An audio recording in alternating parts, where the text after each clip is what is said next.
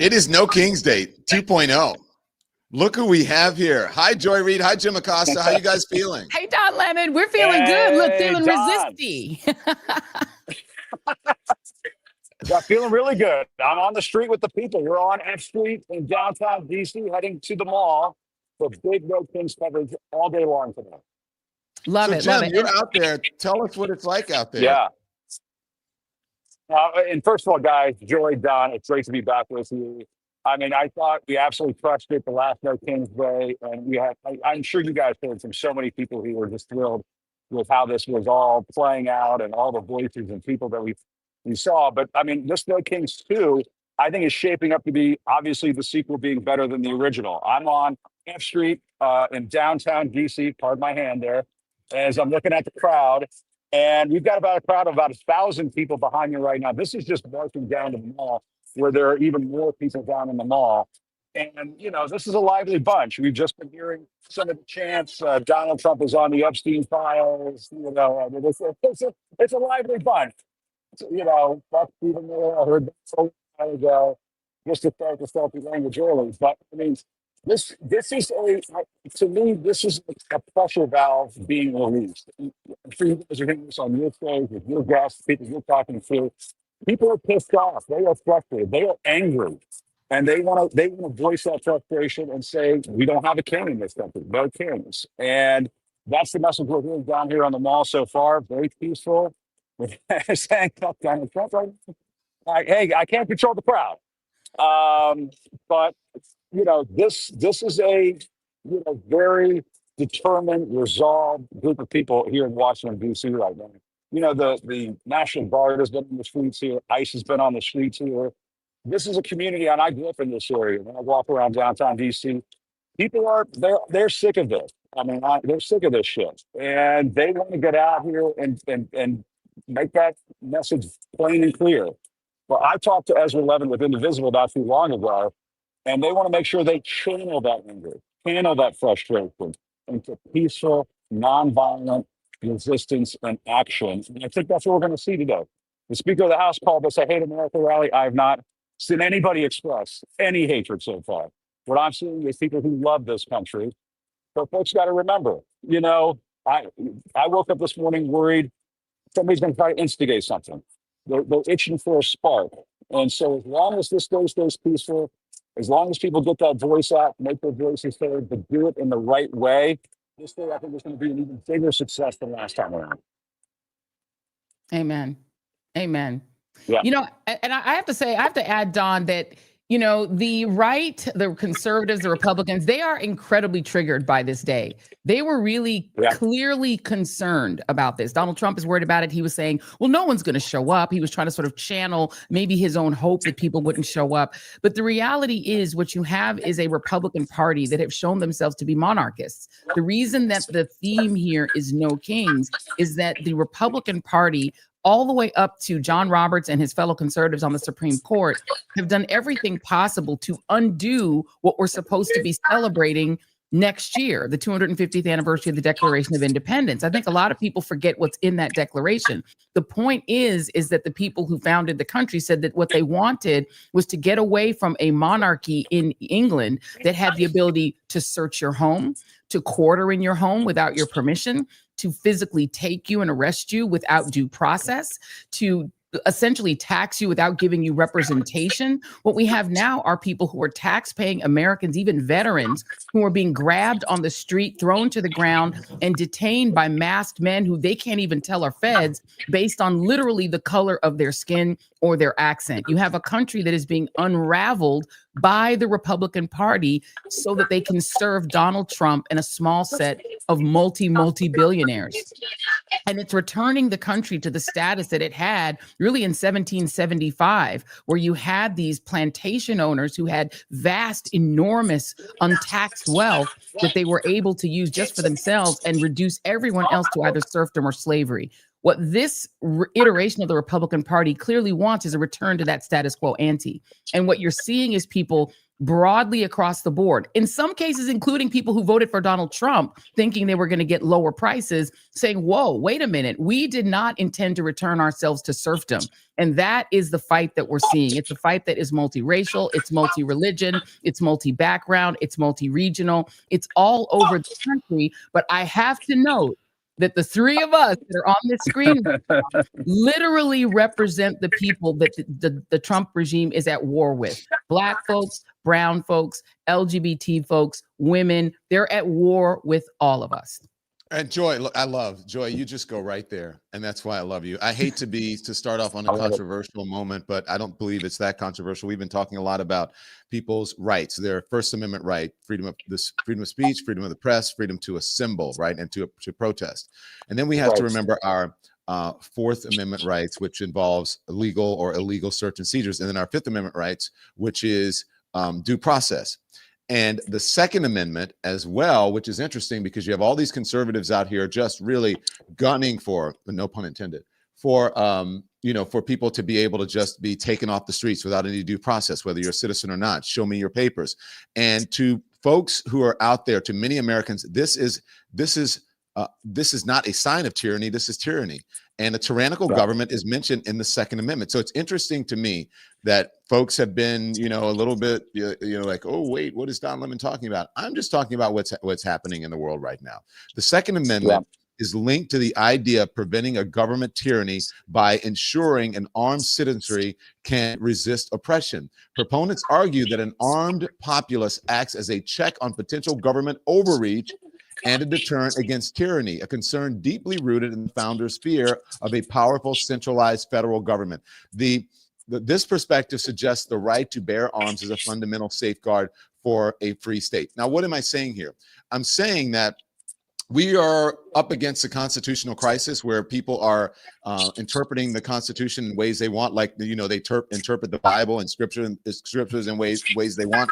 Our Constitution is very clear about the rights of the people. Those amendments are for the rights of the people. And I believe in this time that we're in right now, which is, I believe, a constitutional crisis, we need to make people very clear about all of their rights. If someone comes to your door, what you can do. That's right. If someone stops you, what you can do. What you can do out on the streets today. All of that is a constitutional right. If you're not breaking the law, if there is no due process, if there are no warrants, then your rights are being violated. And I think Americans need to know that and need to know the power that they have. Amen. Amen. And where are the Second Amendment people now? Like, remember all the "Don't Tread on Me" Tea Party people? Where y'all at? Y'all are saying that we didn't want tyranny. Y'all were afraid Obama was going to put y'all in FEMA camps. Where y'all at? Why aren't you at No Kings rallies? I thought you guys were the freedom people, the freedom from tyranny people. But I promise you, if somebody were to brandish a weapon at one of these armed masked thugs who don't identify themselves and try to kidnap them, if in a red state somebody decides that they want to try to bear arms to protect themselves, y'all going to put them in prison. So the reality is the thing that the Second Amendment people have constantly feared and warned about under Democratic presidents is here under Trump.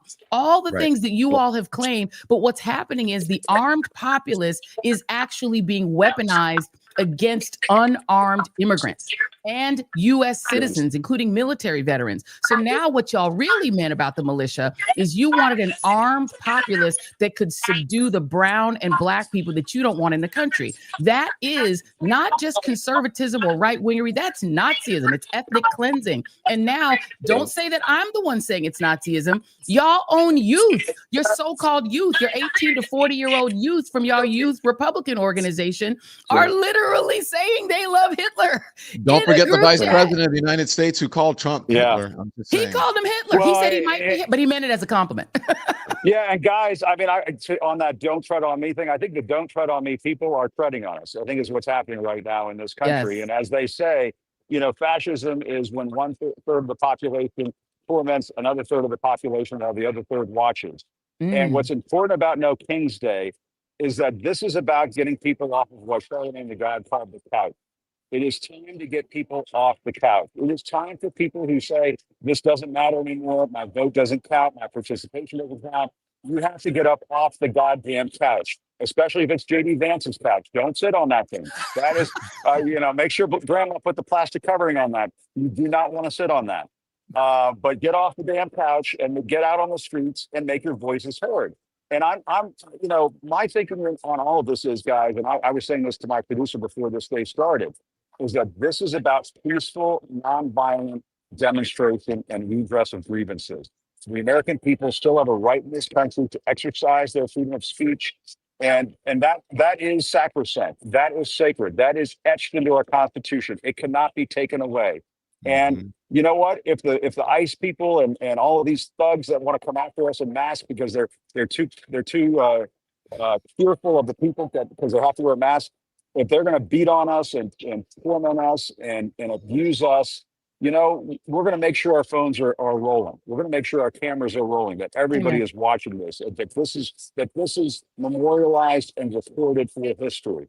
And I will tell you, in the long run, it looks better on us than on them when the people rise up and do this in a peaceful and violent way. I mean, Amen. That's my take on this thing. Amen. Can I just say one thing to add to that real quick? I'm sorry, Don, because what Jim just said, I think is so resonant. You guys have to remember, people always ask, what would I have been doing in history if I were back then? This is what they did in Selma. Recall that what they were doing in Selma is they were testing the First Amendment right of Black and allied white citizens to march from Selma to Montgomery. Why? Bingo. To demand voting rights, but they were also testing, and they had a court case going at the same time about their right to peacefully assemble, because the governor of Alabama said you can't march. You're not allowed to physically march. They were testing that legally to go all the way to the Supreme Court if necessary, and there were amicus briefs being filed even as they marched. The first beating was an attempt by the governor of Alabama to say you're not allowed to use your First Amendment rights to march. So what you all are doing, if you are at a No Kings rally today, is doing what they did in Selma. Testing the rights of the First Amendment to be applied to the people who want to resist tyranny and authority. And at the end of the march, after John Lewis got his head bashed in, what they wound up getting was the very Voting Rights Act that John Roberts and the Supreme Court majority are trying to nullify. Sorry, Don, go ahead. No. Come on, Joy. This is all of our show. Yeah, we got hours and hours to go before we sleep. That was inspiring, Joy, I have to say. That was inspiring. Thank you. Absolutely. And let me just add to that, Joy, that first of all, you're watching the power of independent media. I mean, look at us. Yes. And when we did the No Kings the first time, you guys know, I'm sure you heard the response like, damn, you guys were great. You were better than cable or broadcast. It's like, yeah, because we're covering the real shit, the real people, and we can actually be ourselves, right? The other thing is that if you can't be at a No Kings march or protest, and we understand if you can't, put a sign in your yard. Yes. Do something to show solidarity. Put something in your window. Yes. Put it on social media, whatever you can do. But by all means, try to get out there and remember that you have rights. And speaking of, Joy, you mentioned Black and brown people, right? Testing the limits and what they could do with Black and brown people. Should we get some Black and brown hosts? Yeah. Oh, wait a minute. We got all different shades on here on this program, and this is way more diverse than I've ever seen. I'm so sick of turning on, traditional TV, and I'm like, how many white people can they fit on one screen with no? You know what I'm talking about, right? You turn on TV in the morning and you just like, it's like a blizzard. It's like a blizzard. Like, where the Black and brown people at? They're never there. It's like, what's happening? You wake up in the morning, you just want to hear the news, and you're just like, the weather outside is frightful. Well, and the other thing too is, ICE. Hey guys, can you hold on? I'm going to grab my earpiece. You guys continue, okay? Get your earpiece. Go for it, Don. Get your earpiece. Go ahead, Jim.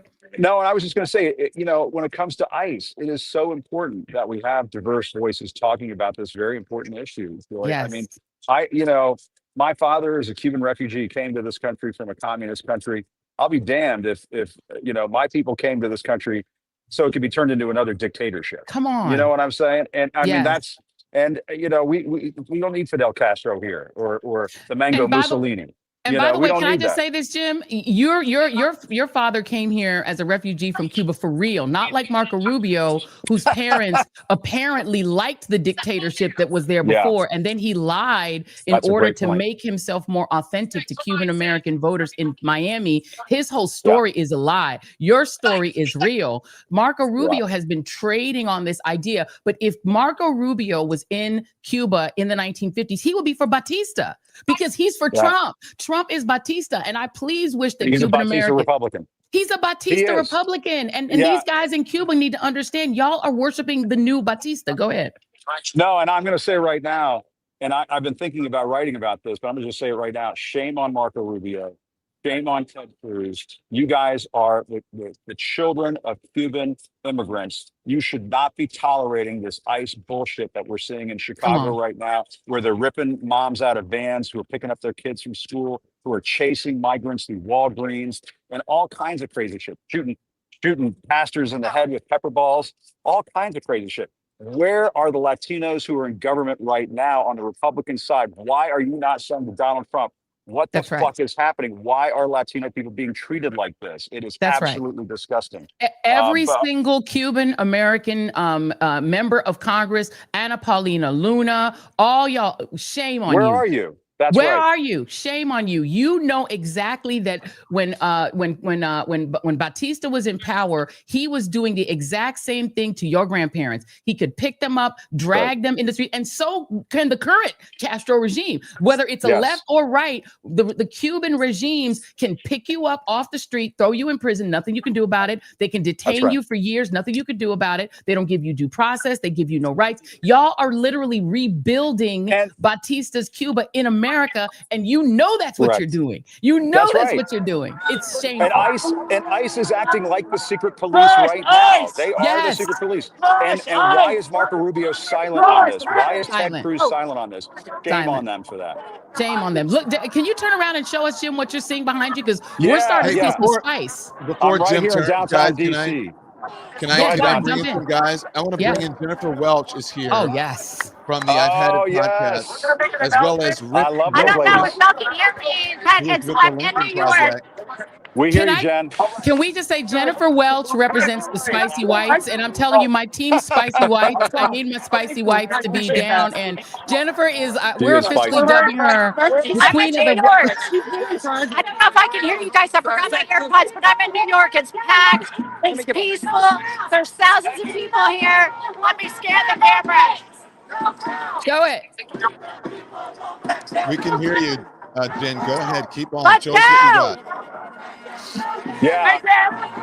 I'm seeing the same thing in DC, guys. As Jennifer is saying in New York, it is very peaceful. There are people gathered at this corner of 10th and F. We're actually right by Ford's Theater. And people are just showing their love for this country, but they're making their voices heard. They're saying we're not going to have a king in this country. We're not having fascists in this country, and so on. And I've been really proud of the way this has been developing thus far. We're waiting to see where this crowd is going to go next. I think they're going to continue down F Street, down to the National Mall. We kind of stopped here for a moment, and the cops are redirecting us. But I think we're going to start moving, it looks like.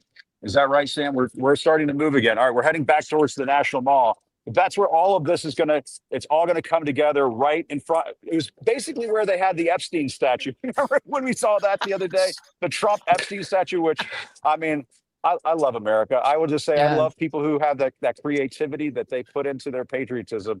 And that was an example. I'm pretty sure we're going to be standing right where that Epstein Trump statue was, which I kind of wish I had a miniature version of that. You know, when, you know, as a Cuban, I can say this. My dad had the fountain with the little statue on top in our front yard when I was growing up. I kind of want a miniature version of that Epstein Trump statue in my front yard, if that's okay. It can, water can shoot out of it. Messy, I don't care. Jim. Please. I have a Trump baby. I have one of the Trump babies. I have one that we rescued from a protest in New York, and I treasure him. It's the only Trump I actually like is my Trump baby. It's like a little blown up baby with his big belly and his teeny weeny little pee pee pee pee. You know, he has a little, I have the Trump Russian dolls. Hey, Rick Wilson, where are you? Hey, what guys. you got for us? Tallahassee, Florida. Not the biggest town in America, but there are over 5,000 people out today peacefully protesting on the streets. It was so crowded coming in. We had to circle all the way around to even get close to the Capitol area. And I got to tell you, the spirit here it's a bigger rally than the first one was, which surprises me a little bit. But it is loud. I'm walking over towards the center of it again right now, and just very high energy, very patriotic, and the theme of No Kings has so much resonance for the folks out here today. I think it really speaks to a movement in this country that is a lot bigger and a lot more dangerous for the MAGA movement than they believe in terms of its political power to sweep the board next fall. Hey, Rick, can I ask you, why do you touched on it a little bit, and it sounds like you've been marching, right? Good for you. Why do you think it's bigger this time? What happened? I mean, the obvious, but talk to us about it. Look, the first No Kings rally was very apparent that we were in the beginning of the fascism. Now we're in the middle of the fascism, and people are pissed. They're not angry. They are pissed. They are not going to stand for it. And it's reaching a point where no one believes this is going to solve itself by waiting for Trump to do the right thing or waiting for the Republicans to do the right thing.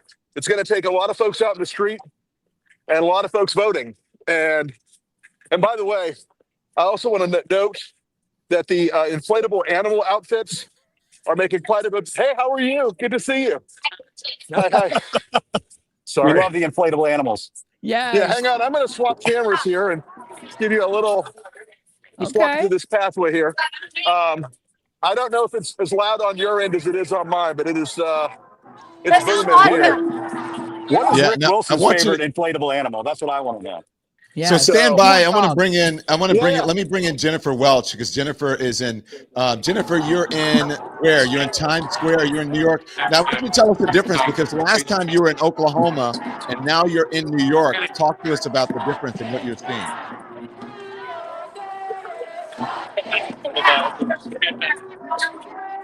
She's muted. Oh. Okay, she can't hear us. Yeah. But the looks, you can see how big that crowd is. That's amazing. Energy. Yes. Yeah. Definitely bigger than the crowd in a Cracker Barrel. That's right. Okay. Rick, Rick, you said you're in Sarasota or Tallahassee? Tallahassee. All right. Is that a red town?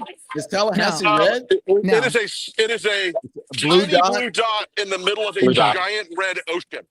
Yeah. Yeah. Andrew But Gillum guys, used to be the mayor of Tallahassee. Yes. That's Yeah. how, yeah. Right. So it's a progressive town. I will say, I've lived here for almost 30 years, and I've never seen crowds like this in this town ever for any kind of event like this, because it just, you normally get a couple dozen people here, and that's considered a big event. This has gotten much bigger, and people are just, people aren't gonna give their country up without a fight. That's the obvious, sort of obvious thing here. And Don, I mean, this is one of the things that the whole week they tried to brand this as, oh, hate America, hate. Yes, hi, how are you? Hi, nice to see you. Sorry, guys. But they tried to brand this today as an anti-American day. Oh my God! Hang on, guys.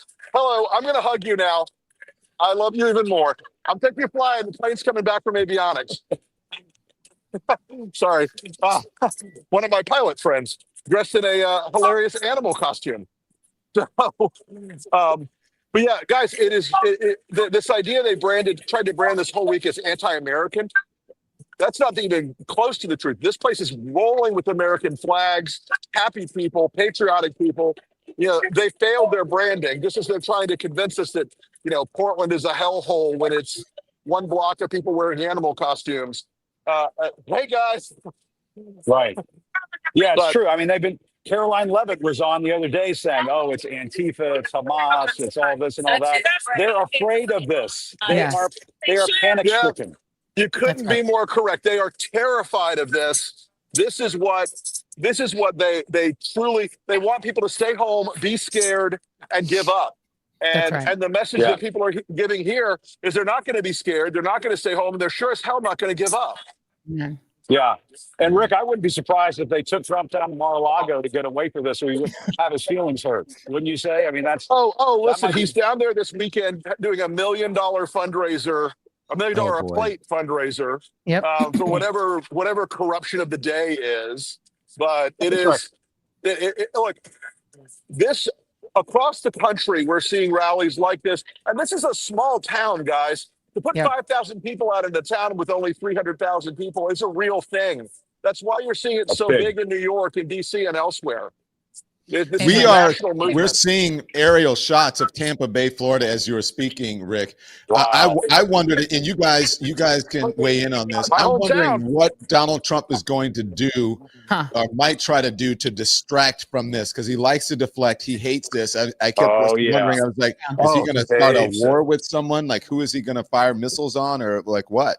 What boats is he going to blow up in the Caribbean? What fisherman is he going to kill this weekend? Fisherman is he going to murder? I mean, the thing is, I have a question for you, Rick Wilson. You know, you talk to a lot more Republicans than I do. I talk to a small number. You talk to a bigger number. Are Republicans behind the scenes admitting that their party has gone to fascism, has gone to authoritarianism? And do they mind, or are they just raking in the money and accepting it? Look, I would say it's not a majority, but it's bigger than it was before 2024. There is now a growing sense among some of the more libertarian Republican types, and that's still a decent cohort that the troops in the streets and the abuse of civil rights is going to go too far. And even if they're just afraid that it's going to turn back on them someday, they're starting to feel afraid of it, and they're starting to feel nervous about it. That doesn't mean they're going to pick a fight with Trump in public, Joy, but it does mean they're a little less willing to step up and be in the line of fire every second. The other thing that's really, really terrifying them is the economic questions are weighing on them, because that's not spinnable. They can't make that chicken shit into chicken salad with no matter how much mayonnaise they throw into it. They are stuck with a bad economy that is Trump's fault. Yeah. And can I ask you this too, Rick, because, the Governor Pritzker of Illinois gave, I thought, a really good interview the other day where he said what people are starting to realize is that eventually when this turns, not everyone is going to have qualified immunity. And when the trials begin, some of these masked men who are wearing masks because they know eventually they could be tried for the things they're doing, people are concerned that eventually there are going to be trials. And I wonder for you, if the military resignation, such as the recent resignation of the admiral, if that is putting a chill into people, because they're realizing that military folks are like, I don't want to be here when the trials begin. You know what, Joy, I think the question that a lot of these ICE folks are the words qualified immunity, they're making a gamble. Oh, Trump will pardon us. There are civil aspects to this down the line. It doesn't matter if he pardons them for a federal crime. These people are the lawlessness that they are engaged in is going to come back to bite them. If we make it as a country, that lawlessness is going to be, I know it sounds like a reach to people, but it is going to be something that is the equivalent of the kind of reconciliation you have to have after a Nuremberg. You have to have trials. You have to put people on trial and hold them accountable and responsible for the violence and the criminality and the violation of American civil rights at scale. It's just not acceptable. If we're a constitutional republic, as my Republican friends love to remind us, if we're a constitutional republic that's based on the rule of law, there's no option other than to take these people and hold them to account. They're now exercising this violence not only on immigrants, but on American citizens without a warrant, without a badge, wearing a mask. That's not America. And by the way, for my conservative friends, that's sure as hell not conservative. Yes. Yeah. Hey, Rick, can I talk to you about, I'm sorry, Jim, can I go or you want to go? Yeah, no, I was just going to say, I'm walking by the FBI right now, Cash Patel's FBI, where, they are now going after people like James Comey, where they are now going after people like Letitia James. They're going after John Bolton, and they don't go after Signalgate. They don't go after Tom Homan and the bag of cash. So for all their complaints about political prosecution, That's exactly what the fuck they're doing. Yes. Right. 100%. I mean, look, Tom Homan is as obvious a criminal as I've ever seen in government. I've been around for 40 years. I've seen a number of them. And if you're going to prosecute John Bolton for keeping a diary, and you don't prosecute Pete Hegseth for leaking our national security secrets and intelligence operations on Signal, then you understand and if you're going to pardon an overt criminal like George Santos, you understand that the criminals are going to get preferential treatment. That's not a government anymore. That's a mob. Yes. That's a mafia family. That's Yeah. right. That's right. Hey, Rick, Sorry, you were John, didn't mean talking to about. interrupt. No. Come on, Jim. Hey, listen. So you were talking about people's rights and qualified immunity and all that. Qualified immunity doesn't keep you immune or gives you impunity from violating people's Fourth and Fifth Amendment rights, right? The thing that I'm concerned about, one, is obviously the First Amendment. We were up against that. We're up against the Fourth and Fifth Amendments. And then also the Second Amendment. I stirred up a lot of Republican and Fox News ire this week by saying, hey, look, I think this is kind of the moment that the Second Amendment was written for. And these Second Amendment rights people need to be cognizant of that. This is indeed a constitutional crisis. And if anybody is upset that I'm telling people they should take advantage of their constitutional rights and explore them in this particular time, I'm only doing what you have been telling people to do for decades and decades, which is also constitutional. What do you say to that? I'm old enough to remember when they were talking about Second Amendment solutions to Hillary Clinton. That's right. And I'm a gun guy. I'm a firearms guy.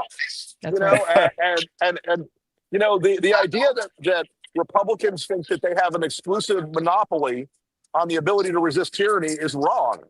It's a spectrum, and it all depends. And it's not just a Chinese menu of pick one right or the other. You got to pursue all of your rights if you're gonna fight back against tyranny, in my opinion. Amen. Amen. Amen. So, Rick, how long do you think this is? Is the crowd building or growing where you are? Or this started at 10 and it ends at noon, so it is still a big crowd. It's all over the Capitol Plaza, and it runs down Monroe Street, which is the main drag through the middle of Tallahassee. So I would say it's still growing at this point, and there's a lot of. I mean, and it really spans the distance because it's everything from college kids to seniors. Wow. And that's what we're seeing here in DC, yeah. guys. Yeah. I mean, look at this beautiful crowd behind me right now. We got thousands of people who are marching down Pennsylvania Avenue. I'm going to just do like the 180 here just to show you behind me is the U.S. Capitol. It doesn't get more patriotic than that. Marching from basically the direction of the White House down to the Capitol. And we can see in the distance is another crowd of thousands of people gathered on the National Mall, ready for this crowd to join them. And so this is a big one. I've done a lot of these. I remember the ones around George Floyd in DC at that time back in 2020. It's huge, and it's so far very peaceful, very nonviolent, but very determined. And as Rick was saying, the elderly, children, college students, every race, creed, religion, whatever you can think of. They're all marching in the streets right now. And getting back to what Rick was saying, and Mike Johnson saying hate America and all that bullshit. I'm looking at a sign that says Mikey, he goes along. But anyway, it's infuriating because this is how you show your love for country. This is what it's all about. Right. And by the way, this and Jim, you can see it in person in real time. This is the area that was the subject of the January 6th insurrection. And the right is trying to rewrite the January 6th insurrection as a peaceful march. What you are showing us in the exact same spaces is what a peaceful march looks like. If they had simply marched from the White House to the Capitol or the other way around, protesting against the election, even if we think they're crazy for thinking the election was stolen, nobody could have said anything about that. Nobody could have objected to them peacefully marching the way that is happening now. If they threw on some frog costumes, we'd have probably thought, oh, that's fun. But the reality is what they chose to do because of their arrogance and their belief that the country belongs to them and that the people who look like those of us on this screen right now who are Black or brown or LGBTQ or who are a woke white conservative like Rick Wilson, They're like, these people don't matter in America, and therefore we're not going to march peacefully. We're going to storm the Capitol, take shits in the literal buildings that were built by the hands of enslaved people, shit on the and threaten to kill Mike Pence, threaten to lynch Mike Pence, and bring a noose. Right. And the other thing is, people have to understand that was the Hate America rally. Yes. Thank you. The peaceful transfer of power. That's what you do when you hate the peaceful transfer of power. And none of that would have happened, as I like to remind people, if Donald Trump had just been a man and accepted that he lost in 2020. He had just been a man, and that's the problem. That is therein lies the problem with Donald Trump. None of that would have happened. So what you're seeing today is love of country. I will tell you, the one thing I get worried about when we saw that Truth Social post last weekend, and he was saying, oh, Biden's FBI planted these people, blah, blah, blah. That's his sick mind at work, and it makes me worried that what he's thinking is that we need to have our own plans in like the No Kings protest and that sort of things. So that's why I say to people, be very careful. Don't be provoked. Don't be that spark that they're looking for to start trouble. It's all about this peaceful, nonviolent message. And by the way, also be careful. We interviewed a representative of the ACLU last night on the Joy Reid show, and she was making a really good point. Watch out for agents provocateurs. During the Black Lives Matter marches, right, of 2020, you would have these men show up in all black, trying to pretend they are Antifa. Understand there's no such thing as Antifa. They call anyone who is anti-fascist. Antifa is short for anti-fascist. They dress up as in black, and they were breaking windows and starting fires so that they could blame Antifa, this fictional made up group that has now been designated as an enemy of the United States, such that any charity that donates to anybody but Republicans, any organization that tries to help Democrats like Act Blue get elected, anyone like the Ford Foundation who donates to charitable projects and artistic projects that Donald Trump doesn't like, they're designated any of that as quote unquote Antifa, meaning anti-fascist. And when you say anti-fascist is the enemy, what you're also saying is that you are a fascist. Because if you're saying anti-fascist is the enemy, then you are acknowledging that you're they are actually quietly wink and nod acknowledging that they are fascists, that they are pro-Nazi. Go ahead. When I was out there, I've been in Chicago, I did a little experiment, and I asked people, so what branch or what arm of Antifa are you with? And they were like, what are you talking about, Antifa? I said, you're not a member? Like, is there a chapter? And they're saying, no, I have no idea what you're talking about. I'm not a member of Antifa. Let me just tell you. Let me just tell you guys this. I'm gonna mute. Can you guys mute Rick for a little bit? Rick is getting love out there. We love Rick is getting love, though. We love it. We love it. Hang on, Rick. Hang on. So let me say this. I want you guys to make. I want to make sure that you guys are watching. You're watching Don Lemon, Jim Acosta, the great Joy Reid, the great Jim Acosta, joining us along with Rick Wilson. This is our No Kings 2.0 Part 2 that we are covering.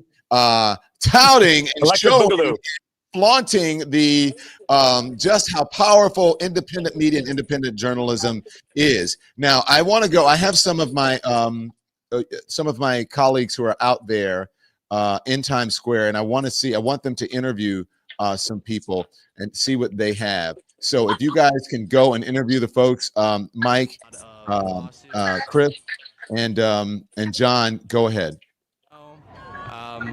Sorry, just hearing a Chapel Roan chant here, but Chapel Roan. Okay. What do you think will happen to ICE in the future? I mean, the future, it's tough because in a year, while he's still in office, maybe nothing. In 3-4 years, when fingers crossed he's out of office, I think we're going to see some Nuremberg trials, some actual consequences for these people that are deciding that they can be, federal officers essentially in plain clothing. We just went live. Now, what are you seeing here today, like with this crowd? I mean, Mike, do you want to show how many people are here right now? I mean, it's insane. I'm a New York resident the past 5 years, and I've never seen a crowd at a protest like today. I feel like why are you here though? Well, I feel like I bring the median age down by a lot coming here. There are a lot. I'm getting roasted. No, but it's true. I mean, there are a lot of, older folks here, and that's so amazing to see. Like, I truly feel like I'm one of the few young people here looking around. I mean, Am I wrong? I mean, God, I love it. I love it. Yeah, I love it. I love it. One thing I'll also note, and something that Jolly would like to note is it's mostly white people too, and that's one thing that. Yeah, I mean, I think that's tough. I think white people in general have the most resources to come out and do something like this. It's expensive getting to Times Square, no matter how you put it from a time and currency standpoint. So, I think it's important to see diversity out here, but I also think it's important that white people are fighting back, and they're using their 2 days off on the weekend, one of those days, to come out here and voice their support for this protest. So yeah. This is insane. We're not even moving yet. The amount of people we can't even move. It's pretty gridlocked for the most part. So we're going to continue to talk to people. And hi, Mom. Excuse me. Can I ask you guys a question? Yeah. Why are you guys here today? To support democracy. It's under threat. Basically, I don't want to be accused in the future of being silent. Nice. Now, do you think that something like this will create a change? I think over time. It's not going to be immediate, but over time. Yeah. I think it'll get attention. I'm worried it's going to eventually become violent. Yeah. Now, one question I want to ask is, what are your thoughts right now on ICE in America? Not very positive.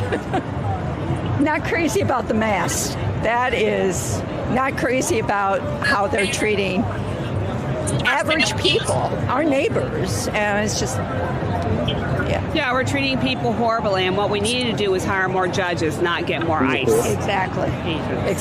What do you think will happen to ICE in the future? What will happen to ICE in the future? Yeah, what do you think? Let's just hope they're not Trump's brown shirts. Yeah, I mean, I think, it'll develop into more. If Trump stays into power, he'll give them more power.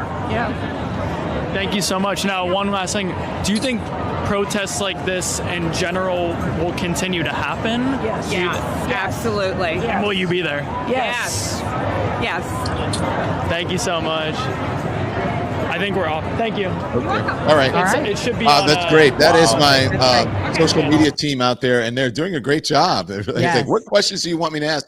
And so, I love getting out there and and speaking to people, and that's where you get to learn what's happening. And that's why, Joy, we have Rick, and we've got Jim Acosta out there, and others to be joining us later. Jennifer Welch, by the way, said it was so loud where she is. She wants to march for a little bit, and then she's going to come back. But make sure you guys make sure you subscribe, make sure you hit the thumbs up, and make sure you follow us, all of us, Joy Reid, Jim Acosta, and also Rick Wilson on all of our platforms, because this is how we stay viable out here on these streaming streets. And as you can see, we are not in competition with each other. We're all working towards the same goal, and that is informing America and fighting for our First Amendment rights, not only as American for freedom of speech, but freedom of the press, which we are members of.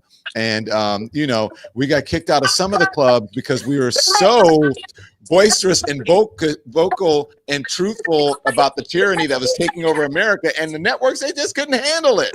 But here we are with our own networks. Rick Wilson, can you talk about that, please? Look, independent media is one of the greatest threats to autocracy ever. Too many of these major media companies now are being sold to or bought by allies of one party and one president, and they built this machine where they own all the local stations, they own all the national stations, they own all the talk radio networks. Folks, what you're watching today, it may not be as slick as CNN or MSN or Fox, but we're people in the streets talking to your fellow Americans, expressing ourselves not only as people part of a new media, but as patriots who are willing to go out here and say, nobody owns the American flag, nobody owns the Constitution, nobody owns this country. We're all part of this great experiment. We're the inheritors of this great and amazing gift. And part of that gift is free speech and free press. Yes. Amen. And by the way, I was just going to say, and by the way, we didn't pay any bribes to be on and do this coverage. We didn't pay any $15 million bribes to the Trump Presidential Library. That makes us independent. Exactly. And we believe in diversity, equity, and inclusion. How about that? Look at the diversity on the screen. Can I just go back to something that your social media guy got the piece, and I do want to go back to him. I see he's talking to someone else, that he said it's a mostly white crowd. And most of the crowds we're seeing in most of these places are white. And I would add, it's not just that white folks have more resources. I actually think they have more responsibility. And people are stepping into their responsibility. The majority of white Americans voted to have this Trump regime. This is what they voted for. And so they're taking responsibility. And I am very happy, like I said, to see my spicy white folks out there saying we even if we voted for it, or if we didn't vote for it, or we stayed home, they know that their demographic is most responsible for this mess. And I love that they're out there taking full responsibility and putting their chest in it. God bless them. Should we go back to them and listen? Yes, please. I'm like, I come from an immigrant family. My family came here for a better life. They believed in the American dream. I think ICE is just completely out of control. Every time I look at the media, I'm just I'm scared, honestly, that they're just ripping people out of the streets. People that are trying to do the legal way, go to court, they're getting, as soon as they walk out, they're getting arrested. Parents are trying to take their kids to school, they're getting arrested. People that are out there working, they're getting arrested. I don't think that's right. What do you think will happen to ICE in the future? Hopefully, it's just they don't give them that much control. Like right now, I know that Chicago and California are doing the best that they can to show them like we're going up against you. We're not going to let you just come into wherever you want to come in and take people that are not doing anything wrong.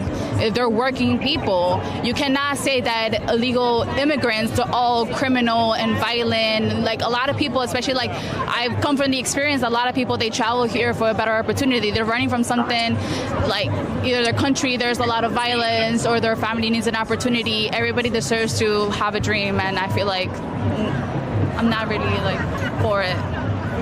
Once again, what would you say to Donald Trump? You have one thing that you could say. Let me think about this.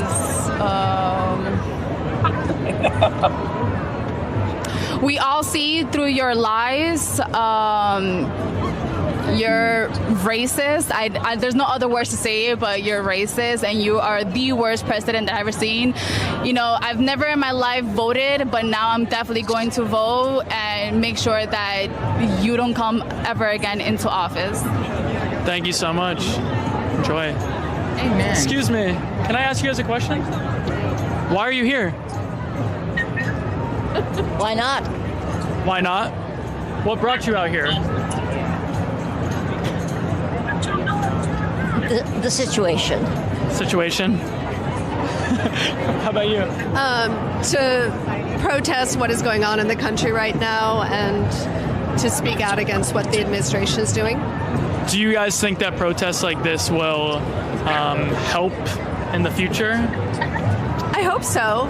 I think it's, in any case, I think it's important for us to get out and voice our discontent. What would you say to Donald Trump if you could say one thing right now? It's really hard, just one thing. Bring back democracy. Stop. Thank you all so much. Yeah, thank you, Chris. That's a really good point. Stop. Mm-hmm. Yes. Right? That's right. The very simple and the truth. I love hearing from real folks out there. What do you guys think of what people are saying? Brilliant. I love hearing from them too, Don. It's one of my favorite things that you do. I love that you get out and you speak to people in the street, because the thing about cable news, and we've all talked about cable news a lot, it is a lot of talking headism. It is a lot of getting people who are experts in some cases, or in some cases like sports experts, to talk about whether museums should have slavery in them, right? Like a lot of sort of false debate that isn't real debate. But what you're seeing in new media, in this kind of media, independent media, is we actually care what regular people think, what people in the real world think who are out in these streets. And that is why we're here doing this today. That's right. Yeah, I will echo that and say that, I mean, to me, this is the next era. This is the next step in media. And we're just watching it in real time. People have gotten so frustrated with what the corporate media has. They've just fallen short of this moment. They just haven't met the moment. And, you know, whether it's Jeff Bezos clearing out people at the Washington Post, whether it's these networks bending the knee to Donald Trump, I mean, you know, like what happened to some of our colleagues who are now on Substack and YouTube and these other, you know, places where independent media is thriving. You know, the people at home can figure this shit out. They said, you know, we get it. We get that you have to get these media merger deals through. We get that you're afraid of the FCC coming after you, Jimmy Kimmel and so on. And so people at home are saying, I just did an event the other night with Fanone down at UVA, and I had a man come up to me and say, where do I go for media? Where do I go for information now? I told him, I said, independent media, it is now coming on the scene. It is having a moment right now. We just don't recognize it perhaps because it's right in front of our face. It's just happening right in front of our eyes in real time. Amen. Let me just say this. I'm so glad to have some company of some like-minded people here. Because as you guys know, there is no playbook. There is no roadmap. You just have to get out here and work your ass off. And you have your North Star has to be the truth and information and the First Amendment, right? Yes. Factual, truthful information, but also authenticity. Yes. No one wants to watch a robot. No one wants to watch perfection. People want to watch real people, flawed. And guess what? As my friends always say, you know why Wendy Williams is so popular? You know why every other person is so popular? Because people love a messy bitch, right? And so I just and most people are just messy bitch. Everybody's got their own way. Listen, President is a messy. It is, you know, the thing I think that a lot of the corporate media has gotten so wrong is they want to be seen as like in this moment, they're like, well, both sides have a point. No, fascism does not have a point. No, institutionalized racism does not have a point. Yes. The idea that you're going to round up people without a warrant or a mask or while wearing a mask does not have a there's no side on that. You can't, you're not obligated to tell both sides of a lie. And by the way, Rick Wilson, saying I love Hitler is just bad. Saying I love Hitler and that people need to go in it's pretty simple. It's a pretty straightforward test. And let me tell you, all those New York Republican kids, if you guys think that is the only group chat where they're talking about how great Hitler was, I have a bridge to sell you. This is a broad problem now. These people have decided that it's okay to stand Hitler. They've decided it's okay to call black people monkeys and watermelon people. They've decided that's just fine. But the only sin they committed was getting caught. Yes, that's right. And Rick, you remember? Well, I was going to say, Rick, you remember because you've been in Republican politics long enough. The Bushes, I mean, you know, the Reagans, they kept the nuts on the outside of the tent. They tried the best that they could, and now they run the show. And J.D. Vance the other day, when he was saying, "Oh, people should grow up," he should grow a pair. He should grow a pair because that is what the vice president should do. Tell those people. When I was a young Republican in 1991, working for the Bush administration, they took a bunch of us and said, "You're taking unpaid leave. And you're going to Alabama or to Louisiana so that we can beat David Duke, the Republican nominee." That was George Herbert Walker Bush, who would not have a David Duke in his party. Now, I'm surprised David Duke doesn't have a permanent suite at Mar-a-Lago. Yes, and he might. We don't know. He might. Trump had lunch with Nick Fuentes or dinner with Nick Fuentes at goddamn Mar-a-Lago. Yeah. Come on. Yep. That's it. That's it. And J.D. Vance out there going, "Oh, these kids, they're not kids. They're in their goddamn 30s. They're almost as old as J.D. Vance. They're elected officials and senior staffers. There is no excuse. None. Bright line.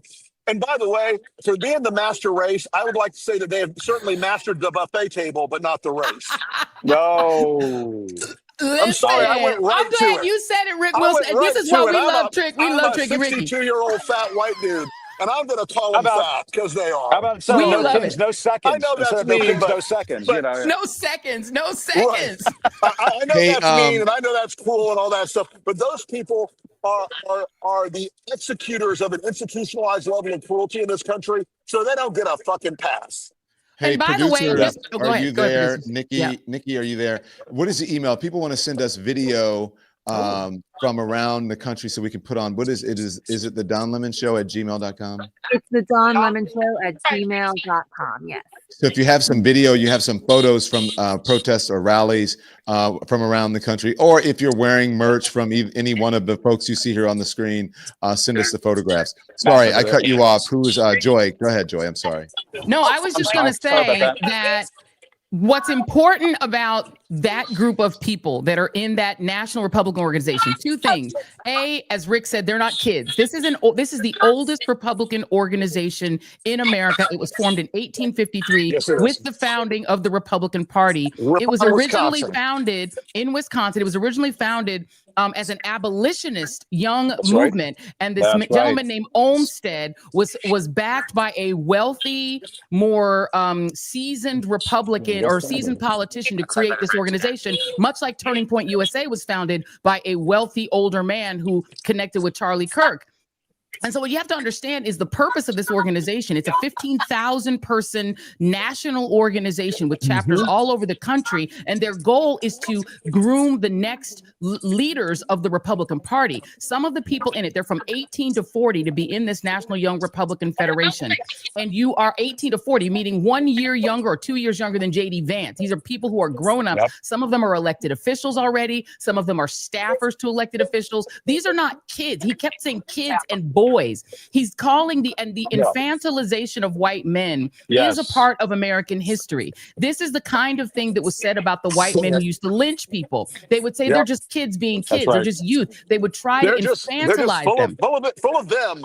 Full of it, right? And so they're trying to literally infantilize these men as they always have in history. This is why they don't want you all to know history. The other big organization grooming young white men for leadership is called Turning Point USA. These are the two largest grooming organizations, and they share in common a antipathy to Black people, a belief that the civil rights movement was wrong and should be reversed, an antipathy to Dr. Martin Luther King Jr., an antipathy to the equality of women, an antipathy to LGBTQ people, to gay marriage, you name it. They are Rush Limbaugh in younger form. And so understand this isn't accidental. The fact that they love Hitler is because they love the same things Hitler wanted.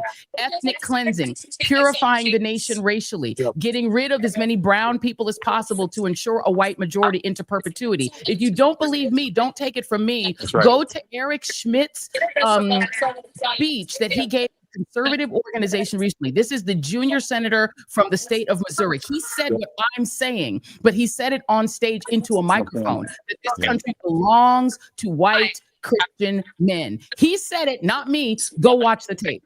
So, Rick, I want to thank you. We got to make room here for some other folks. Rick, thank you. We appreciate you joining us from Tampa.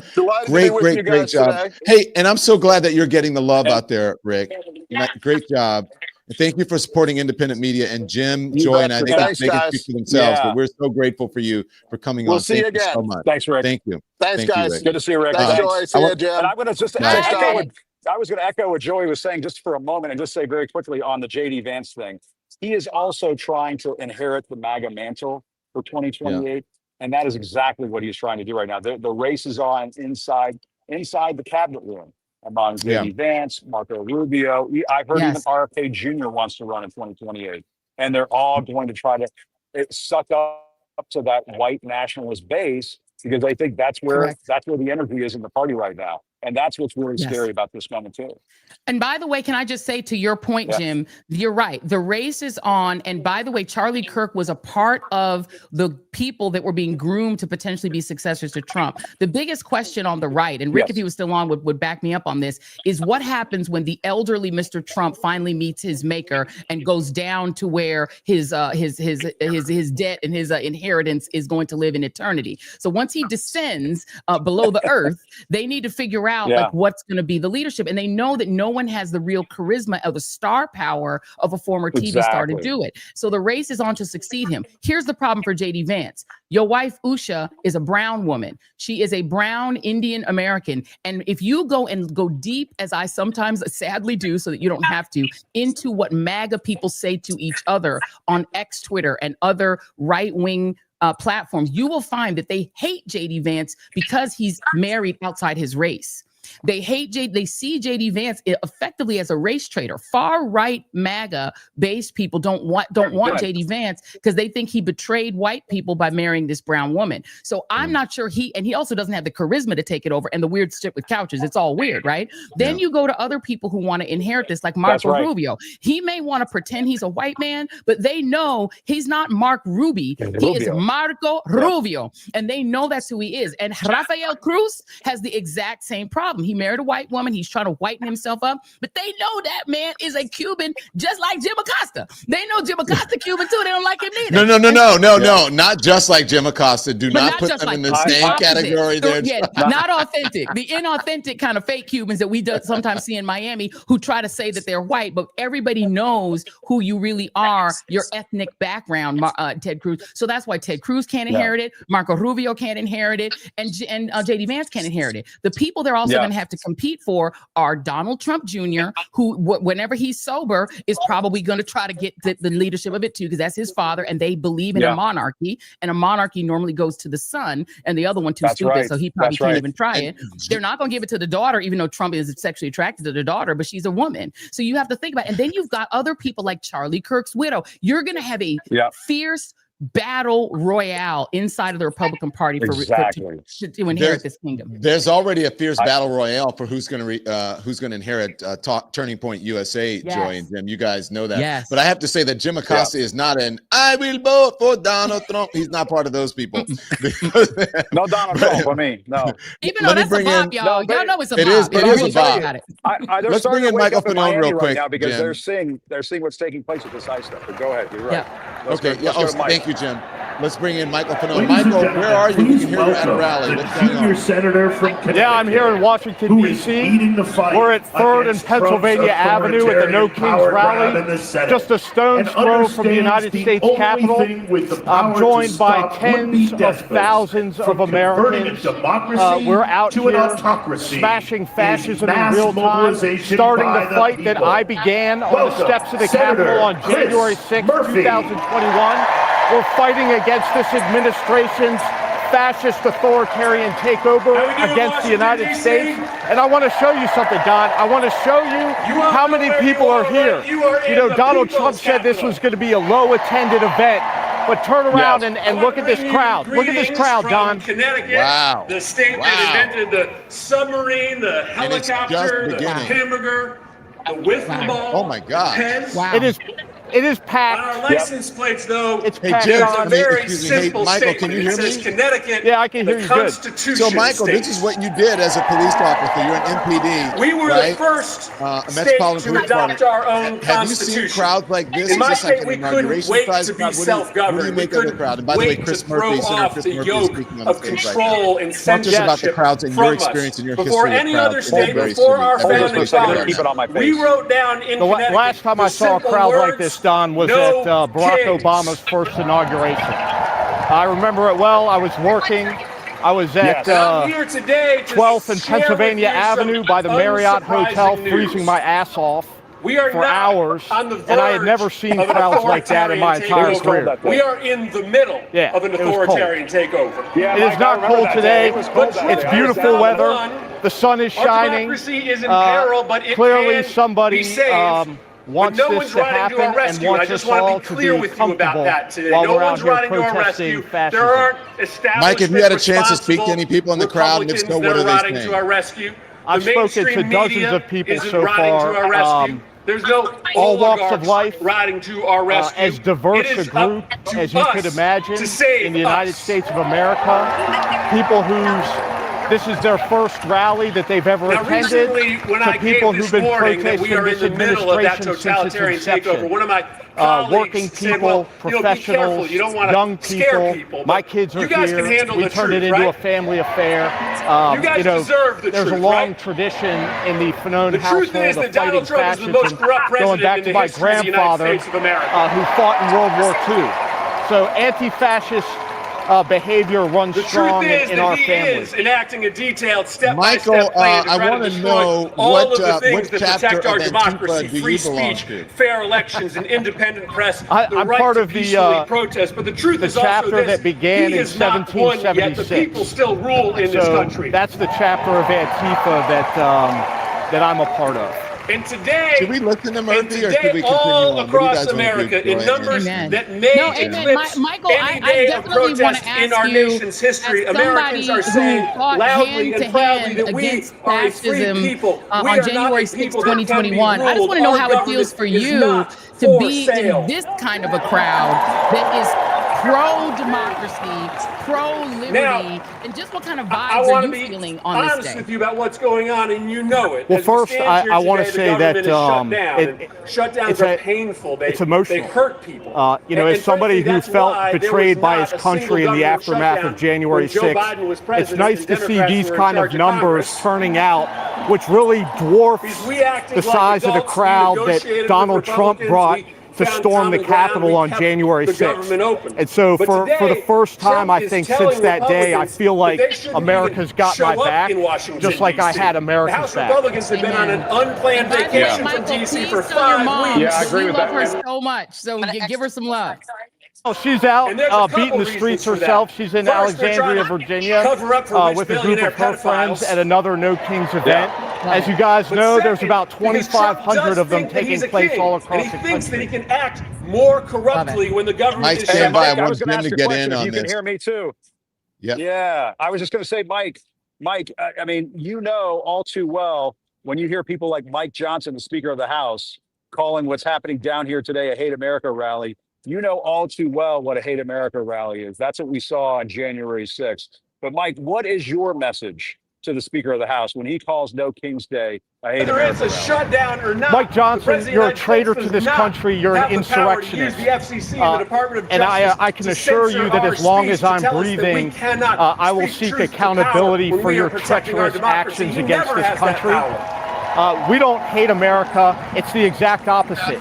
We love this country. I love this country. I dedicated 20 years of my life to protecting communities in this country as a police officer. I swore an oath, and I'm out here today, 4.5 years removed, still upholding my oath to the Constitution and to this country. What we hate, Mike Johnson, is we hate your racist, white supremacist, white Christian nationalist vision for this country. And all of these people are out here standing in unity against that vision. Yes.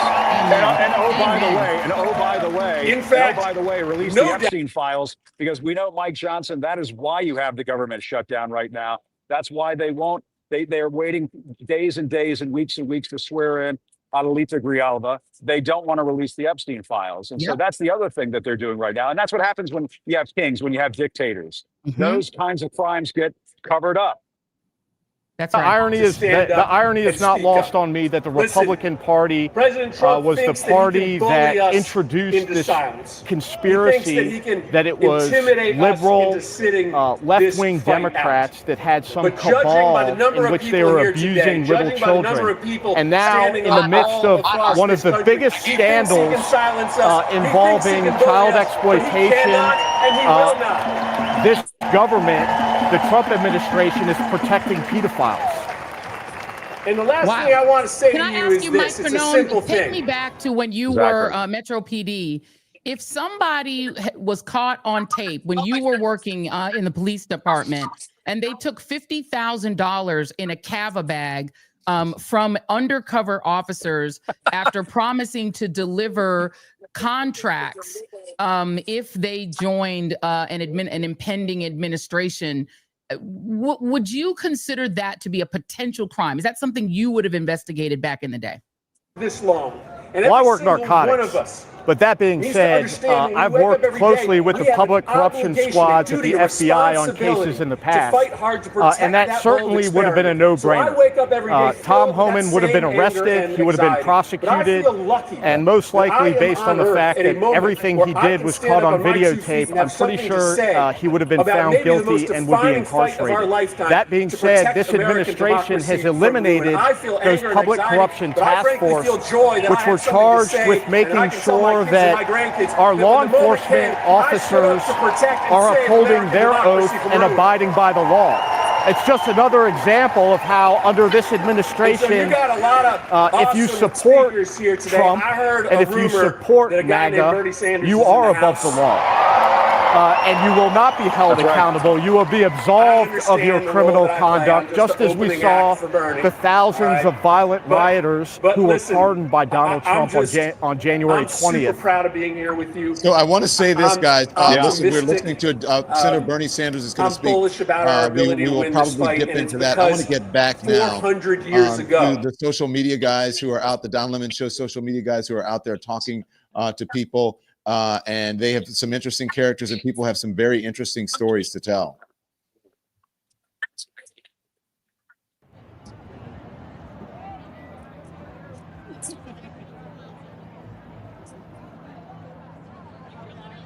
Yeah, and I was just going to echo that, you know, what Mike was saying about Tom Homan, and just say at least he was eating a condom. But anyway, I don't know if anybody knows that. Why are you here and what's going on? We are 9 months pregnant fighting for our kids' future. Wow. So no excuses to not show up today? Hell no. I'm not sitting around and watching this on TV. You have to show that you're not okay with what's happening. Why are protests like these effective? I think that popular movements, they take all sorts of forms, and people showing their discontent and standing up for what they believe in, sharing our voices, and showing that we're not afraid is very important. It makes you feel like you're not alone. You're not alone. The majority of the country doesn't approve of what's going on in their name, and so it's just great to be here. There's, how many thousands? I mean, 100,000 people? Yeah, it is packed here right now. We haven't even moved too much, and it started about an hour and 30 minutes ago.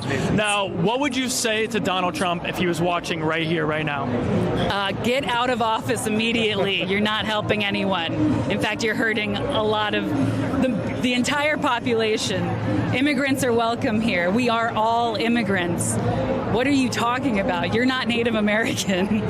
I would say that you're only fooling a small percentage of the population with your lies, with the corruption. Eventually, you're going to be... He's fear-mongering. He's making everybody scared. We're a country of hope and freedom and immigration, and we're so much better than what he is and what he stands for. What are you seeing right now in ICE in America? What are your thoughts on that? It's a secret police they're established. It's $130 billion.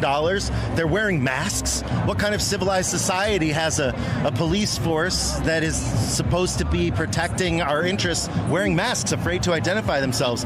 It's absolutely intolerable. Policing your own people is not what America is about. Well, I mean, policing is one thing, but they're kidnapping people off the streets. It's indiscriminate. There's no due process. There's no warrants. They're literally just harassing people on their way to work. It's absurd, and it cannot be allowed to stand. And what I would say to Donald Trump and to all of the people, all the cronies, all these people that are in it for the money they're making and the fame that they're generating, eventually you will be held accountable. This can't stand. You're not going to win. Thank you all so much. Thank you. Let me talk to you, sir. I see you have the camera here. Why are you here today? We're here to protest Donald Trump and his fascist regime. And do you think protests like this are effective? Absolutely. There's tens of thousands of people here. It's really easy to sit behind your screen at home and think there's no hope for the world, but then you come here and you see all these people marching and protesting. It's going to make a difference. What would you say to Donald Trump if he's watching right now? Your days are numbered. Your time is coming. And what does that mean? It means you're going to be out soon. And even if you make it to your full term, history's not going to be light to you. You're on the wrong side of history. Thank you so much. I appreciate that. Ma'am, I love your hat. Can I ask you a question? Sure. Why are you here today? I'm here because I'm here to support democracy. I love America. Yeah. I love America. And I think we want to make sure that our rights are preserved as Americans. I grew up in the 80s where everything was about hope. And you felt like you could have the American dream, and I'm looking at you guys, and like I want every single person still in America to have that feeling. And I feel like our rights are being taken away. So free speech, you name it. So, but I'm confused because Mike Johnson and Donald Trump were saying that this was an anti-America rally, and you're saying you love America. Wow. Yeah, this is a love America rally. I mean, do you see hate here? We look around. I see. A little bit of an issue with the signal there. Oh, they're back. What would you say to Donald Trump if he's watching right now? I hope you're having a bad day. Protect all of America, right? Like there's a bunch of us out here that love America too, and we could still come together and listen to us. We want to be, we want to be, right? And that's real. So what are you seeing right now with ICE in America? What are your thoughts? I think it's terrible, right? Like I think most Americans, if you ask most of the people walking right now, they're from parents who were immigrants here, right? We've all why does this generation get to be the one to close the doors on future immigration? We shouldn't be, right? Like we need to keep those doors open and also bring in amazing brains from around the world. Like again, I grew up in the 80s where we would export democracy by inviting the world to come and learn here and then go back to their home countries or stay here and grow the economy. 2/3 of entrepreneurs are people who are either first or second generation immigrants here in the United States. You wouldn't have Apple without immigration. So, let's remember that. Yeah. Thank you so much. I appreciate it. As you can see, there are tens of thousands of people out here. We have. Wow. It's insane. I mean, yeah. I'm a New Yorker, and I have never seen a crowd like this for a protest. It's very peaceful. People are happy. There's a lot of dancing. There's a lot of marching. We have only moved about one street in over an hour, which is pretty incredible to me. And that tells me that this is a very large crowd in front. I think I'm in the middle right now. So I'm going to go back to the studio with Don, Joy, and Jim. And we're going to continue to talk to people as you guys continue your coverage. Well done, Chris. Go ahead, Joy. I was just going to say, can we listen to Mehdi Hassan? We see our friend Mehdi, our good friend. He's on stage right now. Can we hear him? Yeah, let's listen. Oh, wow. Democrats, not the big D Democrats, not the Democratic Party. Those of us who are from all parties and none. But those of us who care about saving America so that we can get to our 250th birthday and still be free when we reach 250 years. Come over to our side. The side of no crowns, no thrones, no kings. The side of freedom, of liberty, of the Constitution. The First Amendment, the Fourth Amendment, the 14th Amendment, the 22nd Amendment, which says 2 terms means 2 terms. And if you're not worried about Donald Trump trying to stay on for a 3rd term, you should be. He's literally selling merch. So I worry about free and fair elections in 2028. But then I say, why should I worry? I see all of you here today. What is there to worry about? We here today are not spectators. We are citizens. We are not bystanders. We are proud and patriotic Americans. And we Americans, we the people, will not allow our country to be taken over by demagogues and dictators. We will not stand for it. So let me ask you this. I need to hear you. Are you willing? Are you willing? Answer this. Are you willing to sit back and let Trump shred our freedoms? No. I can't hear you, DC. They need to hear you in the White House. Are you willing to let Trump shred our freedoms? No. Are you willing to sit back and bend the knee to fascists and white supremacists? No. Are you willing to be the Americans on whose watch democracy died? No. Good. Because people power is our last line of defense. Remember this. Donald Trump has never, ever, not in 3 elections, won a majority of the vote. Never. And I'll say this to you. Here's the math that they are scared of. There are more of us than there are of them. We are the majority. Say it with me. We are the majority. They're not loud enough today, Deez. Come on. Louder. We are the majority. Yes, we are. And we have no intention of losing our country, our democracy, our freedoms to that twice impeached convicted criminal and his gang of grifters. No way. That's one way of putting it. We will organize them. Yes. We will outvote them. We will outlast them. Because when I see you all out here today, in your thousands, in millions across the country, I have hope. I have faith that America can defeat this fascist threat, this authoritarian mania, this MAGA cult, and save our freedoms. And I also have faith and hope that one day soon, the Palestinians will be free. Thank you very much for your time. That was Mehdi Hassan. Mehdi owns the media company Zateo and is doing a great job, and is also one of the cast-offs. I'm okay calling myself that. People who were summarily excused from corporate media, but that's okay. We out here and we thrive in that. I know that's bad English, and Mehdi is one doing it as well. And that's why it's important for you to support independent journalism and independent media. If you follow us on all of our platforms, everybody here, include Michael Fanone, everybody, Mehdi Hassan, all independent journalists, make sure you follow us and subscribe. If you're not subscribed to our YouTube, we have a lot of engagement today. Make sure you subscribe, hit that subscribe button, because that's how we stay viable out here and become members of our channels. Okay, support independent journalists and independent media. But so I am not willing to do those things at Mehdi. I'm right on with Mehdi and not willing. Michael Fanone has been not willing for a while. Jim Acosta has not been willing for a while. And so is the great Joy Reid. Hell no. Not been willing for a while. Hell no. We will not go. And the thing is, the question I think in this moment, friends, is will the American democratic experiment, which is just 249 years old, go quietly into that good night?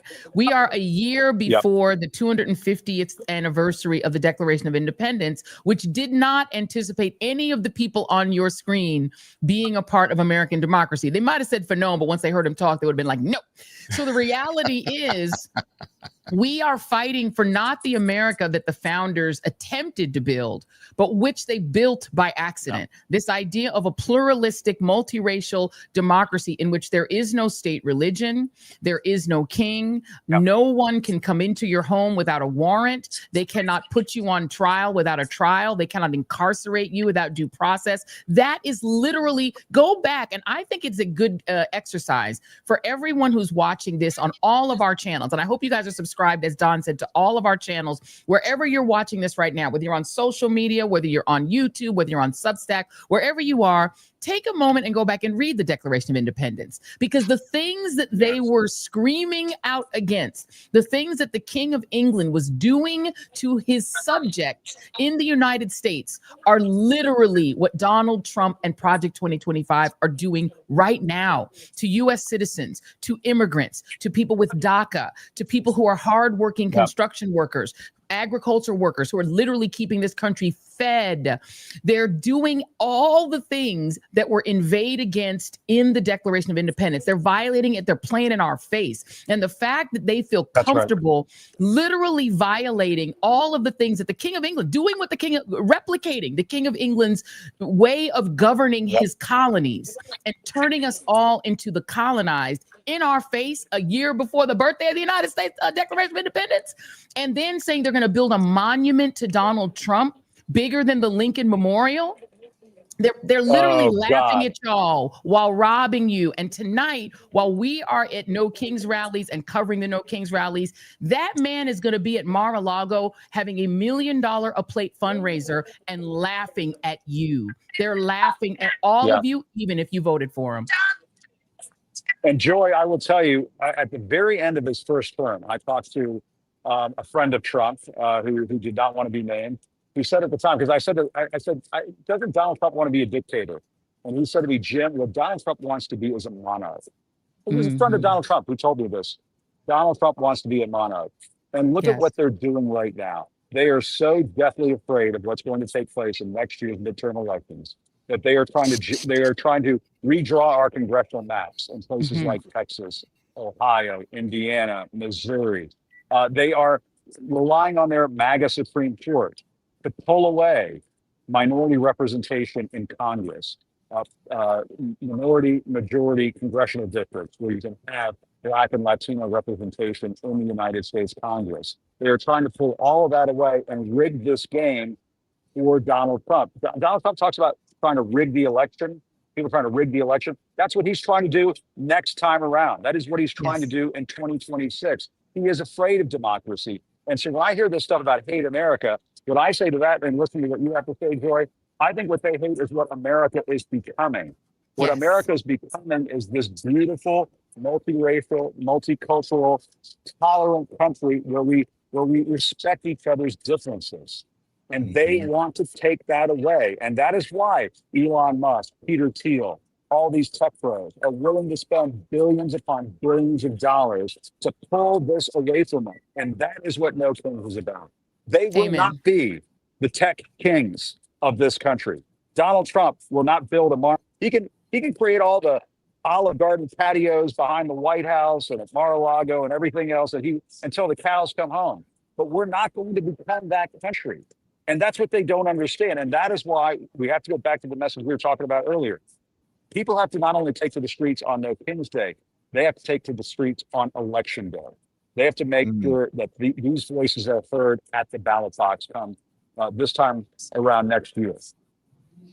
I want to just tell everyone, we saw some shots of Chicago. So as we start going through the time zones, right, people who are an hour behind New York, they're going to start coming online and doing their marches. And then 2 hours, we'll get to that Central Time, and then we'll get to Mountain Time, and they'll come online and start doing their marches. And also there are some happening earlier, but the big ones are scheduled usually around noon in those cities. And then as we get out west, Pacific time code zone, we'll get San Francisco and LA, and you'll start to see some of those. But so that is Davenport, Iowa you're looking at. We had Chicago up for a minute. So you see people all over the country who are, out there exercising their First Amendment right to be able to peaceably assemble. And look at that crowd in New York City right now.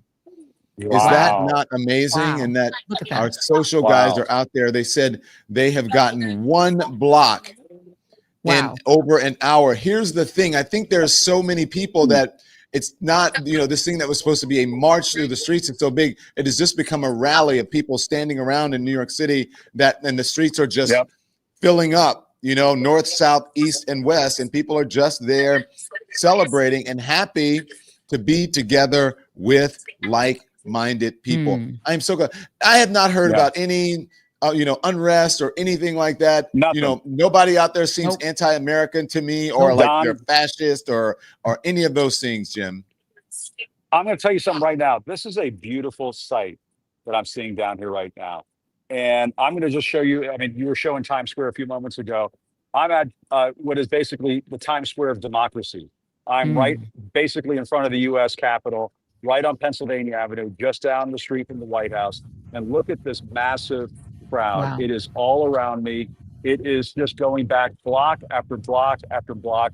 Thousands of people down here in Washington, D.C., and they're drawn to the very thing that Mehdi was just talking about, that Joy, you and I were just talking about, that Don was talking about.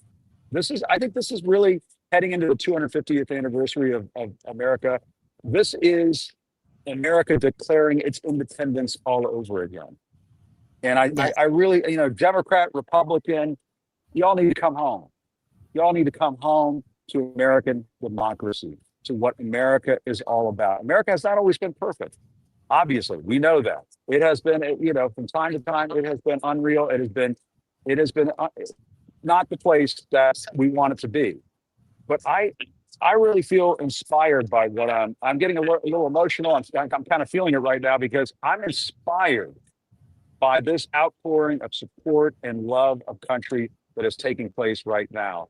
And you're absolutely right, Don. What I'm seeing down here is people who there are people coming up to me, putting their arms around me, saying, thank you, Jim. Thank you guys for what you do. This is people coming together. This is what we need right now. That's the spirit of what we need. Amen. And our side is the side that not only loves the country of what it can be. You know, when you have children, right, you think about what they can become and you love them as they are, but you also try to help them grow. You know, and America is a very young country. It is in the history of the earth, a child, and it is a young country that is still going through its growing pains. And one of its biggest challenges is that it was born as a slave empire that now has to refashion itself into a democracy. It was born as an oligarchy, but we see, and many of us whose families immigrated here, and Jim and my family were immigrant families, there's something that our families were drawn to that is a kernel of what America could be. It's not, they weren't drawn to America as it was, and my family came in the 60s. It was what it could be. They saw the potential. People outside this country, I have a lot of friends from outside of the United States who are in the African continent or in Europe. They see the potential. They see it, but they see us waste our potential. They see us throw our potential away, and it makes them sad for us. Right now, the predominant emotion among international people when they look at America is pity. They pity us. They feel like we have somehow lost something that was so possible and that we got so close to. During Obama, they were like, oh my God, you guys are almost there. You guys are creating this amazing thing and we all envy it. And now they look at us with pity because they're like, how did you let this fool, this incompetent, maybe senile fool walk back into your White House with Project 2025 tucked under his arm? They don't understand why we're going back to a king 250 years after we got rid of a king. They don't get it. Well, Joy, to some extent, we are trying to lay down the ghosts of the 20th century. And they need to finally be put to rest. The ghosts of oppression, the ghosts of injustice, the ghosts of racism, the ghosts of putting people down. And when I see what's taking place in Chicago, and Don was just there, when I see what ICE was doing, it is in such stark contrast to the story that I heard from my dad when he came to this country. He came to this country in 1962, 3 weeks before the Cuban Missile Crisis, and first got to Miami. Then they came up to the Washington, D.C. area in Northern Virginia. He talks about how a Presbyterian church in Vienna, Virginia, gave them coats and sweaters to my family because they'd never experienced a D.C. winter before. He talks about the teacher at the Vienna Elementary School who took him out of class to teach him how to read and write. President Kennedy at that time did not call immigrants who were coming to this country rapists and killers. You didn't have immigration beating the shit out of people and pulling them out of school pickup lines and violating their civil rights. And when I hear about my dad's story of immigration, when I hear about his experience of being welcomed to this country, it wasn't always perfect. We heard stuff from time to time. Don't get me wrong. We heard stuff from time to time. Very true. But you contrast that with what we're seeing now. What we're seeing now, what Trump has instilled in young people in this country, what he has instilled in the ICE thugs who wear masks to violate people's civil rights all around this country. That is not who America is. And I think it's part of the reason you're seeing so much energy on the streets right now. What they're that kind of like white nationalist fascism that he is trying to ram down people's throats, that is fueling this movement that you're seeing right now in this country, because they say, hell no, that is not who we are. Amen. And your family came here, Jim, after this country needed to pay back its sole debt from Operation Wetback during Eisenhower, who was actually one of the better Republican presidents, but they tried this during the Eisenhower administration called Operation Wetback, where they were trying to take their literal field workers, run them out of the country and send them into Mexico with the most brutal regime before this one. And people died as a result of the violence, brutality, and fascism that Eisenhower used his military background to unleash on people in this country. And when Kennedy came along, they had a soul debt, and they paid it back not only by allowing your family to come, my mother's family to come, but my father's family to come. They aggressively went to African nations like my father's, the Congo, and said, send your smartest young men here and we'll educate them. They did. He came under the same program as Barack Obama's dad. So Kennedy was paying back the debt that Eisenhower left on the charge of America. And now we are going to have a debt to the Latino immigrants, these hardworking people. Y'all all know, if you've ever been anywhere in the presence of these Latino immigrants, you know they're the hardest working damn people that I've ever seen in my entire life. They are keeping us fed. They're building our buildings. They're working in our restaurants. They're lining up at Home Depot at 5 o'clock in the morning, just wanting to work and take care of their kids and their families. People are like, oh, you need to be home with your family. They're doing it. And we are going to have a huge moral debt to them and to the U.S. citizens who are getting caught up in these raids, black, white, and in different brown. You were talking about Operation Wetback, rounding people up, but rounding people up from a country that they were here first. The border did not cross Mexico, right? Right. I mean, Mexico did not cross the border. The border crossed Mexico.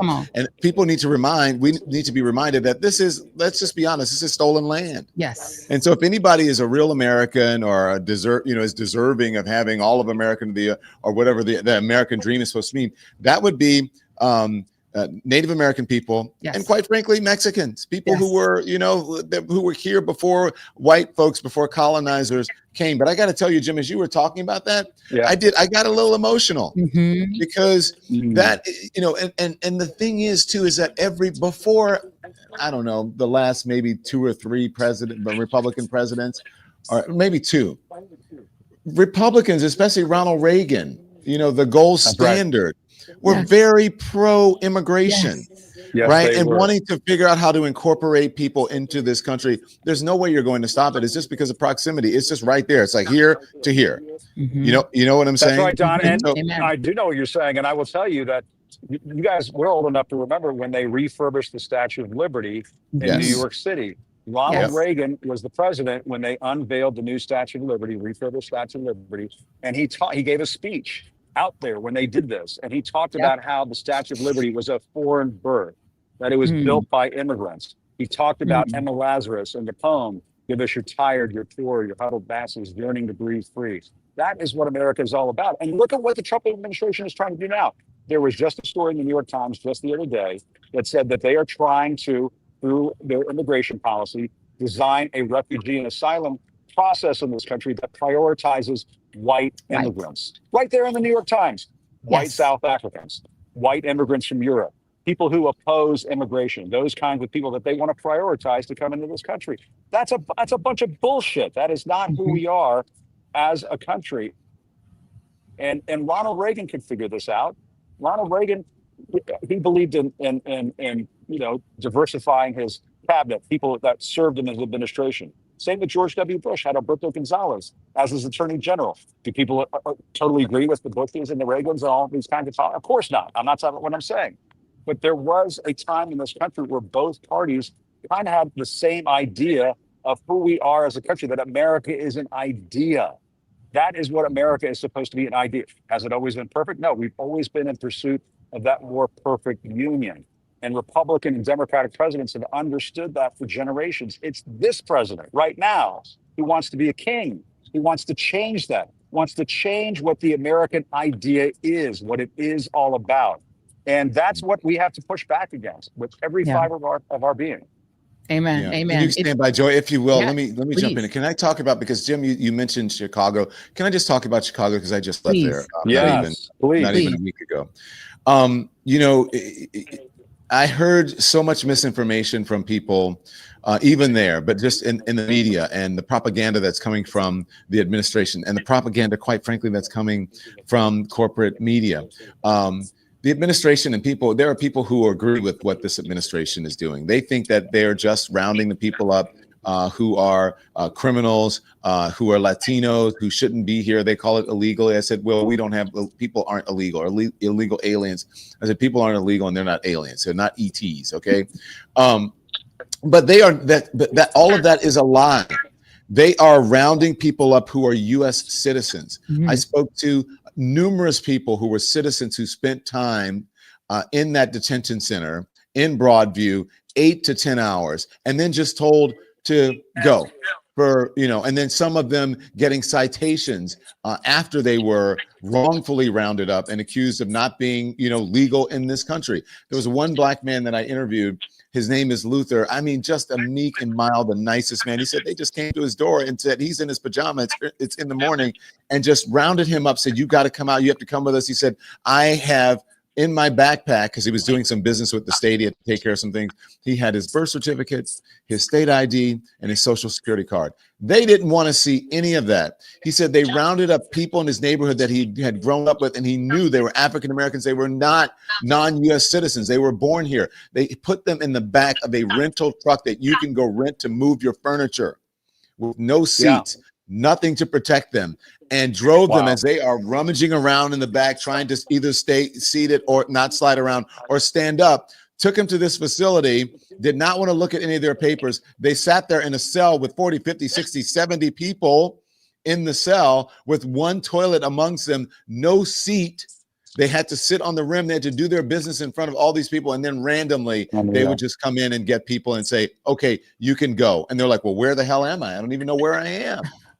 This is it's insane. It is. And I saw your interview with that gentleman. I reposted it, Don, because it was a good reminder, I think, to African Americans who said we need to sit this out. This is the I will vote for Donald Trump Latinos problem. You need to understand that they always come for Black folks when they do these kinds of things. And they are taking, I saw another video of a young Black man. We're trying to get to interview him on the Joy Reid show next week, that was thrown to the ground. His sister-in-law is screaming he's a U.S. citizen. They don't care if you're a U.S. citizen. They just care if you're Black or brown. If you are Black or brown, they feel that you are targetable. Some of the people doing it, by the way, are themselves Black and brown, which shame on them. Y'all are out. Don't try to come to the barbecue or come to the community after we know that your family knows that you're in ICE, okay?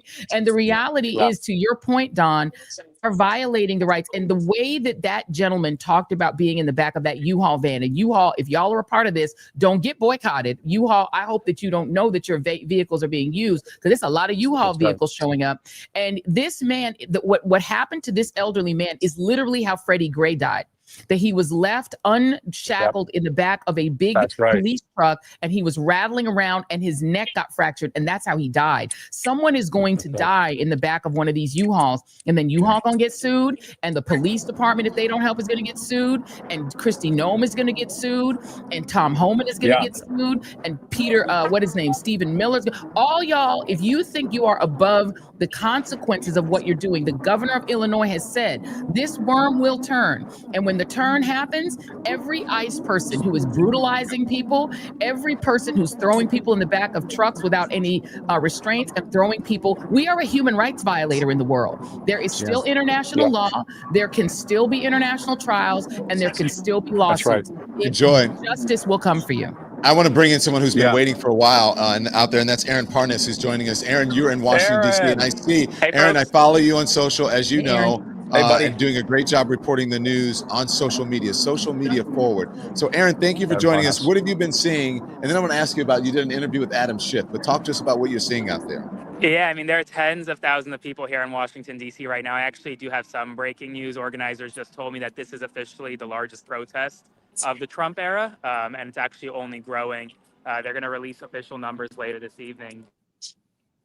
Wow, that's big news. Wow. That's big news. Is it the biggest crowd in the history of inaugurations, though? That's what we need to know. Well, as Sean Spicer might say, don't get spicery on us. I will say I was here during the first.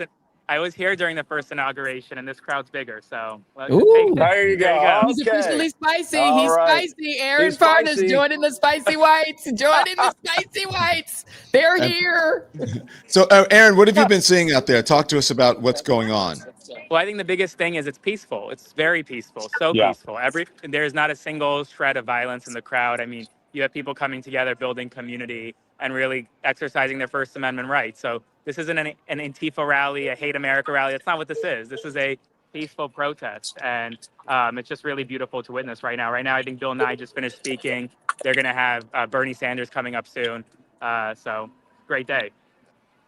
You spoke with Adam Schiff, and Aaron, all of the folks who are stand by. That's my camera. I need to turn my camera off because I've lost my battery. Talk to us about Adam Schiff, because Adam Schiff is on the list of people to be indicted. We've seen several people indicted: Letitia James, Mike Bolton. and James Comey, and it is believed that Adam Schiff could and probably will be next. Did you speak to him about any of that? I did. I mean, I asked him if he was essentially, if he was afraid, if he was, what his message was to folks right now on No King's Day. And he said that he wasn't, that today is, he's out here making clear that essentially there are no kings in America, that Donald Trump is not the king. And he's really, I think, making a statement by coming out here. He didn't have to, right? So I think Senator Schiff being here and meeting with folks, he's getting a great reception in the crowd as he walks by. And I think, and I kind of told him this, listen, if he ever is indicted, he's going to have millions of people at the courthouse ready to help him fight back. And that's what the crowd is really projecting today. So, amen. Hey, and Aaron, I was going to ask you a question. I know I put you in the position of speaking on behalf of Gen Z from time to time, but it is kind of an important component in all of this, an important demographic to talk about in all of this. Yeah. What do you think about their role in No Kings, their role in this movement that is building up in this country? I mean, I remember you telling me one time that your basic recollection of the presidency and your lifetime is sort of like Donald Trump. I wonder how much of that is changing now and what that feels like inside Gen Z. Well, I think Gen Z is more fired up than really ever before. And in this crowd, I mean, there's so many young people here, so many young people, people who want to make their voices heard. And for the first time, some people are protesting for the first time. And so I think it's really 2025 for me is really the rise of Gen Z, right? We're using our voices. No one's going to be able to shut us up this year. And we're marching in the streets. So I think it's a really a beautiful thing to see. Aaron, I want you to stand by and I want you to listen to this and then get you to respond. And then Joy and I and Jim will respond as well. Here it is. Roll it. Hey, folks, I'm here at the No King's Day rally with Senator Adam Schiff. Now, Senator, there have been a lot of conversations about Donald Trump going after his political opponents, acting like a king. You could be next. What's your reaction to that? What's your reaction to Donald Trump and these protests today? Well, I think all these things are connected. It's why you're seeing millions gather all around the country. And that is, they're going after an enemies list, but they're also going after our health care. They're going after our universities. They're going after the media and free speech. They're trying to be kings, and we're just here to say hell no to that. It's wonderful to see everyone out there, and one of the signs I just was looking at really caught my eye, and it said silence is compliance. And I would say even more than that, silence is complicity. We need to speak out right now. We need to condemn this authoritarian lurch from this administration and be here and be all over the country defending our democracy. Thank you, Senator. Beautifully said. Beautifully said. Can I ask Aaron Parnas a question really quickly? What is the sort of primary motivation for the people that you're talking to that are at that rally? What are they saying is their main motivation? Truthfully, it's actually like this is the first time that many of them feel comfortable coming out and making their voices heard. I think a lot of this, like a lot of the people I speak to, they're afraid. They've been very scared over the past 9 months. And for the first time, they really feel like they have a community where they can come out safely and make their voices heard. So this is really an outlet for a lot of them to kind of show what they've been feeling internally for the past 9 months. I've met with many folks here who say, I'm here alone. I came down on the metro by myself. I'm here from New York. I'm here from Texas, but I met people and now I'm here with other people and I'm building community. And I think that's what really today is all about. Amen. Love it. Awesome. We need to hear this from young people, Aaron. That's what I think. I mean, I think that is a big component in all of this, big important part of all of this. Yeah. You saw what happened in 2024 with the Turning Point USA folks, the podcast bros, and so on. And people can write that off and say, oh, gosh, did those guys vote? I think this last time around they did vote. And what we have seen in the polling is that Gen Z has just said, we're not down for this. I think we've seen the poll numbers really plummet for Donald Trump among Gen Z. And so that to me is a huge data point going into 2026, it seems to me. Yeah, 100% agree. Yeah, and it's why they're trying to rig the 2026 elections. And I think what you all need to understand, first of all, you don't see the military response to this gathering that you are seeing on the south side of Chicago and in Georgetown and in all the tourist places that they're hanging out, drinking coffee when they're not like pretending to be the occupation force in these in these cities. But do understand that when that election happens next November, you will see a full, I believe, military presence, because that's what they're gearing up for. And I would guess that that's why so many people are resigning from senior positions in the military, because I think they see where this is going. They want the next election, the big 2026 election, to happen under armed occupation in blue cities and under a Supreme Court mandate that there is no Voting Rights Act. And that is where we're headed. This is full autocracy. We need to recognize it. So I just want to commend everybody who had the courage to go out and be present today. Yeah, I agree. Thank you guys for having me on. My phone's about to die, but I'll try to come on again soon. You know that feeling. I was going to say, you, Aaron, thank you very much. I appreciate it. I was just going to let Aaron go, guys. And I thought you weren't listening. I'm like, I had the mute on. So let me jump in and be traffic cop, because we have a lot of folks that we need to get to here. I want to introduce some of the guests that we have. We've got Jolly, who's out there on the streets in Washington, D.C. Antifa's here. Godfrey is joining us. He's on tour around the country. And then the great Glenn Kirshner is joining us as well. We're going to get our Tara Setmayer in there, as well as Reese Colbert. So we have lots of folks who are here. Yes. And oh my gosh. Woo! Full contingent. A full contingent. Antifa. Let's talk Antifa's here. What are you seeing out there? What are you seeing, Antifa? And we just need a frog. Why didn't you book a frog, Don? What's going on? Get your team We're together. pulling the frogs out in the crowd. There's a few frogs out here. When I find them, I'll show them to you. There's a few frogs out here. Frog. Okay, Jolly. I will do that. Mission. Okay, good. Accepted. Oh my gosh, guys. Oh well, listen. I've been out here asking this radical left lunatic violent mob, what are their radical ideas, and I've been hearing things like democracy, housing, healthcare, freedom, just lots of radical left ideas. Yeah, radicalism out here. And watch this, sir. Why are you here? I'm here to protest this presidency, this administration, and calling on us to stand up for immigrants and make this a country that's welcome for all. Thank you for being here. Why are you here? Just to be a body and to show that people who feel this way aren't alone. Appreciate you. Thank you. I'm Jolly Good Ginger. You're on the Don Lemon Show with Joy Reid and Jim Acosta. Hey, nice to meet you guys. And the Joy Reid Show and the Jim Acosta. I said Joy Reid and Jim Acosta. Jolly say something. Get the branding right, but we love him. Go, Jolly, go. Say something to Donald Trump. Fuck you. Say something to Donald Trump. Oh my God, please leave us alone, all of us. Say something, Donald Trump. It is about the people, not you. Oh, I love it. Are you Antifa? There you go. I am. We're Antifa out here.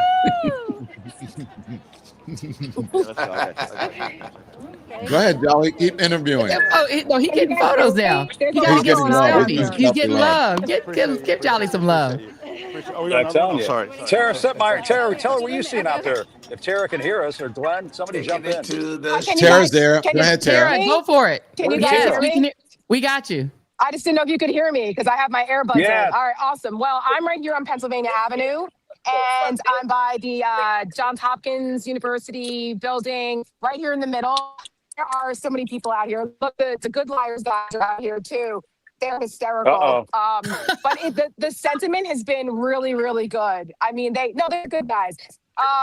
People have really been creative in their signs. There's so much fun. People are singing the national anthem. I appreciate it. It's unbelievable. Like, thank you. I was in Philly last time, Appreciate and it's pretty something. It's pretty amazing to be in DC. We love it. We love it. We love it. Yeah. What I love, Don, about this picture is when what you you're. have the dictator sign. Amen. Well, Tara, where were you last time? People like this. Philly. I was in Philly last time. Got it. And how does this compare? I was in Philadelphia last time. It's bigger. It feels bigger. It's everywhere you can see. All the way to Pennsylvania Avenue, from the Capitol to almost the White House. It feels bigger. And then there's the side streets as well. People are still down. It's huge. Nonstop. People are still, people are still coming down. Amazing. No, I was just going to say, what I love about it is that what we've seen so far, Don and Jim, is that this anti-fascist movement is conservatives like Tara and Rick Wilson. It's liberals, it's Latinos, it's blacks, it's immigrants, it's the sons and daughters of immigrants, it's the sons and daughters of American enslaved folks and their descendants like Don Lemon. It's Reese Colbert. It's all of us. It's Jewish folks, Christian folks, non-aligned. This is the side that is the pro-America side, because this is the multicultural revolution. The other side are just a bunch of angry incel white Christian nationalists, and they know that they can't compel a majority to go with them, so they're trying to do it by force. Let's bring in our guest. Yeah, I want to bring in justice people too, like Glenn Kirshner. Yes, amen. Yeah, we want to hear Glenn Kirshner, and then we're going to hear from Godfrey, because I know Godfrey's getting an earful from people out there that he is doing his thing. But Glenn, talk to us about that, because you made the move from mainstream media. Now you're in independent media. You can say whatever you want. You hear a lot from the folks. Why are people so fired up? And as Tara Setmer just said, this one is larger. It's much bigger. Same thing. Aaron Parnas came on and said this has been the largest rally, anti-Trump rally, during both of his administrations. Yeah, Don, I think Donald Trump is inspiring us all by ratcheting up the abuse, the lawlessness, the unconstitutionality. And I have to admit, when I heard Lil MAGA Mike Johnson say that today we will be participating in a Hate America rally, I was all the more inspired. You know, they're trying to claim that what we're doing out there, exercising our First Amendment rights to free speech, to assemble, to petition the government for a redress of our grievances. And let me tell you, we got some effing grievances right now, legitimate grievances. But when they call that a rebellion, I can't wait. I'm speaking at our local rally here in Northern Virginia shortly. I have the luxury of being just 2 blocks away in my studio, so I can just walk down the street. But I'm going to point to the words of the Seventh Circuit Federal Court of Appeals, a unanimous 3-judge ruling, 1 judge appointed by George W. Bush, 1 judge appointed by Barack Obama, 1 judge appointed by Donald Trump. And here's what they said, right smack in the middle of a 14-page opinion. Political opposition is not rebellion. And let me rephrase that and repurpose it. Protest is patriotism. And the more they try to paint us as hating America rather than exercising our constitutional right to be protected from our government in exercising our First Amendment and our right to assemble, our right to assembly rights, the more inspired people get, I think. It doesn't tamp us down. It fires us up. So the rule of law, we have the rule of law on our side. So let's roll. Amen. Let's bring in. I want to bring in Godfrey. Thank you to that, Godfrey. What are you seeing? Because you're out on the road, and I'm in Miami. Every time I speak to you, Godfrey, either when I call you and we talk personally, or when you come on the show, you're in a different city. What are you hearing out there? And is it maybe it's not surprising to you that these crowd numbers today? Yeah, first of all, I'm glad to be part of this whole team. All of these guys. Nice to see you all. Joy Reid especially. Joy, welcome to freedom, Joy. Welcome to freedom. I love it. And Jolly Ginger, my man. Oh God, this is great. Listen, I'm doing shows in Miami, so you know these Cubans are like Trump supporters. I will vote Donald Trump. It's a bop, y'all. Yeah. And so I have to risk some people walking out of the club, but I'm on it. You know, you guys inspire me. So tonight's going to be really bad. Yeah. Because I'm going to be shitting on the crowd, and I'm going to say, how are you going to make a whole salsa song and he still deported you? You know what I mean? So I'm in the middle of that. Miami is heavy, right wing, Cuban, whatever. But in a comedy setting, it is what it is. So I trap them all. We lock the doors and make them listen to me. Right? Are you not entertained? But wait, Godfrey, are you not seeing a shift? Because I have been talking a lot to my friends in the 305. I still got people down there. I lived there now for 14 years. And there is a sense that there is a layer of the Cuban American and Venezuelan American and Haitian American. Because let's be clear, all 3 were pro-Republican until they all got. Are you starting to see a shift in maybe yes, I am. more? Yes, yeah. Nobody really, because everybody clapped, and because of course I like to imitate the idiot, And so I said, the funny thing about it is that song that was made, the lead singer, her husband was deported. And I said I laughed for 20 minutes. I thought it was hilarious.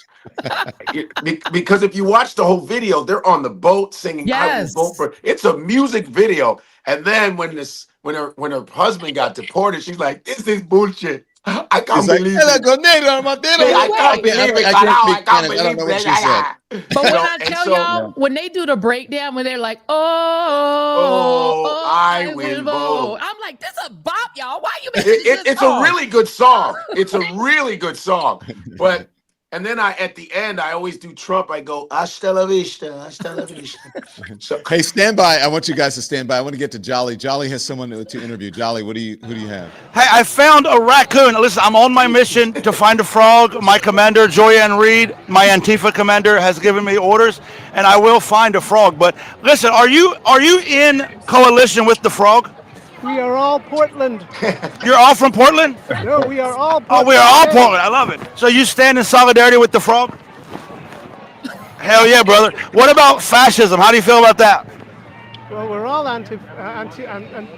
You're Antifa? Well, anti-fascist anyway. Hell yeah, brother. All the people who fought in World War II, man. Thanks for being here. Is it hot in there? It's a sacrifice I'm prepared to make. It's a sacrifice he's prepared to make.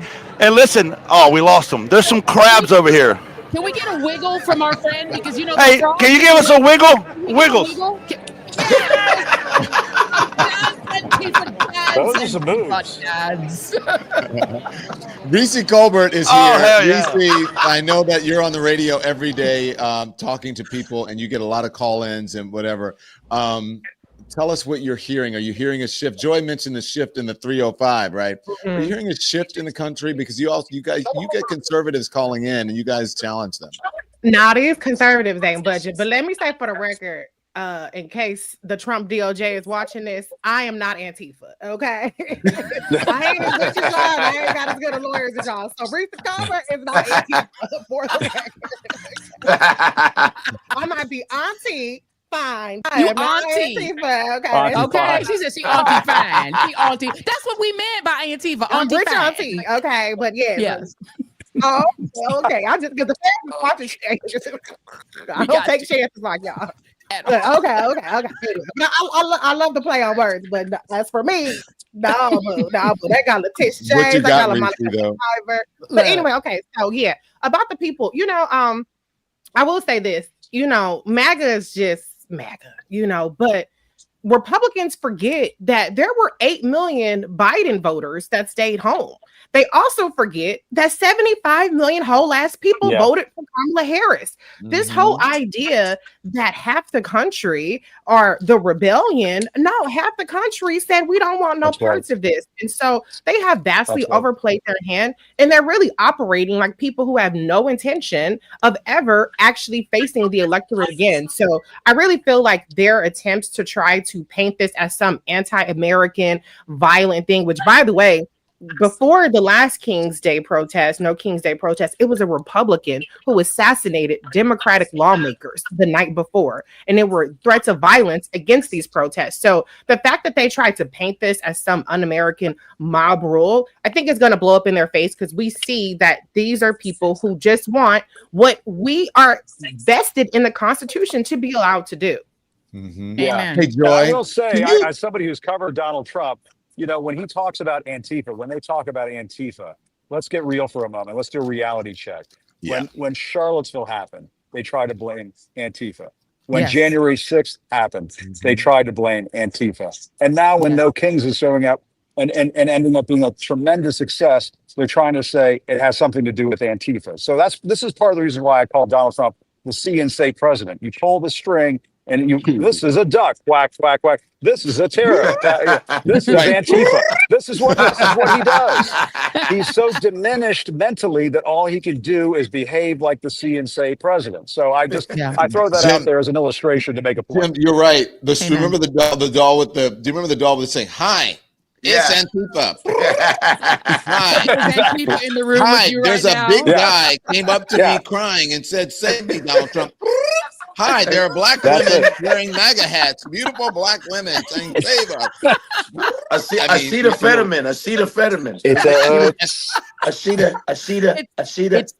It's the low testosterone. Hey, Remember, Joy, can I ask you Robert F. something? Kennedy Jr. did say that's what it was. Please go for it, Don. Joy, you were mentioning, and I want you, I think you're better to pose this question to Glenn because of Glenn's legal background. You were talking about what the governor of Chicago was saying about people being prosecuted and people's rights.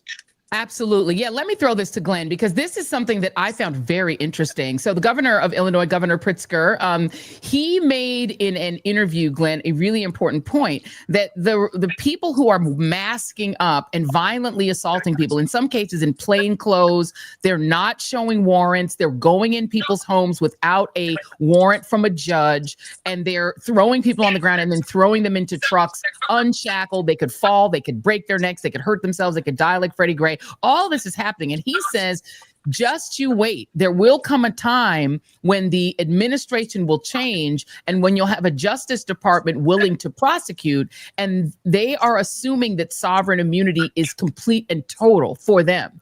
He was saying it's not. And that eventually there could be either civil or even criminal violations that will eventually be adjudicated. Do you agree with that? Absolutely. Sovereign immunity only goes so far. Breaking it down to its essence, if you are engaged in within the scope of your official duties. Now, listen, police officers, who are well-meaning, who are protect and serve kind of people, sometimes they make a mistake, right? They may step a toe over the Fourth Amendment prohibition against an unreasonable search and seizure, but they're still acting within the scope of their duties. These things get litigated in court, so they will still enjoy sovereign immunity against either being civilly sued or being prosecuted. But when you see unfolding in our city's streets what these masked thugs are doing, it is so far beyond, in many instances, the scope of their official duties that they will open themselves up to both potentially civil liability and criminal prosecution. So what we need to do is, once this administration is out of power, Joy, we're going to have to go on a cleanup mission. The rule of law will come back into the light of day, and we're going to have to hold these folks accountable. They feel bulletproof now. They're feeling themselves because they got Donald Trump behind him.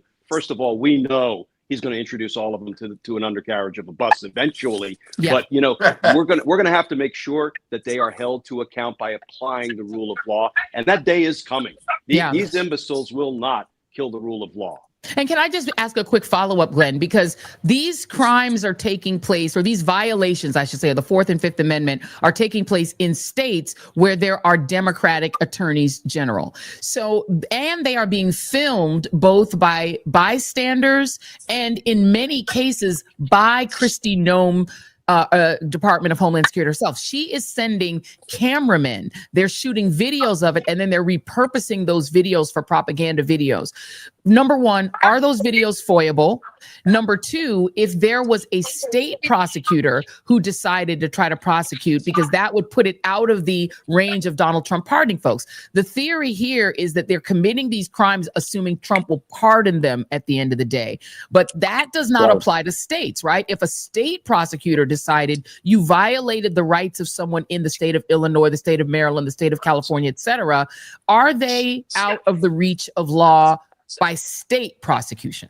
Yeah, we've been urging state court prosecutors nationwide for a very long time to step up, because if you have, these ICE agents who are acting beyond the scope of their official duties and they are assaulting citizens of, for example, Illinois or Oregon, or if they are trampling over the constitutional rights of people, the state law enforcement authorities, including the prosecutors, can absolutely open investigations and can prosecute them. So I wish we would see a little bit more proactive law enforcement from the state authorities when they see their state laws being violated. The same holds true for the law firms that were extorted by Donald Trump. That violated state laws in every state where those law firms did business. And we've been urging state court prosecutors to step up, and some of them are stepping up. And you ask about whether it's FOIA-able. And the reality is, when the federal government has in its possession any evidence that may be part of an ongoing investigation. It can make a successful Freedom of Information Act suit very challenging. But again, once the leadership at the Department of Justice turns over and the rule of law comes back into the light of day, I think there's going to be hell to pay, and there should be. Amen. Do we want to go back out and see what's happening in the street? It looks like Jolly's got another creature. Jolly has an eagle. Jolly, what is that? I can't. So listen, I continue my mission to find a frog from my Antifa commander, Joyanne Reid. And I've got an eagle. So first of all, do you stand in solidarity with the frog? Completely. What are you out here to what's your purpose out here? Well, the bald eagle being the emblem of the United States, and the fact that our Constitution is on and our democracy is in an incredibly precarious place, I felt it necessary to come out here and let my voice be heard that we are in distress, and that this administration and every Republican that backs it is not upholding the Constitution and their oath to the Constitution, and something.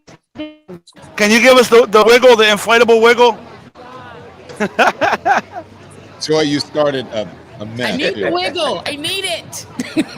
Do you know where the frog is? Are you guys hiding the location of the frog? I have seen the frog closer to the stage. All right, we're off to find the frog. All right, find the frog, Jolly. Yeah, find the frog. Let me ask you, Godfrey. We need humor in this moment. Do you just do the Trump impersonation, or do you actually talk politics in your routine? Oh, I do talk politics. But I do it in a way where, you got to get them to like you first. and then you tell them, boy, you guys effed up, man. You guys voted for your own demise. And I'd be like, Dios mío, Dios mío. But if you speak good Spanish, they like that. Oh, carajo, Dios mío, presidente estúpido. They go, yeah. El presidente estúpido. I can't believe it. Oh, Dios mío, Jesucristo. If the Spanish is tight, they're like, I like this guy. I like this guy. But Joy Reid, you were right. They're realizing, because they screwed up, they're realizing there is change. I mean, it took, them getting deported for them to actually go, oh shit, we thought we were good. No, you're not good. You know what I mean?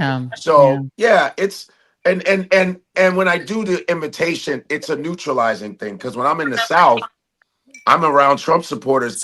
When I imitate what Donald had actually said, they're like, oh man, you sound just like him. Yeah.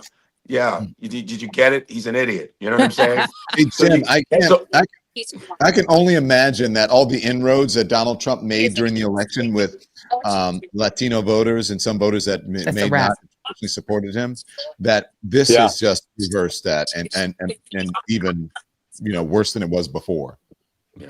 Oh, his numbers are tanking among Latinos. His numbers are tanking among Gen Zers. I think even in Miami, things are starting to change a little bit. That's a hard nut to crack there. The Cuban American Republican, dominance that has been in place there for a very long time. There's no question about it.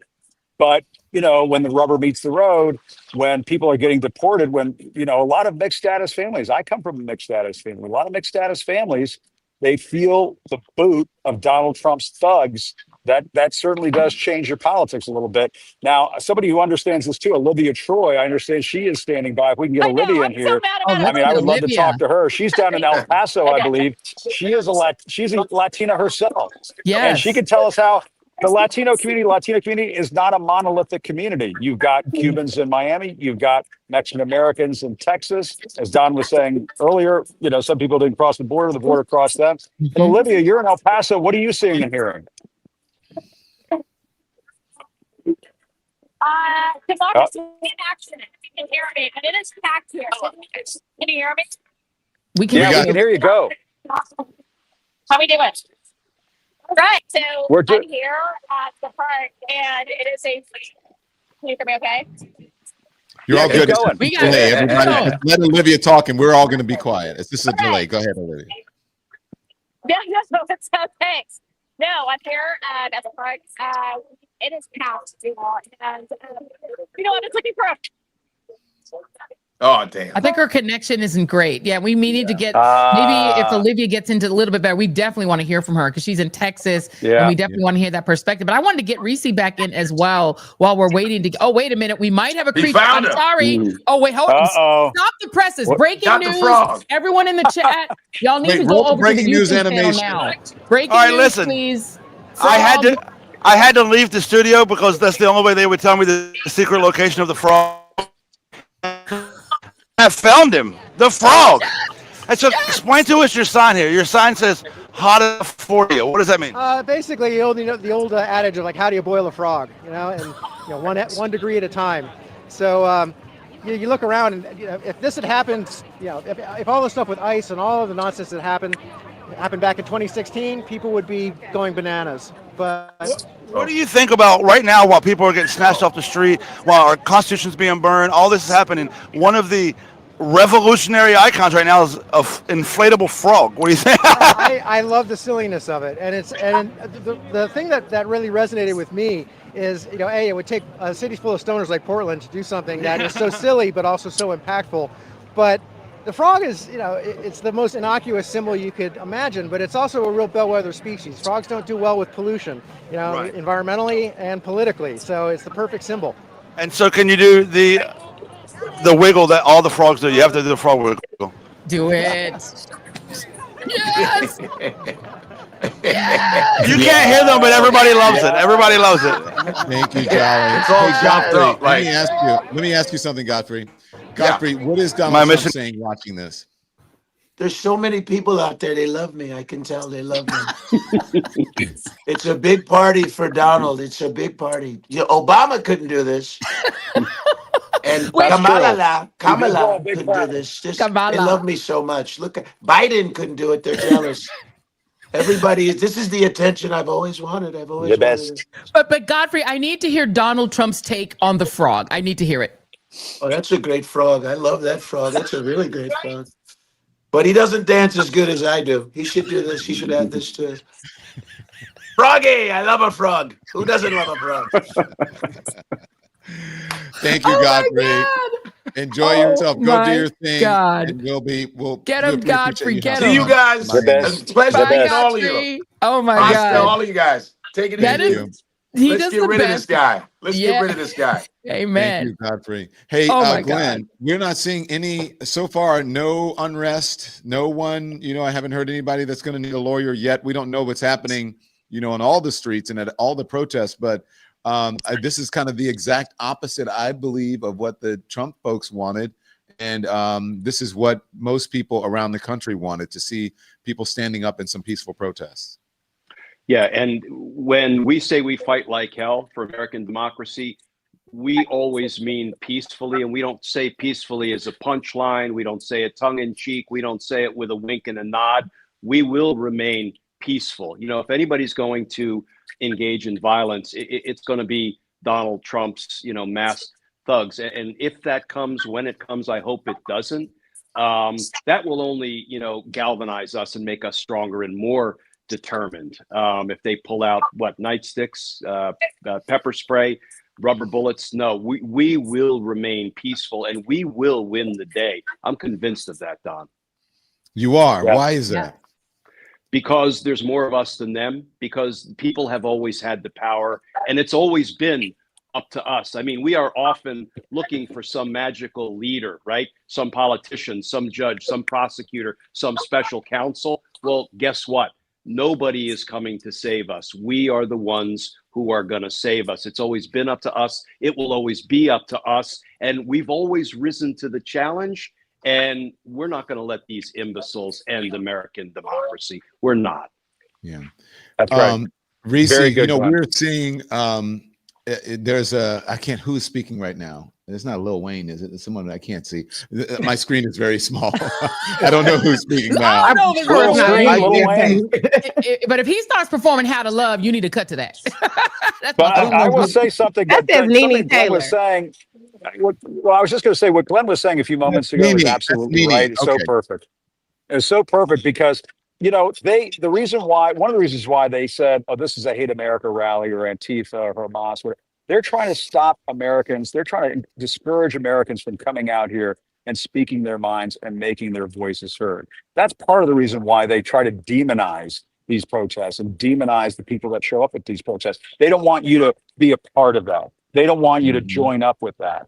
And so when Glenn talks about the love of justice in this country, equal justice under the law, I mean, look at what Donald Trump is doing right now, trying to put Jim Comey in jail, trying to put Letitia James in jail. They're going after John Bolton, even though they just had this Signalgate scandal not that long ago. I mean, nobody's getting hauled off to court for all of that. And so, Glenn, I mean, a big part of why people are showing up today is this notion of equal justice, of this notion that our checks and balances should work in this country, that we're not a banana republic that believe that where you have a king or a dictator who just goes after his political enemies. If that's the country we're going to become, then we're going to go down the tubes.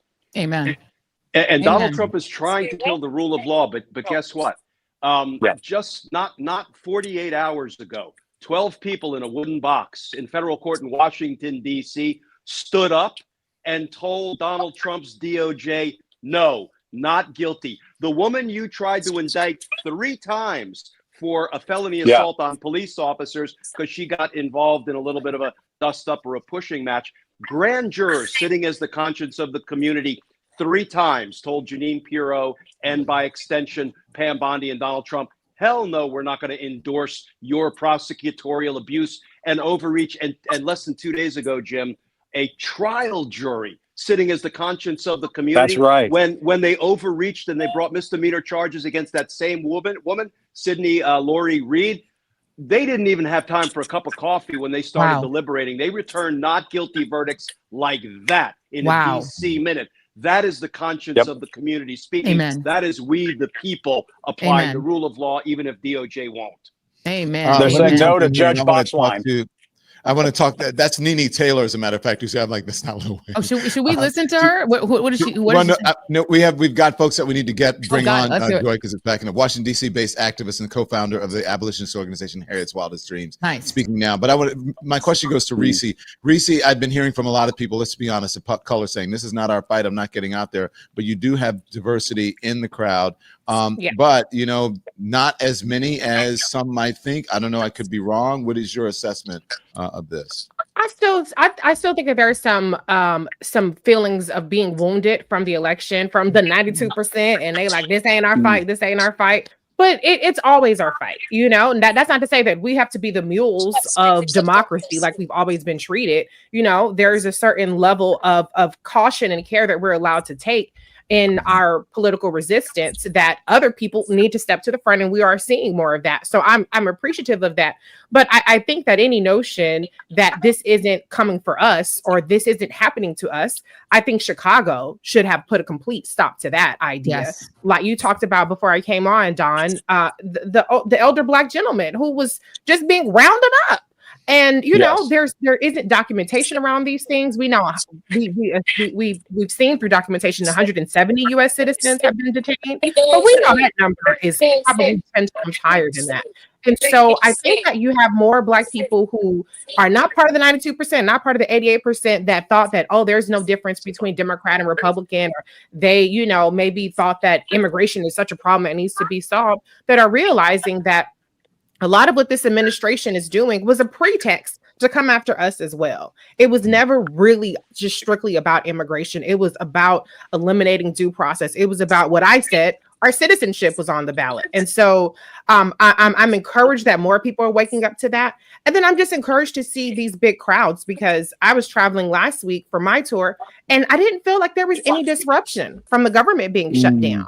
It feels too much like business as usual. And so I'm wondering, does anybody give a damn that the government is shut down? Does anybody give a damn that the president and Pete Hegseth's dumbass is sitting up there military strikes on, speedboats? Fishermen. Yeah. Does anybody care about this? And how about this? Hey, Jim, can you stand by for premiums are going to go up? In favor of tax cuts That's for when the they'll rich. feel it. They'll notice. Go ahead. In case I get kicked off, I just want to say one thing. Here's the thing. My litmus test for 2028 and the presidential primary is, what are you going to do to prosecute these criminals in office Mm-hmm. right now. And as much as there is prosecutorial misconduct from that dingbat Lindsay Holligan and Pam Bondi and all these people, notice that they are prosecuting elected officials for conduct while in office. John Bolton's indictment is based on conduct when he was serving in the Trump administration. Jim Comey was a member of Trump's administration when he conducted this stuff. So nobody should feel safe for all of the actions that they're doing now. And there's the statute of limitations is not just a measly couple 3 years from now. And so thank you, Donald Trump, for showing the precedent that it is completely within the bounds to prosecute people for acts as members of the executive branch. So don't try to switch up when y'all asses is hauled into court. And I do not want to hear one fucking Democrat say a doggone thing about what we don't do, what they do. We don't do tit for tat. Absolutely not. When y'all get back in power, I want to see charges for Pam Bondi, for Kash Patel, for any and Kristi Noem, who's getting 2 new jets of our taxpayer dollars. Everybody needs to be investigated. Point blank, period. That's my number one issue for the presidential nominee, and that's my number one issue for a congressional candidate and for Senate candidates. Reese Colbert, thank you very much. Thank you, Glenn Kirshner. I appreciate it. We'll see both of you. Follow them on all of their platforms. Appreciate you joining. Also, Jolly, I need Jolly to stand by as well. I want to bring in now D.L. Hughley, the great D.L. Hughley, who is joining us. Oh, my goodness. DL is on the road. Wow. DL, what do you think of these protests? Well, from what I see from your newscast, it seems to be par for the course. I think that America. Reese was saying something I find very interesting. When we were talking about the government being shut down, I think it's how disconnected most people are from the government. They don't really know how it works or see it in their everyday lives. I think that the people who are in government certainly have seen it. I certainly if you're traveling a lot, I know you've seen it. But I think there is a palpable tension in the country. I think that even the people who are supportive of Donald Trump understand that things are not going quite the way they thought. And I think that his overreach, I think his tactics, I think that everything he's doing is having a compounding effect. And people are finally starting to see that this isn't the presidency they're not getting what they were promised. And I think these protests, like you said, the jury verdicts, I think people standing up to him, the admiral that just recently resigned because they were speculating that what he was doing in Venezuela was a war crime. So I think a lot of people are finally starting to wake up to the fact that this isn't what they thought it was. Amen. And DL, can I ask you, how much is you can ask me your anything, mindset? you can ask me How you do it? How you do it? My friend, I mean, how much of your mentality right now is let's try to combine, because there is all this purple revolution. I do love purple, as you know, but there is a lot of talk about whether we need a purple revolution, whether we need to be reaching out to people who voted for Trump and combining with them versus telling them, fuck off, you screwed up, you screwed the country, we don't want you we don't want you on our team. Where are you on that? I think that if somebody voted for this 3 times, I would not be inclined to trust them. If somebody didn't see all of this, then I either question their judgment or their morality, and I don't know that that vacillates. I think that's kind of that's baked into the cake. If you didn't see this in 16 to 12 years, then I don't know anything that could change your mind, and it would all be just for convenience sake. It would all be just smoke and mirrors. So I would be inclined not to trust them. Amen. Same. Position We now. agree. The one thing about America is that I think that none of this would matter if the job market were going great, if the economy were going great, and the eggs were low. They wouldn't care about people being rounded up. They wouldn't care about civil liberties being disrupted. I think that the paying compliance is the only thing this country really understands. Amen. So true. Sad but true. Yeah, but I think people are starting to figure this out. When Obamacare premiums are about to go up, in some cases double for people who rely on Obamacare for their health care. And at the same time, they're handing out tax breaks to the rich and the major corporations. People are starting to figure this shit out. And they're starting to understand that what we are seeing right before our eyes right now is the beginnings of an oligarchy. And that is not just words on a sign. Those are policies that are being put into place right now. And it's one of the reasons why the Democrats are holding out during this shutdown. And I will say they've been shitting the bed on a lot of fronts. Tactically, this has been a very good idea for them because it is something, when you have Marjorie Taylor Greene out there saying, my kids' Obamacare is going to go up. When Marjorie Taylor Greene starts making sense, that's when I start clicking my heels and saying there's no place like home. That's all I'm going to say. Right on. Hey, DL, I know DL doesn't like panels, but I don't think he'll mind sharing the stage with this next person. That's Congressman Eric Swalwell. Congressman, thank you for joining us. You're on with Don Lemon, Joy Reid, Jim Acosta, DL Hughley. What's going on, Congressman?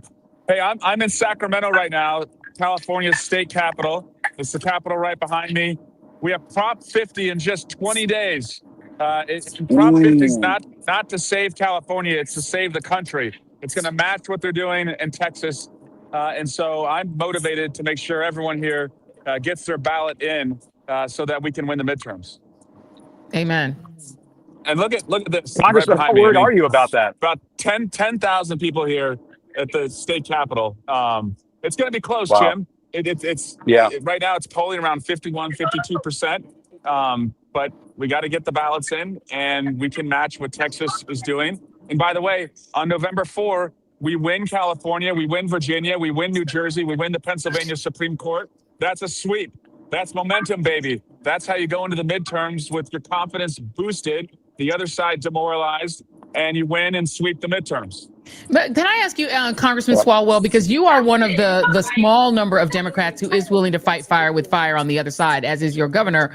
How do you get your colleagues who, I'm shocked it's only polling at 51%. You still have Democrats out there saying, we don't like gerrymandering, and still trying to play this old game of politics when we are in fascism. How do you get your colleagues, including your leadership in the House and your friends over in the Senate, to understand how to fight this fight? Yeah, we fight too many of these fights with one hand tied behind our back, Joy, and it's usually the upper hand. And I don't want to wake up the morning after the midterms and be in the minority and say, well, hey, at least we protected California's independent redistricting commission. That's not going to cut it. That's not going to protect the most vulnerable who are on their heels right now. And so people want to see a fight in us. They also look at when we had the White House, the Senate, and the House, and no mom in America thought her kid was protected in their classroom from a school shooting because we couldn't get background checks passed in the Senate because we stood on virtue and wouldn't break the filibuster. So we have to flex next time we're given power, or we'll never be given power again. I think I think that one thing that the Trump administration has taught us is how fluid the American psyche is. I think that there are things that we are able to do now from a governance perspective that I never thought. I think, to me, if you can assault the First Amendment and the 14th Amendment, I think there's an argument to have to abolishing. I think the only way this country is going to move forward is if we decide that we're not going to let these small fighters control this country. Like, to me, why is there an electoral college? Why is people with the least to offer America have the biggest say in our future? I don't think that we should. I think we can't. Yes, that's right. It's an arcane system where we have this electoral college where the people who don't provide the most population, the most income, have the biggest sway in our future. With the Flintstones and the Jetsons, and we're letting the Flintstones run the country. It's ridiculous. Look, this is so true, because if you look at the way that the country is set up, every state has a big blue metro that is the entire economic engine of that state. Texas has them. California obviously has them. Donor states, donor cities. You look at New Orleans. That is Louisiana. Take New Orleans out of Louisiana. What is their economy? Take Nashville out of Tennessee, the blackest city in Tennessee. Take that out of Tennessee. What is their economy? They are stealing. They are occupying blue cities in red states as well. And the governor of Tennessee says that's going to be permanent because they want to seize control from these cities where black and brown folk are concentrated, because that's also where the money is. That's where the culture is. And that's why America is successful, is because of blue America. And blue America been carrying red America for so long. They're like a big welfare. They're the welfare queen. And red America wants us to keep paying for what they want, which is ethnic cleansing and white supremacy. And they want us to pay for it with our bodies and with our money. And we can say no to both.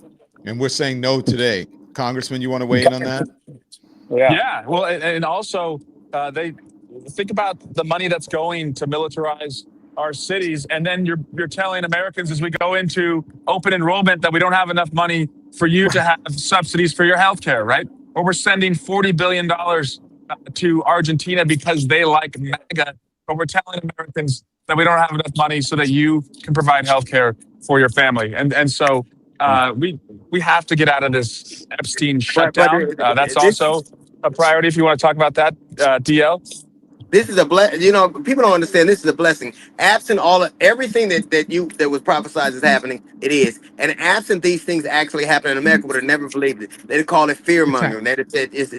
America needed to see this because America's never really had to prove itself. It got to say things. It got to write these lofty words and do all. But now this is the test of who we are. This is the first time this country's ever been challenged and had to prove that a democracy is worth fighting for, and that we are a pluribus unum. We have to prove it now, and I think that it's like we were like this great champion who never really had to fight anybody, and now we do. And it is the people who have decided.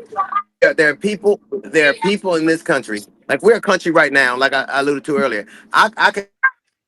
You can go to any major city in the country, you can see a car that are 50 years back. So this is a country, and the only way you do that is to drag people kicking and screaming to the future, because the best way forward for black and brown people, and people need to understand this, is forward. There's nothing back for us. If black people had a time machine, it'd go back 8 years. That's it. That's all we go. We ain't going back no further than that. And I think that the political figures, I think that's very good. Like the Jasmine Crockett's. Amen. We go back 8 years. Obama, that's 8 years. We go back to the second Obama. Right. The first, the second one. Yeah, the second. It's true. Not true. Yeah, Congressman, can I jump in and ask you something? Yeah. Go ahead. So, Congressman, here's what I want to know. What moving forward, and Joy talked about, the big blue donor cities and donor states, but the folks in the middle don't realize that we're paying for their infrastructure, that we are, basically they're draining us of our resources, our money in order to take care of their things. But here's what I want to ask you. As I have been going around the country, talking to people, witnessing some of this stuff in Chicago, I am wondering this about Democrats. Why aren't Democrats in canvassers, lawmakers if you want, but people who the same canvassers that go out during the election? Why aren't they in carpool lines where they're pulling moms out of the car saying, is this what you voted for? That Donald Trump lied to you, vote Democrat. Why aren't you guys, when someone says, would you like to be on our show on whatever, it's CNN, MSNBC, ABC, or whatever, say, yes, I would like to be on the show. Why aren't you doing the interview in front of a hospital that is either diminished or shut down, and saying the government isn't open because this hospital isn't open because the Republicans have shut it down? Like, why aren't Democrats out there at schools, at places in Chicago and Portland or whatever, saying, come vote for us? Because I believe the election starts now. I agree with DL. This is an opportunity. And I believe Donald Trump has diminished all the gains that he made among Latino and African-American communities just from these acts of these ICE folks and troops out on the streets violating people's due process rights. Go on. We have to become better storytellers, Don. We have a story to tell.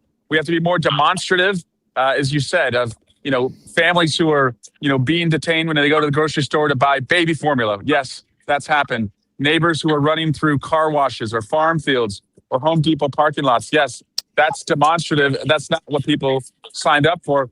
Democrats are lousy storytellers. We often think we're trying to win a Harvard Law School moot court competition, and it's just winning a gut check at the bus stop or the bar room. And so I'm seeing more and more colleagues get better at it. Let me also just say, Don, not everybody has to be a messenger. Like, I don't think I need everyone in our caucus being the messenger. I agree. But we have kind of an Avengers-like crew, and you mentioned Jasmine Crockett and Robert Garcia and Jared Moskowitz and many others who are stepping up. And these times, to me, they reveal not only who should lead, but also who should leave.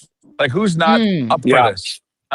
So I'm still fired up. And then the other thing, Don, we have to make it clear that if you are acting corruptly, you should get used to the House Judiciary Committee. You should know what it looks like, because your ass is going to be in the witness chair, and we're going to have a lot of questions for you. People need to know that we aren't going to just look the other way when we're in the majority. I think a lot of them are betting on Democrats not having the balls to actually hold them accountable. And we need to make it clear that you will be held accountable, because people need to know what the majority looks like. And maybe that might deter somebody who's on the fence as to whether they want to act corruptly or not. And Congressman, the other thing that needs to be talked about is the fact that they won't swear in somebody who is duly elected by their constituents. Adelita Grijalva in Arizona won a special election more than 3 weeks ago. If this was done to a Republican representative-elect, they would go fucking crazy. That's if this was going on, being dragged out for 3 weeks. Congressman, what is being done to stop that? That was an injustice, and she is the key crucial vote to force the release of the Epstein file. They're doing it to protect a pedophile, first and foremost. They're keeping the government shut down so they don't have to do it, so people aren't getting paid. Health insurance premiums are going to go up. But it's also, I promise you, Jim, it's a dry run, because they're going to get their asses kicked in the midterms. And it's a dry run to see how long people will tolerate not allowing somebody to be sworn in. That's right. And by the way, Representative Swalwell, I think what people need to understand is Adelita Grijalva's district has between 750,000 and 1 million people in it. So you're really saying that 750,000 people minimum in the state of Arizona have no congresswoman right now. They have no congressional representation. They are facing taxation without representation a year before we celebrate the Declaration of Independence, which went literally against taxation without representation. What they are now testing, as the congressman is, I think, very clearly saying, is whether or not they can literally disenfranchise 750,000 to 1 million people in a key United States state, or any state, whether key or not. You're saying that these people have no representation. They have no congressperson right now. And they think they can get away with that because they want to protect pedophiles on behalf of Donald Trump, who, for whatever reason, wants pedophiles to go free and to not be named and not be held accountable. Well, I think turn up the volume on them. Go ahead. Yeah, DL. It's interesting when we talk about crime. It's the funniest thing, like even the way we talk about crime, like letting Carolyn Levitt call us Democrats, we're consorted with criminals. The largest number of pedophiles in America live in Texas. Most pedophiles are middle-aged. 70% of middle-aged white men. 75% of pedophiles are middle-aged white men. There are more pedophiles in Texas than any other state in the country. There's enough of them to fill out Arrowhead Stadium. But the point is that they have a view of those things. A lot of these dudes are not averse to sexual assault. They're not averse. Like, if you look at how many people who are like, I call Trump Ike because he only beats girls. Like, every time he ever won. But there is a way that they look at women and children, and there's a way that they look at their constituents that is so, they look at them like they're little more than serfs. And I think when you said something earlier, and I'm getting ready to get out of the car, but it is not that you guys are not great storytellers. America had to learn this lesson. America, for a very long time, dislikes the Democratic message, but they avail themselves to it. America, look at the most progressive states in the only way forward. Like, if you look at the most progressive states in the country, black people and brown people do better than anywhere. Look at the most conservative. Look at Mississippi versus Minnesota. But it isn't that you can't. It isn't that you're not good storytellers. It's America wasn't tuned into your message, and now they are. And now honing the message that they get. Like, they don't care.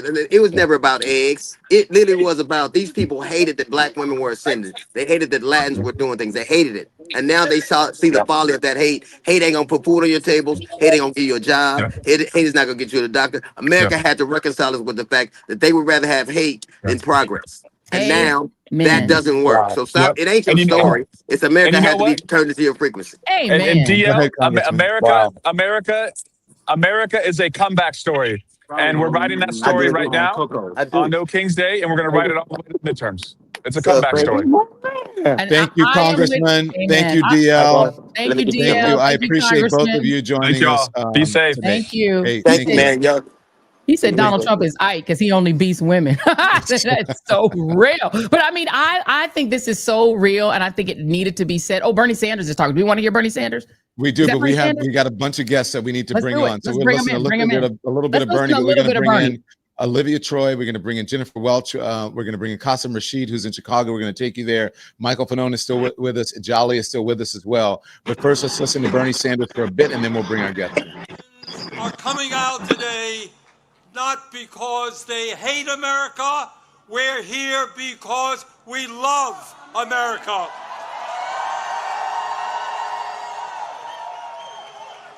We're here because we're going to do everything we can to honor the sacrifices of millions of men and women who, over the last 250 years, fought and sometimes died to defend our democracy and our freedoms.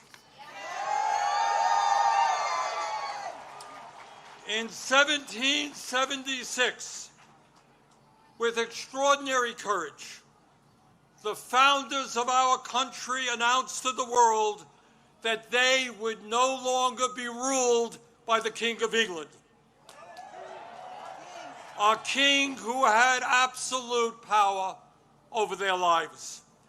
They demanded freedom. And to bring that about, they fought a bloody war against the British Empire and the most powerful military in the world. Tens of thousands of Americans died in that 8-year war, but our forefathers fought on and they won.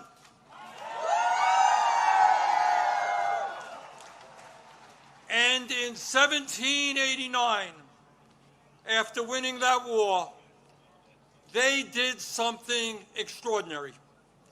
They established the first democratic form of government in modern history.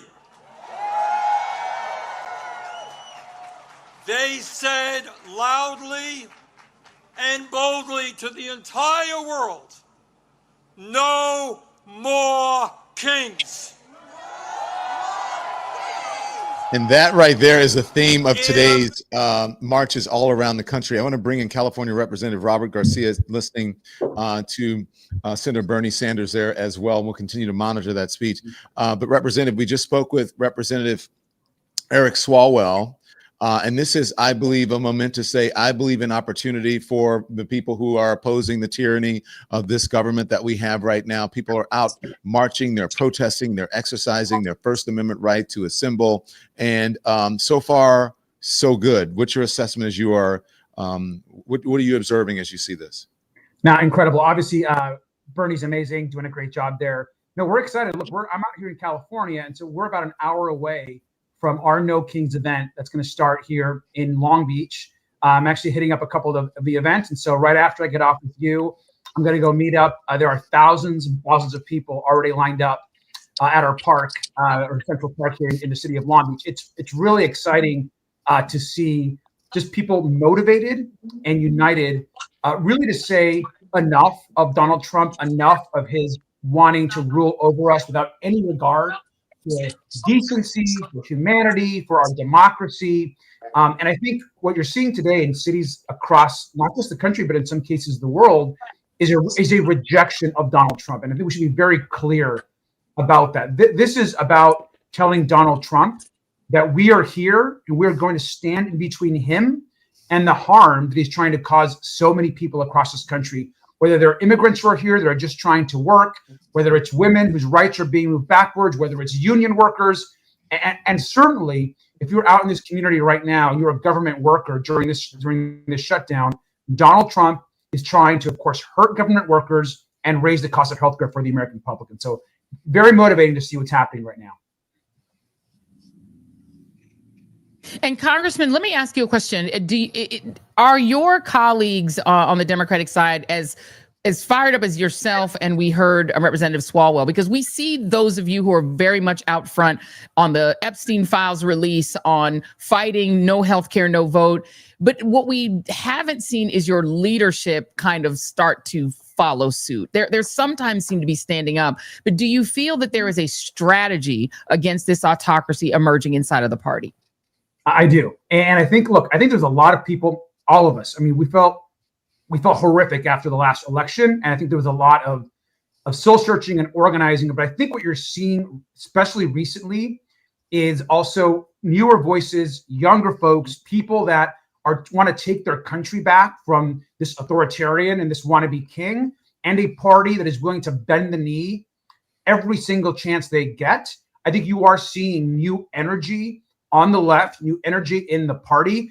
And I think that there are examples out there. I think, what Bernie and, for example, Alexandria AOC have done across the country with the rallies, or what you're seeing happening with Zoran in New York, is we understand that our coalition, we need to have a big tent. We need to bring people into this coalition, even when we have different perspectives, and push forward. And what people want to see is, right now, they're less interested in your ideology. I'm a progressive, but what people want is a fighter. People want fighters in this moment, and that are clear-eyed about the danger of Donald Trump to our future as a country and the world. And I think that is what the base, that's what voters, what people on the street are demanding of us. And so what I've told folks, and I've said this to folks in the House, I'm like, if you're not ready to be in this moment actually fighting, then create space and room for those that want to do so. Because this is not a moment to show bipartisanship and let's hold hand with the Republicans. We have to fight like hell every single time and push. Yeah. Jen, do you have a question for the representative? Yeah. Hi, Congressman Garcia. Jennifer Welch. At it. Good to see you. When do you think Moses Mike is going to swear in the Congresswoman? Because I've had it with the delays on that, with delaying democracy and delaying her voice. Amen. 100%. It's really disgusting what he's doing. He is now complicit in this White House cover-up on the Epstein files, and I'm completely convinced that a huge part, Magic Mike or Moses Mike or whatever Mike we want to call him, MAGA Mike Johnson right now is completely complicit in covering up the Epstein files, and he's willing to keep the government shut down to not seat someone that represents over 800,000 people back home in Arizona. And to not seat her is completely criminal. Her constituents deserve a representative, and the American public deserve access to the Epstein files to see all the powerful men in this country and around the world that have harmed, raped, and hurt women. And so, and in some cases, we're talking about children. And so he should seat Adelita immediately. The government shutdown has nothing to do with it. And those of us in the party and in Congress, we should be demanding every single day that she gets sat. It has to be a priority. And we have to continue to push the Epstein files issue.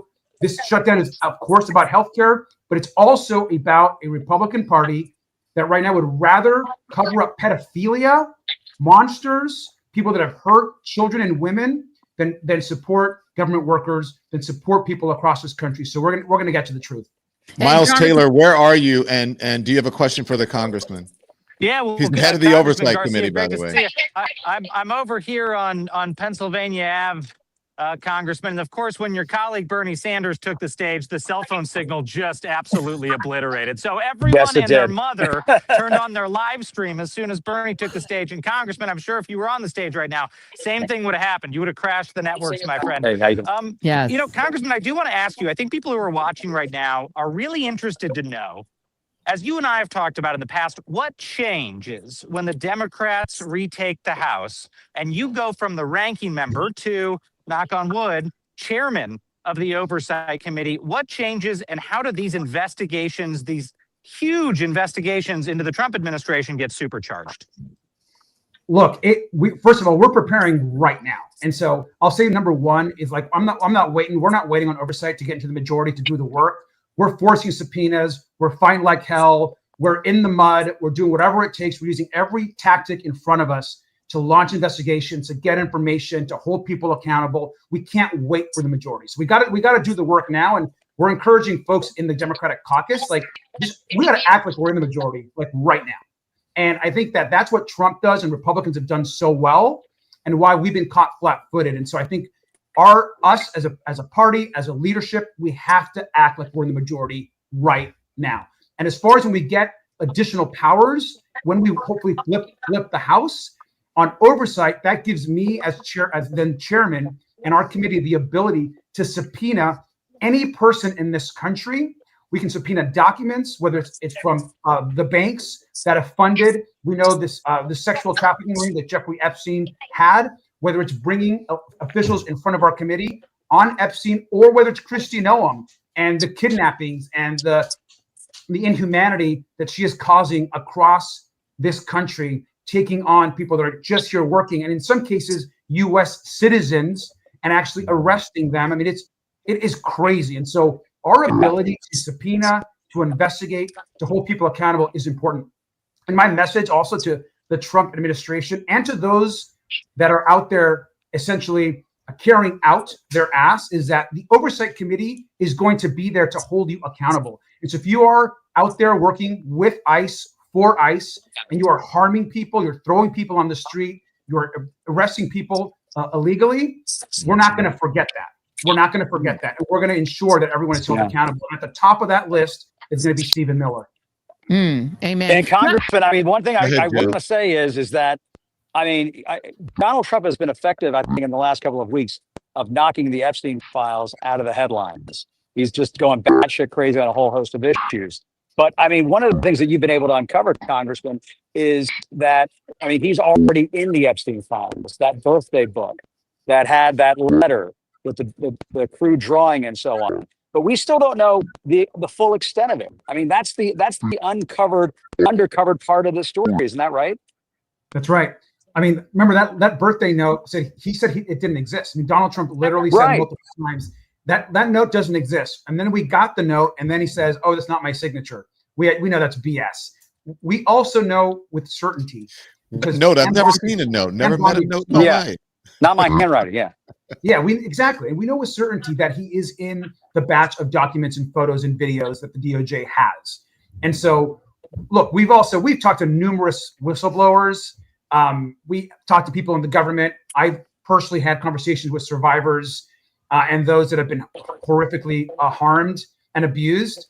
And so we know that the truth is going to come out, and all of the co-conspirators and those that were involved in harming these children and women, they're going to be held accountable. And so Mike Johnson can try all he wants to delay, not to Adelita, not get us the files. But I want to remind folks that there are hundreds and hundreds of good civil servants. In some cases, these are FBI agents, other folks in other agencies that have worked on this case and on the Epstein files.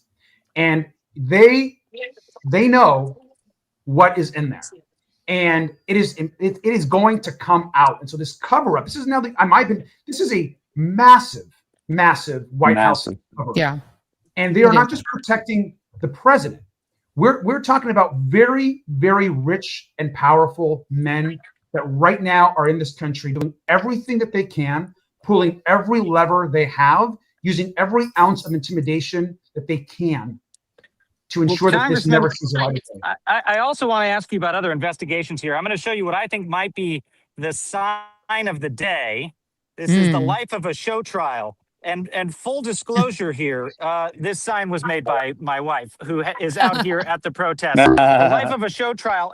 But I bring that up, Congressman, because in addition to Epstein, we have got some extraordinary miscarriages of justice happening just in the open. I mean, these aren't Watergate in parking garages in Washington. The president of the United States is prosecuting his opponents, but as we've all seen in the past few weeks, it's about to get supercharged. It's not just about elites inside the Beltway who've crossed him. It's not just people like me who he's threatened to throw in jail. He's now going to start designating Americans on the terrorist watch list. And as Joy and others have said in the lead up to this event, I mean, they were equating us, everyone. Miles. Yep. Yeah. Congressman, I think you know where he's going. Go ahead and answer him. Yeah, I mean, I think you're absolutely right. I mean, I think we're in very dangerous times. And I remember, when Trump first came into office, a lot of folks were, "Oh, it's going to be fine. We'll get through it." And I think a lot of us were like, we're talking about someone that doesn't want to stop being the president. You think he wants another election? You think he wants 2028? Let's be really clear-eyed about what Donald Trump wants. Yeah. He wants to stay in power. Everything that is happening right now is about extending his power.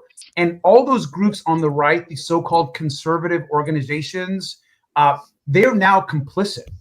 They're complicit in building his power, leaving him unchecked. The members of Congress in his party, I mean, the cowardice, the hypocrisy is pretty stunning. But I think the American people are beginning to see what's happening.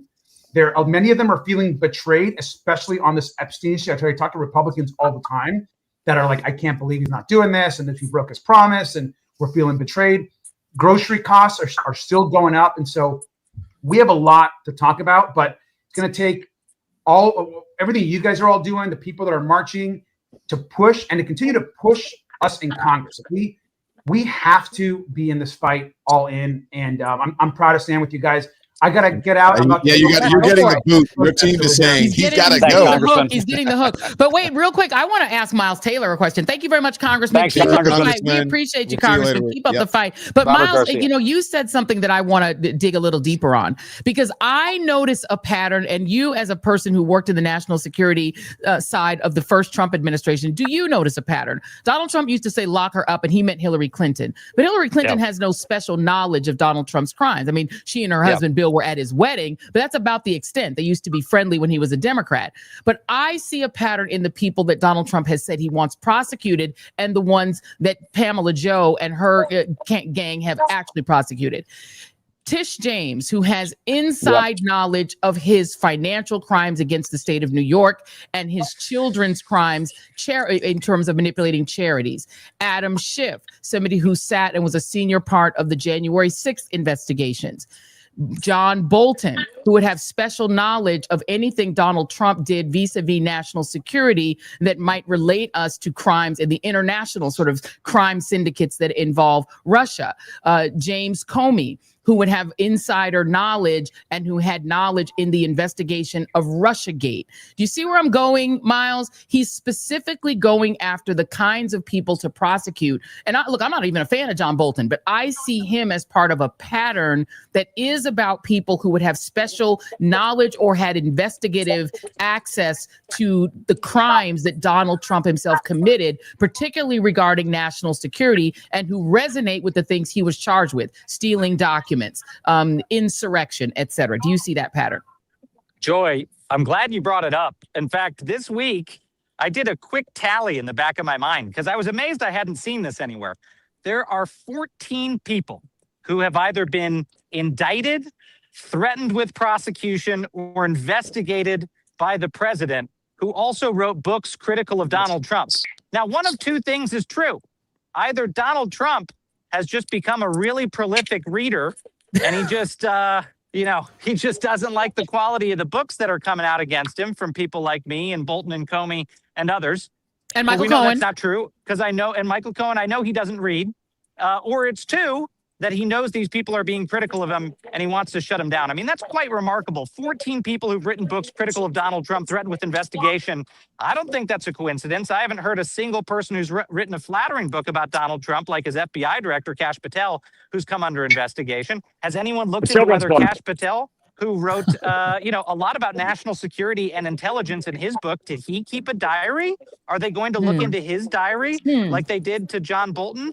I mean, I think John Bolton here, that's right. Love him or hate him, he's going to have an exquisite case for selective prosecution, because there are so many other people who they've declined to look into, not least of which is Pete Hegseth. Pete Hegseth, who shared classified information on the same encrypted messaging app that they accused John Bolton of sharing classified information. And he's sitting in the job of Secretary of Defense, and they have decided not to do anything with that. So, I mean, the examples go on and on of selective prosecution. But yes, Joy, I mean, I think you cannot escape. Of course, this is not coincidental. And the only one who would think it's coincidental is someone who's missing their prefrontal cortex.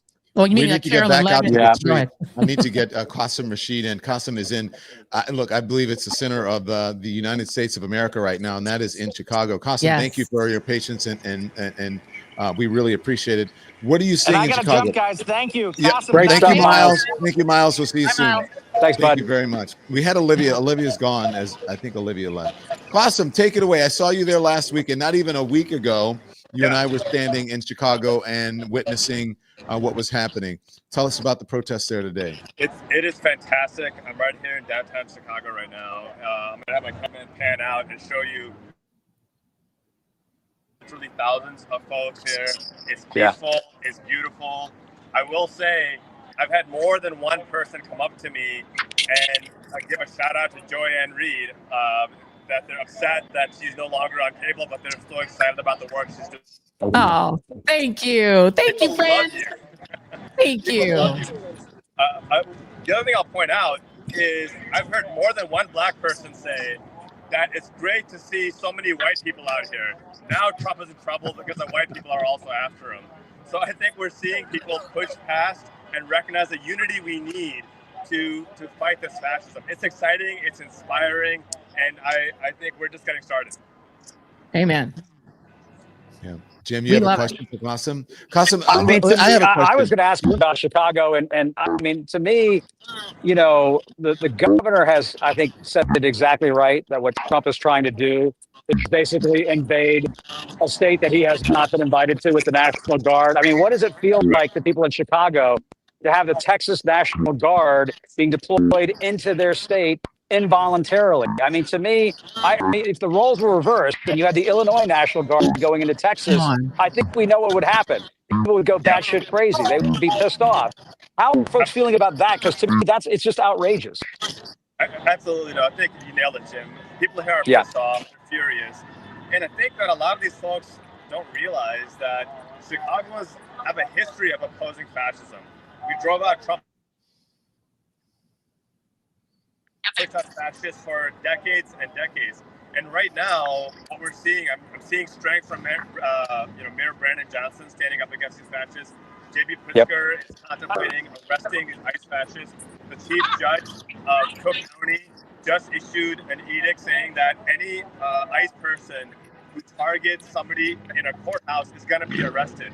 So we are leveraging all of our powers locally. Of course, the federal appeals court unanimously told that the National Guard cannot be deployed there. So we are pulling our levers. The people of Chicago are showing up. But make no mistake, we're pissed about what's happening. We're not going to take this thing down. Yeah, I agree. So, Qasim, you've been watching over the last week. Is there any difference the way folks are being treated? I would have to say, just from my assessment of what I'm seeing on the news, no. I'm seeing moms being pulled out, and at the car pickup line, I saw 2 moms this week being picked up and then let go, picked up for no reason and then just let go. We're seeing ICE agents ramming into cars. What is it like there in the city now? Well, a couple of things. One, if you recall, back on October 4th, DHS put out a press release saying that 10 cars ambushed one DHS agent who then had to fire in self-defense. The video footage since then has shown that this was a complete lie. There were no 10 cars.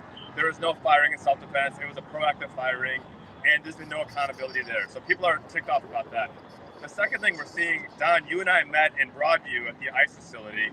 Since that time, they've put up even more barricades and shut down the street even more and deploying more law enforcement. My friends who were there yesterday saw police deployed batons and hit them. People got hit in the face.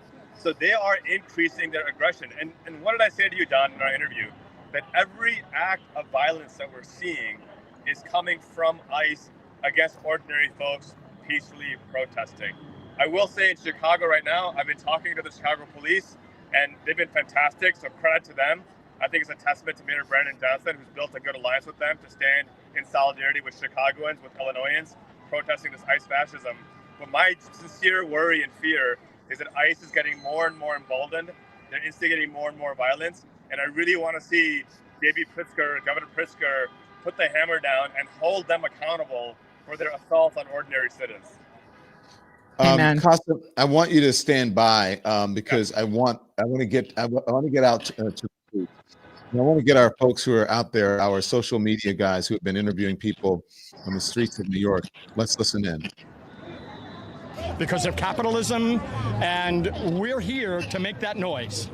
So it's all under one umbrella. These things are not separate issues. It's all, it's all one big issue that is planet-wide, and the shift is happening, and they can't stop it.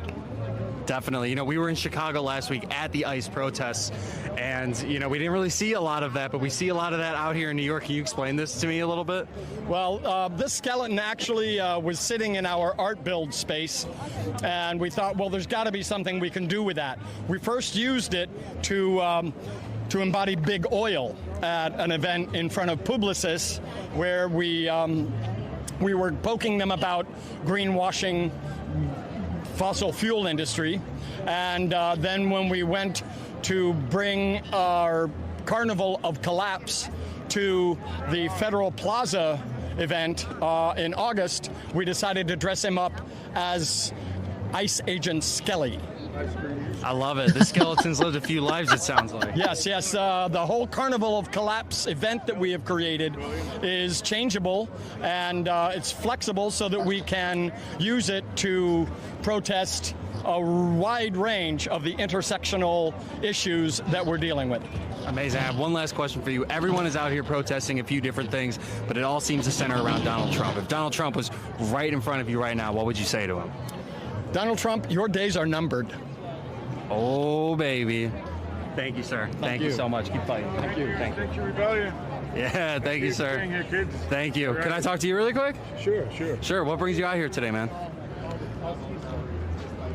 I scream, you scream, we'll all scream from ice stream, glacial collapse. There's a whole carnival of collapse all around us, isn't there? Okay?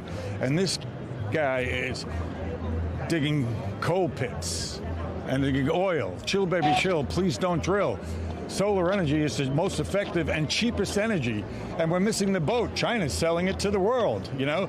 The negotiator extraordinaire is missing the whole boat, okay? And so Extinction Rebellion, you may have heard about the pollinators, huh? You know?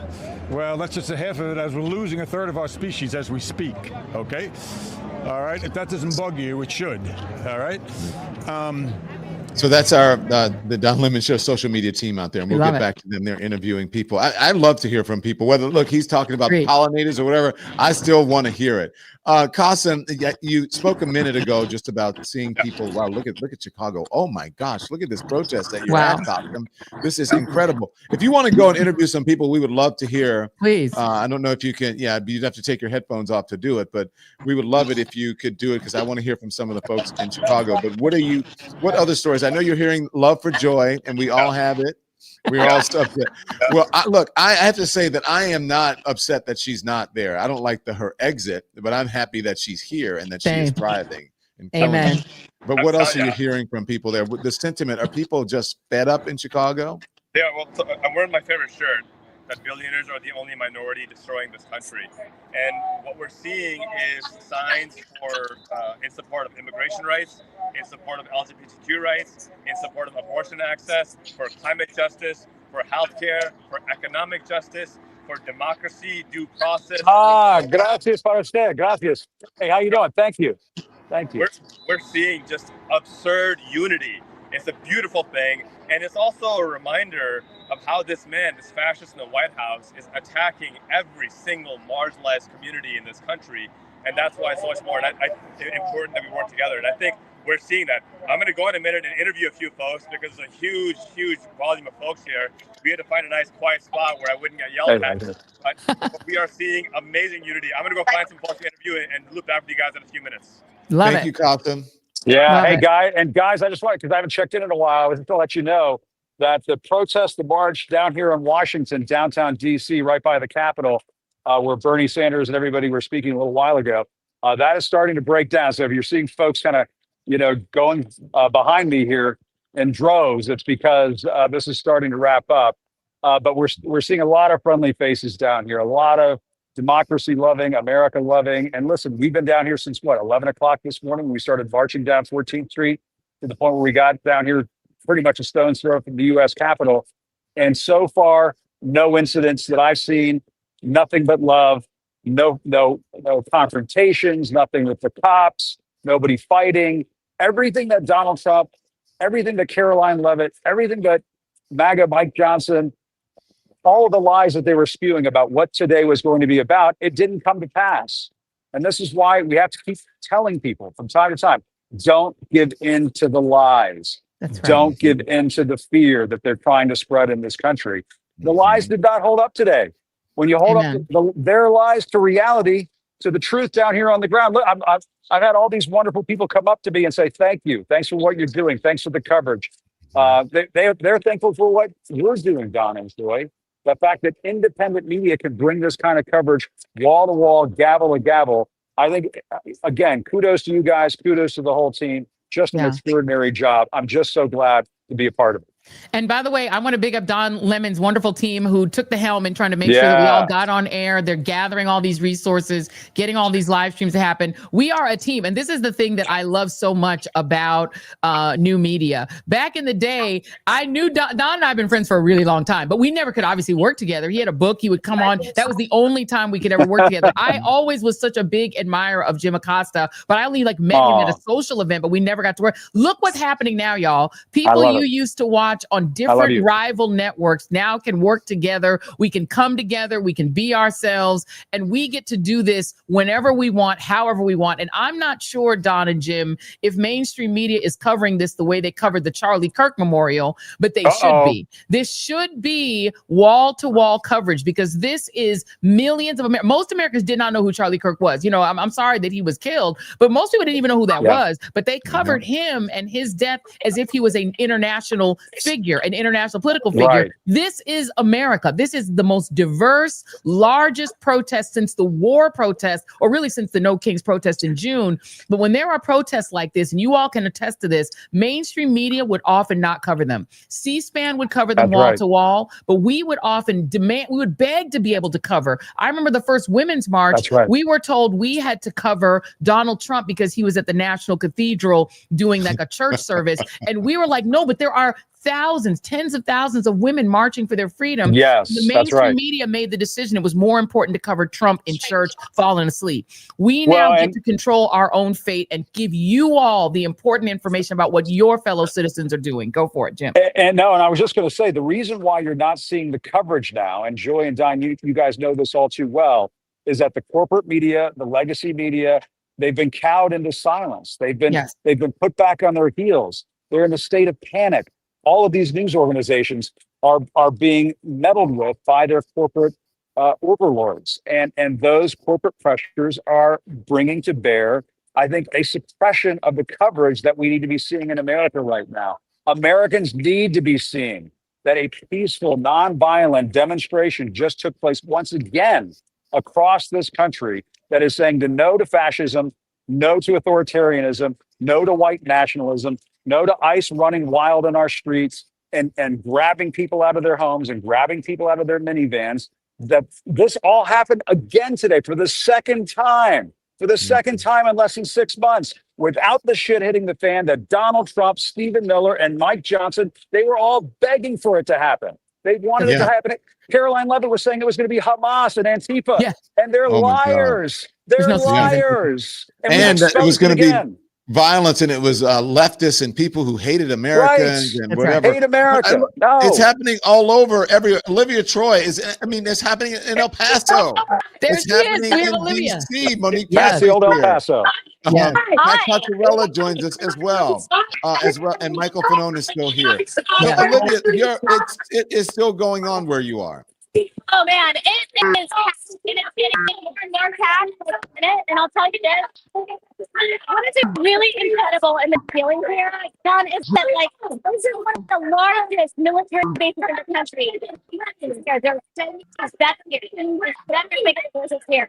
There are immigrants here. We were looking out at the border of Juarez and El Paso. And I am here. You're the congresswoman on an Escobar, and I'm going to swear to God, it's super hot here. So our equipment's over here and everything, and we're making it work. But she's here joining me. Here she is. I'm going to give her the mic.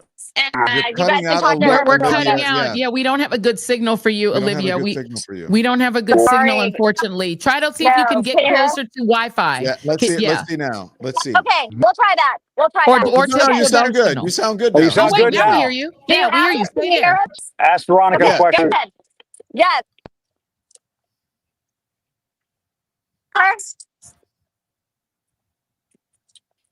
We're trying to hear her. No, Olivia, you can't. There, we can't hear Olivia. Yeah. Okay, Olivia, we'll try again. Maybe we're gonna try again. This is like when I watch Slow Horses. I want to put the subtitles on. You know what I mean? Because I can't understand those Brits talking. I just can't. So Also, I by the way, guys, you need to know that the people on the West Coast have finally awakened out of their beauty Hollywood sleep. Joining us from Los Angeles is my former colleague, Nick Valencia, is at a protest. Nick, you're in LA. Where are you? What are you seeing? Oh man, I guess I need to be still sleeping because I need a lot more beauty sleep around these beautiful people here in LA. Everyone's got that golden color to their skin here. It's a party-like atmosphere. We're seeing kind of like the similar elements. I'm talking to you, and I just out of the corner of my eye, I see these inflatables that we saw in Portland. It's really a jubilant atmosphere and environment. Can you guys hear me? Okay? Are you guys? We can. You guys, is my audio right? All right, awesome. You sound great, Nick. I want to start talking to some people and ask them why they decided to show up here, because we've seen everyone from local unions out here organizing their folks. That's who you're seeing in the yellow vest behind me, to just everyday citizens, people in Dodgers gear. They're celebrating that big win yesterday, but that's not keeping them from showing up here on the streets, because this is where it all started, not just for myself, but really for one of the, flashpoints for the national movement. We saw what happened here on the streets of LA the first week of June, those ICE raids that have just taken storm all across a lot of democratic cities in the United States, places like Chicago, which is where you're really familiar with, Don, and out here in LA. But let's talk to some people here. Hey, man, how are you? We're live streaming right now with Don Lemon, Jim Acosta. Hey, what brought you guys out here today? Yeah, and it's a party-like atmosphere. I mean, there's no one's aggressive out here. Everyone's really happy. I haven't seen anything but smiles out here. Yeah, we're live streaming right now. Nick, we can't hear them. No, you can't hear them. Got it. Okay. We can hear All right, you. got it. Cool. You can hear me, but you can't hear them. No problem. Well, that's just one of the union organizers. Behind me, you see this rig that's going to be going through the streets. Things don't get started here, Don, Joy, and Jim, until about 15, 30 minutes from now. But there's already hundreds of people out here in the streets. You see these flags here were a big, they were a big kind of emblem that we saw throughout the course of these protests. Half Mexican, half American flags, showing the unity here on the streets. A lot of people take exception with that, but that, growing up in Los Angeles, we saw that on the streets all the time. People really prideful from where they're from. That doesn't mean that they're hateful of being American. It just means that they love their culture. They love where they're from. And that's all part of being out here. You see people with Mexico tank tops on, people with American liberty, red, white, and blue stuff. It's a really big party-like atmosphere, guys. How many people are they expecting, estimating? Tens of thousands. It's so hard to put an estimate on things. We've seen estimates of more than 100,000 people in the streets. I mean, there's pockets of demonstrations planned all across the county, from Long Beach, to the West Coast, by the beach, all the way out here in downtown LA. It's been active all morning long, but we're not expecting this to really get kicked off for another 30 minutes. But thousands and thousands of people will be out here, Don. Nick Valencia, stand by. I want to bring in Monique Presley. Monique is joining us. Monique, as you are witnessing what's happening, I'm not sure if you've been out to a march or a rally, or if you're paying attention to what's happening on the mainstream media, as they call it, the lamestream media. We don't know, but we got it covered here, and we want to hear from you. Yeah, so I'm on the West Coast. Hi, Don. Hi, Jim. Hi, Joy. Hey. Hi, everybody. I, of course, have not been watching mainstream media, because why would I when I could be listening to you all morning? Yes. Yes. Coast, and things are going to be getting started in a little while. I'm here because my daughter is in a big audition. She'd kill me if I said for what, so I won't say. But after that, we're going to go get our protest on. Then we're going to go get a show on. We're going to do everything that the West Coast has to offer all at once. But I really just want to first say and agree with each of you who's been talking about the difference between mainstream media and what you all are doing, and the fact that you have given this event and given, frankly, our citizenry the coverage that we deserve, because people are going out and making their voices heard. And when you flip to the other channels, it's nowhere to be found. And no, Joy, I wouldn't have wished for you to lose your show. Don, I didn't want you to be off mainstream. Jim, I didn't want you to not be covering the White House. But look at God, right? Look at God. There we go. Yes. Praise be. Yes. And it's not just a demonstration of the power of independent media, but also, as Joy was just saying, the power of collaboration Yes. Right? The power of when people have respect for each other and can find common ground, can come together. You all don't cover things the same way or from the same vantage point, and that's the beauty. Yes. Because then you're all together and we get to see that. But frankly, I don't know if I'll be the first person today to say it, but let me go ahead. What the march really just kind of makes me sad though. I'm depressed by it. I'm kind of infuriated by it actually, and I can't shake it. I hear the people being all optimistic, but you know, I took my daughter out there 2017. We had on our can you say the word, the P word? You can say we pussy. not all, yeah, you can say it. The pussy hat. We had on our pussy hats. I had my 10-year-old daughter, you know, with her cute little pink beret, and we marched down, you know, and there's no marches like this when that man is not in office. And I've seen the marches before, and we're seeing the marches again, and I need these marches to convert to votes. And if all the people who are out there are the ones who voted, then I need them to get their folks. Okay. Yes. I'm focusing on my folks. Yes. And I need them to focus on their folks. Because Yes. the folks I marched with in 2017 have let me down every 2-year vote since then. And so I'm not really trying to march nowhere with them anymore. That's my truth of the day. I saw Congresswoman Jasmine Crockett posted a picture today of her and Vice President Harris. That's my truth of today. Y'all had options 10 months ago and you didn't need to be out there marching but the Black woman. So that's my truth of the day. My other truth of the day is people are out there saying no to fascism who didn't want to say no to white supremacy, have never said no to racism. I know we want to believe this is not what this country is, but my experience is this is what we're trying not to be. Not that it is that we are not it. That's not necessarily my truth or the truth. So I am encouraged that people are doing it. I'm cautiously optimistic about people learning the lesson, like, don't touch that. Don't touch that. And the stove is hot and maybe some people are getting burned. And so now they're like, oh, it's hot for me too. It's not just hot for other folks.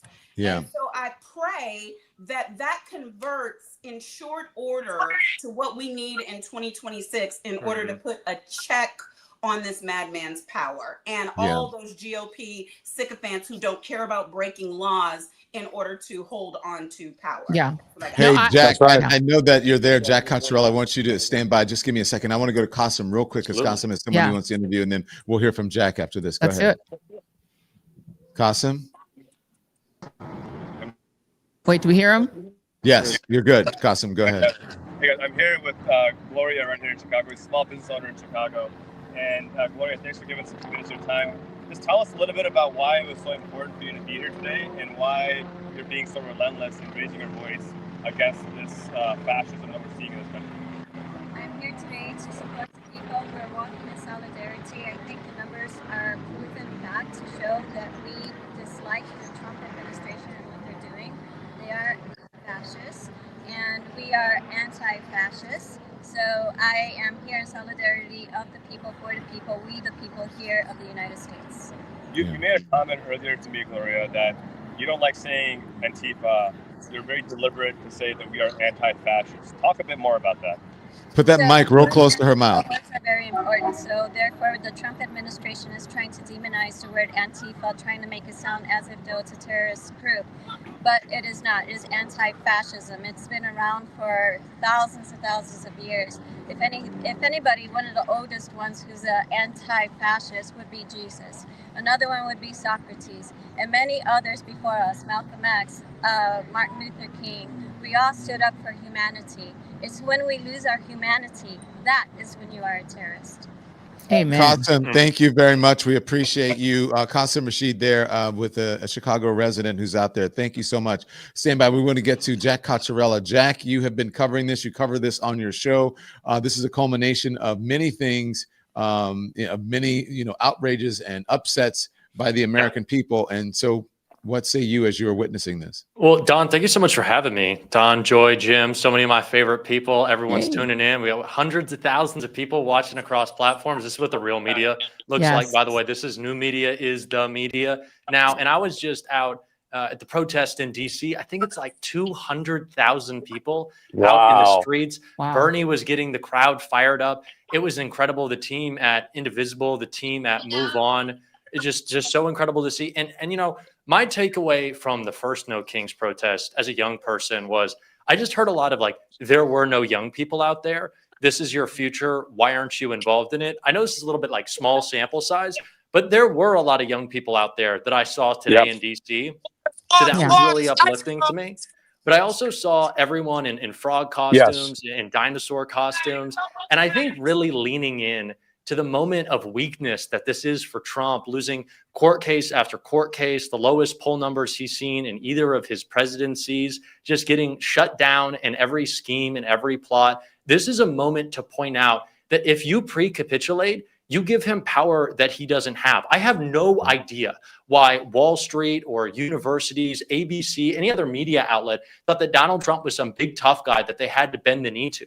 Every time that we stand up to him, it shows how insignificant and insecure the people in this administration are. Every time we go out on the streets, we show that they don't have power over us. And that's what they need. They need us not to do that. They need us to be afraid. They need us to capitulate. That's where they get their power. And everyone in a frog costume or every T-Rex out there, anyone who is protesting is just showing how pitiful these people are and how just insecure and sad Stephen Miller is. And that Carolyn Levitt thought that she was going to go on Fox and call us criminals and that was going to stop us. I cannot wait to see what like new filler she gets in her face to try to cope with the embarrassment that has been this weekend for her. But I have just been so happy. I was out in DC for like 2 hours.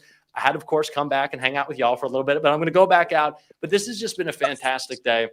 And I'm glad it is pissing him off. And I hope Donald Trump's golf trip has been ruined today. But like the demo that I saw out there, seeing young people just gets me fired up. And it's incredible that so many people are tuning into y'all right now. I'm just stoked. I know that, you know, Monique, what you said was so perfect. Like it's not enough to just go out and be in community, which is so important. But to do something with it. You know, I always hear that, you know, joy is an act of protest.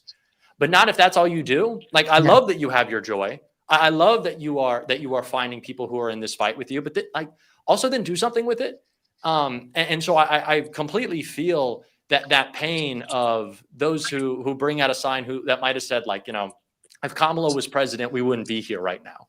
But I want to be in it constantly, right? If we kind of become numb to the fight that we're always in, if we think that maybe we're in power for a little bit or we get a couple of wins and just because you're feeling good, it doesn't mean that marginalized people aren't always having their rights assaulted, aren't always having people come after them, then we kind of fall asleep to this. And I don't want to be asleep at the wheel anymore. I don't want to be asleep at the wheel if a Democrat is president, if a fascist is president. And so I totally empathize and feel you on that. But today I do feel maybe there is something that has shifted, at least in the way that the public is perceiving this administration as weak and fallible rather than something that is unbeatable, right? And that's what Trump wants us to think, that he is inevitable. And I hope today is one of the first days in shifting that view, that shows that he is weak, that he is beatable, and maybe that changes things a little bit. Amen. Amen. That's my rant. That's my rant. Monique, can I ask you something? Good job, Jack. Yes, Jack. Monique, Go, Jack. are you there? I'm here. Monique, let me ask you. By the way, Jack I'm in front of the Dear Leader thing behind me. I just wanted to point out that I'm in front of the Dear Leader banner. Oh, there's the Dear Washington, Leader DC. banner. You guys see that? The Kim Jong-un It's giving bullshit North that they got Korea. here in Washington, D.C. Yeah. Caroline Levitt is sort of like the little North Korean lady who sits at the desk with the mountains behind her and spreads the propaganda. That's what she does. But she and Stephen Miller and the liars at the White House, they're 0 for fucking 2. 0 for 2. Second No Kings Day. They tried to trash. And guess what? Y'all fucking lost again. That's all I gotta say. There you go. There we Let go. me ask you something real quick, because you mentioned, I wanted to ask you this before. You talked about, you know, that it's making you sad. And some of the guests have been mentioning that they are not, there's diversity out there, but not a lot of people of color. What changed your mind? Because you said you're going to get your protest on after this. What has changed? Do you believe that we're on the precipice, or we're already into something that's really bad and we need to pull our democracy back? Like, what's different than you? Because before, if I had asked you, I'm going to be honest, and I've asked some of my some of my Black girlfriends, I would say, you go to the protest, and they'd say, I'm having chicken for dinner. You know what I'm saying? So what has changed? Why do you think this moment is different? Yes, no, I don't know that it's different. I love a good protest, Don. You know that about me. You're a pugilist. You're a pugilist. My daughter wants. Thank you. And I want. Oh, thank you so much. I appreciate it. Working to be in the way, and she's been raised up to know that power to state of the people. It has her still on fire. Thank you, Joy. Thank you, Angela. And so I'm going to take her out there. I see we've lost Don, so I'll just randomly talk. But we still have Joy in the anchor chair. We still got you, girl. We got you. Keep going. Keep going. But I want her to be a part of it. And I love a good protest, but I want to observe it and see it more so than be in it and among it at this hour. And I don't blame anybody who wants to go or doesn't want to go, or I'm with everybody wherever they feel, as long as they are doing something. That's the thing that I know you say all the time, Joy, and that Don says, and that's what I believe. Like, your something doesn't have to be today. It's great if it is. But, and Don, I don't know if you could hear me or not, but I was just saying I love protest, and I'm taking Grace because she wants to go, but I'm gonna be more of a protest observer. Like, if I find a little orange vest, I'll be a legal observer. I'm not necessarily like gonna be fist up on it. I'm going to continue to work toward getting people to turn these into votes. So I hope these enthusiasms work. And Monique, I will say, and I said this earlier in the live, and thank you all for tuning into this live stream. If you guys are tuning in, this is like the Avengers of fighting fascism. But I'm with my take on this, Monique, and I don't know what you think about this, is that I'm actually glad that these protests are almost all white people, because white folks have the responsibility of their demographic having been the one who affirmatively chose this. And D.L. Hughley said earlier on this broadcast, and I think it's absolutely true, that America needed to see exactly what it's like when they got their heart's desire. And for 6 out of 10 white Americans, this was their heart's desire. They wanted unfiltered Trump. They wanted Project 2025. They wanted ethnic cleansing of America. They hated the idea of having to hear Spanish in Walgreens. They wanted to go into Walmart and not hear any or see any brown people. They wanted to go in Home Depot and not see brown people. They wanted to see them suffer. They wanted to physically watch people who are undocumented, who they call illegals, which again is their word. It's the N word for brown people. If you say the word illegals, you're saying the N word. I hear it as the N word, and I get to think you're racist because that is a racist term. But they wanted to see those people. They needed it viscerally. Now that they're seeing that suffering comes with them getting their food prices go up, with themselves losing their employees, with themselves getting harmed. Now you have a lot of white Americans going, oh, this isn't what I voted for. And the tariffs that Trump said he was going to do, now hurting them. They go, oh, shoot, he's helping Argentina and not me. And so a lot of people are waking up to it. And so to me, the farmers, the people who asked for this, rural America said, I want Trump. They're the ones who were singing the English version of I will vote for Donald Trump. Okay. And Joy, they don't want to be bailed out. They don't want these. They don't want the handouts, right? They just want their to do markets. Right. Because they understand that once the markets are gone, once Argentina and these foreign countries stop buying American soybeans, they ain't coming back. So their markets on giving you a one-time cash bailout doesn't do shit. So now that they're getting, this is why I need my spicy white people to be the movement. This is your turn to do the March on Washington. And by the way, what they said about the March on Washington before it happened, the reason DC was empty during the March on Washington, they said it was going to be violent. They said it was going to be fights. They said it was going to be murder. And so they said that about the March on Washington. They said it about the march over the Edmund Pettus Bridge. We can't let these blacks march. They're going to do violence. Now you're having the same thing being said about the No Kings March. They're going to be violent. It's going to be terrorism. Voila, it's not. But our spicy whites are responsible for overturning fascism. It's your turn. You always said y'all wanted to have your own 60s civil rights movement. Baby, you're on deck. You got the bat. Hit that thing out the park. White America, stand the hell up. But it's a generation. Jack Cottarella says he's got you, Joy. Jack is ready to lead this. And him and Jolly Good Ginger and the Frog. We're going to get out there. Jack get out there and do your thing. Hey, if I can for a minute, I want to get back to the social media guys. Clock it.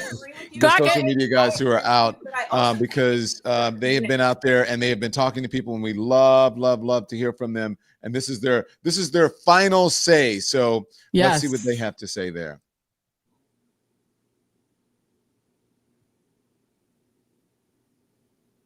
Maybe they don't know that they're on.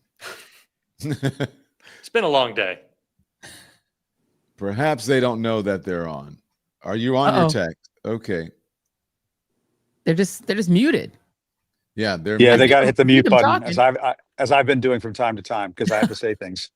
Yeah. Oh well. So Anything they have your end? Yeah, efficient, respectful. A lot of people would have liked to see some more young people, but that's okay. Yeah. A lot of white people using their privilege, which is really cool to see. A lot of cool costumes and stuff, and we got to learn some of the stories behind a lot of people's protest wear, apparel, and signs. And yeah, I think it was a great time. We just want to say thank you, Don, Joy, Jim, and all the special guests. Respective collective of Lemon Media Network is going to be signing off, and we are going to Don's for some margaritas.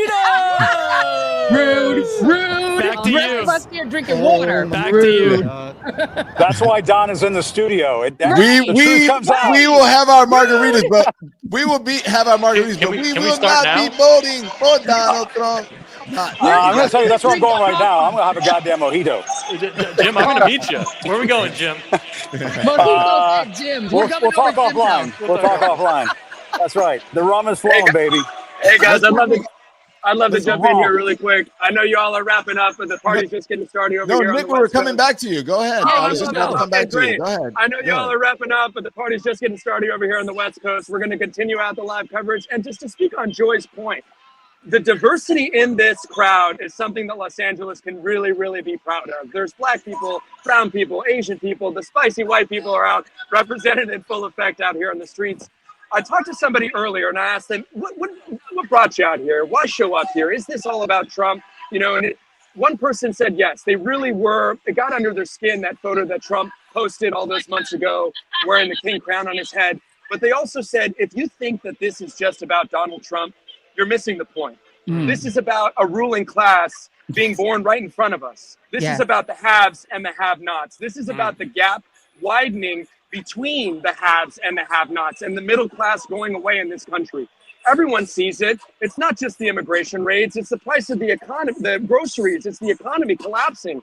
We were promised so much by the president on day one, not to include the Epstein files. I mean, they were supposed to be released. But now we're seeing the things that he campaigned on. He can't celebrate those. They're not victories. People are struggling to survive out here. That's why there's so many people out in the streets today. And you're right. It's not an aggressive atmosphere. It's a party-like atmosphere. People are coming together for community because we really need that now and more than ever. It's not just a Latino community. We're so proud to see our Black and brown brothers and sisters come together, be shoulder to shoulder, and really understanding that this is more than just about us. It's more than just about the individual. It's about the collective, and we're all standing up today. That's what today is about. It's not just about Donald Trump. Let's just be clear about that, guys. Thank you guys so much for having me on. Thank you, Nick. Amen. Thank you, Nick. We'll see you soon. You'll Thank be you, back Nick. on. Let's try Olivia one Love more you, Nick. time. I want to make sure that her mic. Olivia, you there? How's your mic? Can you guys hear us now? Do we have a steady stream? Finally. I'm taking Olivia to the Yes, I mean, icon it is store kind of- next week. I gotta tell you though, I think it's the heat. My phone keeps saying it's overheating, and I've got to tell you, there are a lot of people here. This goes on for miles, and so I think with everyone here, who knows? We're on the border. Stephen Miller's probably pissed that I'm here with Women Escobar. So he's probably blocking her signal, but I'm gonna hand over to her for a little bit. You can hear her okay? Here we go. We can't. No. We can't. Olivia. Olivia. We love you. It'd be great. We love We love Olivia you. so Feel the much. democracy coming out of her heart. The democracy is coming out Yes. of her heart. We love Yeah, her. you sound like Charlie Brown's mom on the phone right now. Where's the patty? Okay. We love you, Olivia. Look, thank you, Olivia. Thank you. So there we go. Jim. How dare look, you? Jack. How dare you? Jack, I how love you guys. That's Chris. Jack, I thought we were cool. What are you doing? Why are you getting to? I'm drinking coffee. I'm just. Did you bring enough for the rest of the class? I need a Out little of a refresher. Don Lemon Show mug, by the way. Show your Where's merch. mine? Show your Where's my Mugs. merch? I know we need. Well, look, I think the chat needs to get together and demand Jim Acosta merch. We're trying to get him on OnlyFans. It's either merch or OnlyFans. We're one or the other, Jim. You either It's get only to shake feet. it or Jack, I'm going to be doing what you're doing soon out of one of these. Hell yeah! What are we having? That is, it'd probably be a little tequila and something. How dare you? Rude. The Jim Acosta thongs are now available in the merch store. I'm just gonna Are you modeling them? Yes. act now while supplies last. I can show you a sample for mine. We have the Don Lemon ones as well. And there's a big lemon on the front, and it's also it makes you smell fresh. Ooh, a like little lemon makes you lemony fresh. Oh wow! Boom. This is what Monique is democracy smells like. uncomfortable. Anyway. Monique she's literally like her sound went out just and then. She's like, I don't hear none of this shit. Guys, I'm a Christian, damn it. This has been this is my breakfast. I woke up. This has been my lunch. No. Oh no. Don, your blood sugar is gonna spike with that and tequila together. You realize that, right? Yeah. Yes. And lemon heads. And lemon heads. Yes, I'm a Monique. Texas girl. They don't let us graduate high school or go to college if we don't know how to handle our liquor. Oh, she told There us. you go. She told us. Handle liquor, walk in heels, and do a face. When I tell you every change Texas a tire. and change a tire. Every Texas girl I know, change a tire, walk in heels, do their hair, and do their makeup. No doubts. And they would just do that tire in a face, in a full face. Okay, how about that? Don, I have to bounce. So I just wanted to say to Yes. Joy's point a couple of minutes ago, I can't agree more that I feel like the right people are leading this protest and this movement. And I said earlier this week, this thing that is true to me that I want to repeat here. Shared suffering breeds community. Ooh, yes. And sometimes people don't understand why, whether it's Black community, brown community, Asian community, why we are such a why there is such an enhanced sense of culture. But some of that we is because we have had to be the we that fights you. So if the you that we have fought breaks itself down and forms its own we, and it doesn't have to be a culture of whiteness. It has to be a culture of humanity and shared suffering. And that's what I see out there. And when enough of that part of us figures out, oh, wait, me too. Oh, wait, us. Oh, wait, you didn't mean it's not just gonna affect. They're snatching everybody off the streets. Yes. They're giving everybody the same poor health care. They're doing it to everybody's school system. My child has special needs too. When they figure that part out and lead it the way they are now, then I think we see the kind of change that is lasting, because then maybe they will not be able to be fooled anymore. Have Yeah. Hallelujah. Monique. Hallelujah. Thank you. Bye, Monique, and best of luck to your daughter. Bye, Monique. Tell her to break a leg. That's the saying. It's so big. Thank you. Okay, bye-bye. Bye. Thank you. Bye. Let us know where you are streaming and watching us from in the chat. We want to know what city you're in and what you did. Hey, team, do we have some pictures of, because there were a couple pictures of people who couldn't make it, but they couldn't make it to protest, but they did what they could in their own hometowns and in their areas. Did you get any of the shots of the dogs or anything? Oh, I love it. This person said, I cannot go to one of the things, but I hung this on my fence. Love that. That's awesome. That's awesome. Yeah. Do your little bit. Anything you can. There we go. No Kings. Yes. Yes. Oh, there's a dog. Oh, good girl or good boy. So cute. Oh. I believe that's my friend Quinn's dog. Look at that. Oh, yes. amazing. Costume characters. We love it. Yes. Amazing. What else do we have? Is that it? Oh, check it out. Okay. And do you guys, we want to put your guys, this is Don Lemon Show merch, and then we want to get you guys as well. Morons are governing America. Who's this lady, Andy? Do we know? This is Debbie Wilcox. Hi, Debbie. Shout out to Debbie. Shout out to Debbie. That's a seasoned spicy white lady. No, I was about to she's say. the queen of the spicy whites. She's gonna be on I've Had It next week. That's the third host. We love I've Had It, by the way. Not paid, just pissed. I like that. I love what it. else do we have? Michael in Fairfax sent these. Love that. Oh, look at Thank that. you, Michael in Fairfax.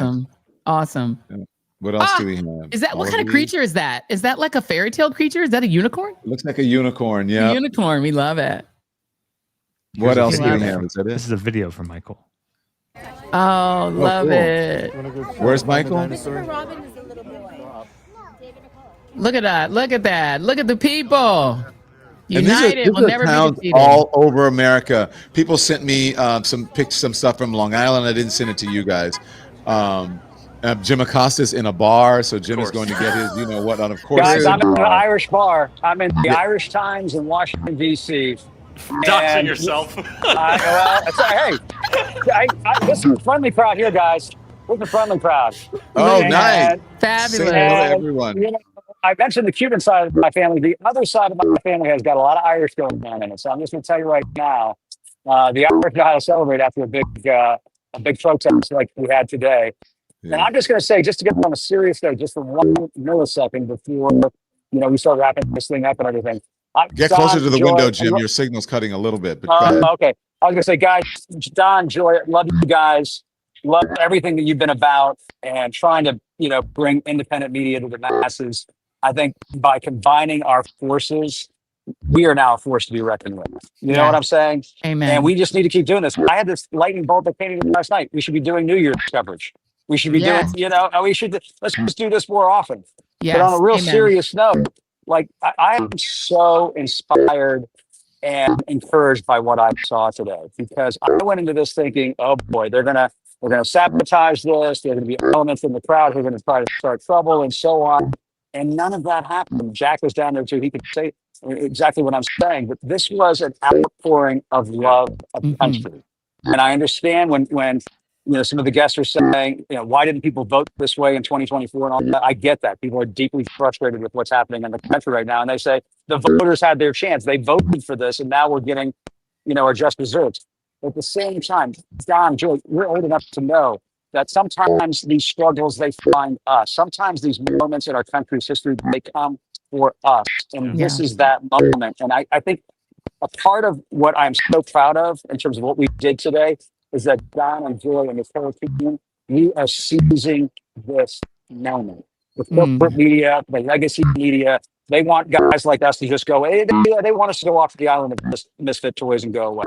Yes. And what we did instead is we combined our resources and we did the kind of coverage that you should see in a free country, in a democratic republic that cares about free speech and freedom of assembly. And that's what I think we delivered that today, guys. And I'm Jim, thank you very much, Jim. I received every word of that. I need you to stand by because I think you want to stay for a few minutes. Congresswoman Jasmine Crockett joins us now. Congresswoman, come on now. We Hey, love us some Jasmine Crockett. Jasmine. Hey, y'all. Hey. So, Congresswoman, were you out and about on the protest, and what do you give us your observation and your thoughts on today? Yeah, so I am in Houston, Texas right now because my candidate for the special election, Christian Menifee, has me busy doing some stuff. But I had to make sure that I showed up for the people, and they are thirsty, right? Like, I know people think of Texas and they always think that we're just some ugly, deep red place, but we're not. And so the resistance is real. The people are out there, they're energetic. And honestly, at a normal rally, I'm kind of like just trying to like get people pumped up. But as I've traveled the country, as I said to them, people are feeling hopeless. And I wanted to make sure that I like address the fact that there's all this hopelessness that people feel and how that is when they win. And so I really wanted to pour into them more than just kind of pump them up. And so it was great though. It's always just warm fuzzies, especially when I'm in a major urban city in Texas. Amen. And do you feel that, Congresswoman, the forced gerrymandering of the state of Texas and this drive to destroy the Voting Rights Act, has that lit a fire under people who now understand that they may not be able to vote for the person of their choice because Donald Trump ordered the governor of Texas to change the lines? Yeah, I think in theory that sounds right, but I won't know until we actually get out there and vote, right? I think that we recently saw polling that said that in the state of Texas, overall, they are not approving of this gerrymandering scheme, right? And so honestly, if we were in a state that had half the integrity that California has, Mhm. then we would have put this to the people and let the people decide. And I'm pretty sure the people would have decided that they didn't want to do that because it's not a good feeling. And I think even those Republicans that are against this, they look at this like, well, what if this happens the other way? We would never want that. And granted, that shouldn't necessarily be your only reason or rationale, but there are people that are thinking like that. And with this administration, they are not worried about consequences. They are not worried about clapback. They are not worried about anyone responding in kind in the way that they do. And maybe it's because people know that, like, by the nature of being a Democrat, that you are someone who has a heart and that you are not necessarily just out to do evil. Like we, as we're in this healthcare fight right now, I appreciate the fact that it has been made very clear that the vast majority of the people that will be most detrimentally impacted by this fight over the Affordable Care Act, or even as it relates to the big ugly bill, they are not people that are voting for us, right? Like they are not. Like we are fighting harder for their constituents. And because when we swear in, while I am a Democrat, I carry my title. It is U.S. Representative. I represent for those that voted for me as well as those that didn't vote for me. That is what we're missing out of the real leadership in DC. We're not getting that from the president or the leader of the Senate, nor out of obviously the leader of the House. Congresswoman, where do you think that, Jim, do you have a question? Sorry, I don't. Well, no, I was just going to echo, I mean, to play off of what the Congresswoman was saying, is that so much of this is about the issues. And the issue of healthcare is one that I think is going to hit people in the face with a trouble. When people's premiums, their Obamacare premiums, start to double and start to triple because of this big, beautiful blunder bullshit of a bill, that is going to hit home for a lot of people. And I think it goes back to a lot of people voting against their own interests. And so, Congressman, how do we get across to those folks who have been voting against their own interests? Do they have to just sort of feel it and have it hit where it hurts, which is in their wallet? What's so interesting as I listen to you explain that, what I have found, right, when we look at the demographics that are voting for the Democrats, we don't tend to get those voters that are maybe have a little bit less formal education. We tend to get the people that will read and get down into the minutia and do the 1,000-page bills with us and all those things. But what we are missing isn't really where we stand on policy. It is our ability to communicate with people. And I'm going to be honest and tell you that a lot of people call Democrats elitists and things like that for us saying things like you voted against your interests, because it makes people feel small. And so for them, it's almost like a pride thing, right? Like, oh, I'll show you, right? But in the end, you didn't, you may have hurt us, but you hurt yourself while you were doing it, right? So I think that it is about some of the ways that we just kind of present and just being very plain language. I was telling a story yesterday to a group of young electeds about the fact that there's one specific group, I won't put them out there, that really is not necessarily a natural alignment that anybody would think of as being aligned with me. But every time they have a Hill day, they bring them to come and talk to me. Now, I know that these people probably would never vote for me, but they love to talk to me because when I break it down, I'm just honest. I'm just giving them the facts and I'm telling them, as we were talking about one specific piece of legislation, I was connecting all the dots. So I was like, you may not agree with Democrats on a lot of things, but you need to rock with us on this because we lost a Congresswoman. Oh no! She went through a Damn no-go you, zone. Elon. He's up there with his little machine thing. They're coming for the feeds. Coming for the feeds. Man. By the way, just looking at this AP story about these protests, these are nationwide. We're going to see what the final head count is, but these appear to be the largest protests. Obviously, since the No King's Day, June 14th. But I'm going to be interested to see what the numbers look like, Don and Jim, versus the anti-war protests, which were record-breaking, and also, obviously, the protests against Donald Trump during the Women's March. So we will see what the numbers are, but they're looking pretty big. And speaking of the numbers, Don, if you mind if I don't just jump in real quick, I just kind of want to echo a sentiment. Jim, you're talking about the incredible platforms, of course, that all three of y'all have built. And, you know, when I was telling people to just absolutely, you needed to show up today, so much of it was about finding the community that we so desperately need right now.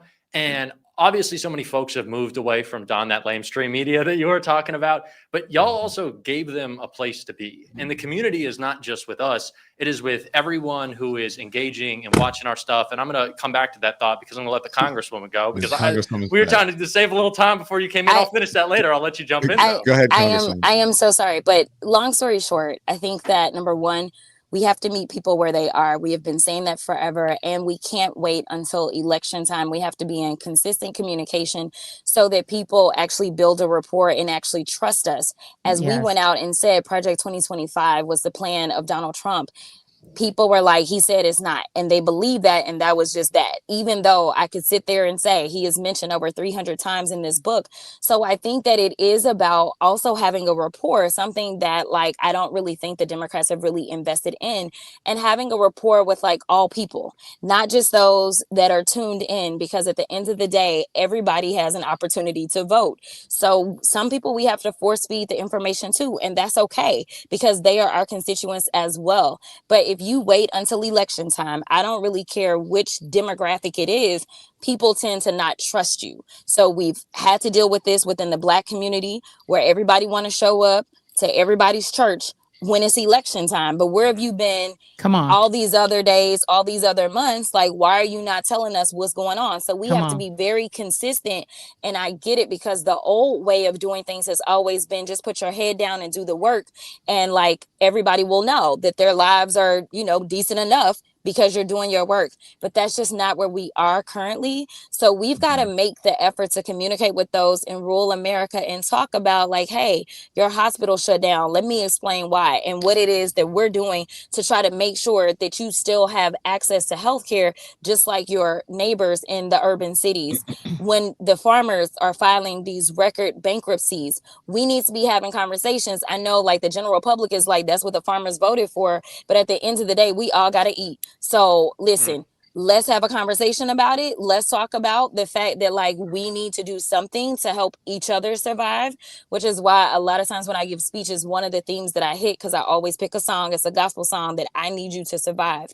And that's what I go into, whether it's farming, whether it's immigration or whatever, to make sure that we start really connecting each other. So long as they keep us siloed, then we will continue to lose with the division. So we've got to come together, but we got to show how it is that my life impacts your life so that people will actually understand the beauty and like honestly sometimes the burden of having to work with people that you wouldn't necessarily believe you should be working with. So we can do it. We just got to work harder and we've got to work consistently. Amen. Can I just say something on a personal level, please, Congresswoman?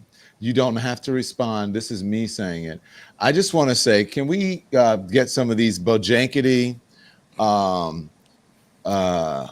tap dancing? Don got to it before I did. Tap dancing, ignorant brothers out here, Black men, to stop attacking Black women publicly, especially when they don't know what the F they're talking about. We need to be supporting each other. And if you're going to come at somebody, come at them with some real information, come at them with some facts, and stop tap dancing and cooning around because you want to increase your profile and your wallet. We are in this for democracy. We're in this for support. We're in this together. Stop going around criticizing Black women because the shit is just ain't right. This is 2025. We have someone in office who is a tyrant, who doesn't care about you. Perhaps you don't care about you or what's happening, but just stop it. That's all I'll say. Can I just add something, Don? We got your back. No. Wait, you said what I was going to, and I thank you, Donna. We needed to hear this from a Black man first, but let me just say something. Everybody saw the movie Django Unchained. Remember the name of the person who cared more about the love of the slave master than he did about the love of his people or the care for his people? His name was Stephen. And Stephen was somebody who was willing to sell out his fellow African enslaved people because he wanted and needed and sought and craved the love of the white master. And so Stephen, historically for me, when I think about it in terms of Django Unchained, is somebody who would never protect a Black woman, who will savage a Black woman for his own benefit because he was going to get a few more crumbs from the master's table. So what I would say to the Stevens who are in our world today, who are behaving as Stevens in the historical sense, understand that the master will never love you, that when they're done with you and finished with you and you have done for them what they felt that you have done and now all they could do, they will treat you the way they have now treated Diamond or Silk, whichever one is still alive. You don't hear from her anymore. You don't hear from Herschel Walker anymore. You don't hear from the what was he, the lieutenant governor of North Carolina that was on the naked porn Nazi. The porn Nazi. You don't hear from him anymore because they serve their purpose. And so when the master is finished with Stephen, Stephen will go the exact same way as the enslaved he refused to protect. So what I'm going to say is we are Django up in this bitch. We are fighting against the slave master. We don't roll with Stephen. And so, Stephen, if you decide that you think that you can pull a Megyn Kelly and make your entire purpose savaging Black women because that gets you clicks from white folks, again, your influence is not with Black men. Don Lemon is influential with Black men. D.L. Hewley is influential with Black men. Your audience is a different audience. This is what hello, Roland is influential with Black men who you are entertaining and dancing and stepping and tap dancing for are the white conservatives who will discard you as soon as they're done with you. So, Stephen, we are just telling you right now, Django is on the side of the people and will continue to fight for Black women and with Black women and against the enslaver and against you. You on your own, buddy. Enjoy your time on that vacation with what's his name from the Supreme Court. You can go with Clarence. That's your people now. Go with them because we were Jasmine. Congresswoman. So I will say this because I've clearly not said anything. I will say that I appreciate the community because when you are in DC and you are doing the work and you are fighting, you never know who all is paying attention, nor what it is that they understand about your fight, whether they understand that like life would be different if I opted to be out of politics. I would have more money in my bank account and I would have less death threats. Like whether they understand that, yes, you see me on camera, but you don't understand that like I don't go to sleep until the wee hours of the morning because I am always trying to make sure that I am prepared for committee, whether they understand that I get that the people that I serve, the people that elected me to Texas 30 have to always be first and foremost, because that is who elected me. They are the only people that can decide that I don't go back to DC. So we're always trying to come up with new programs and making sure that we are keeping them informed and engaged. As today is No Kings, we still have our kids and fishing event that's also taking place today in my district, even though I'm physically not there.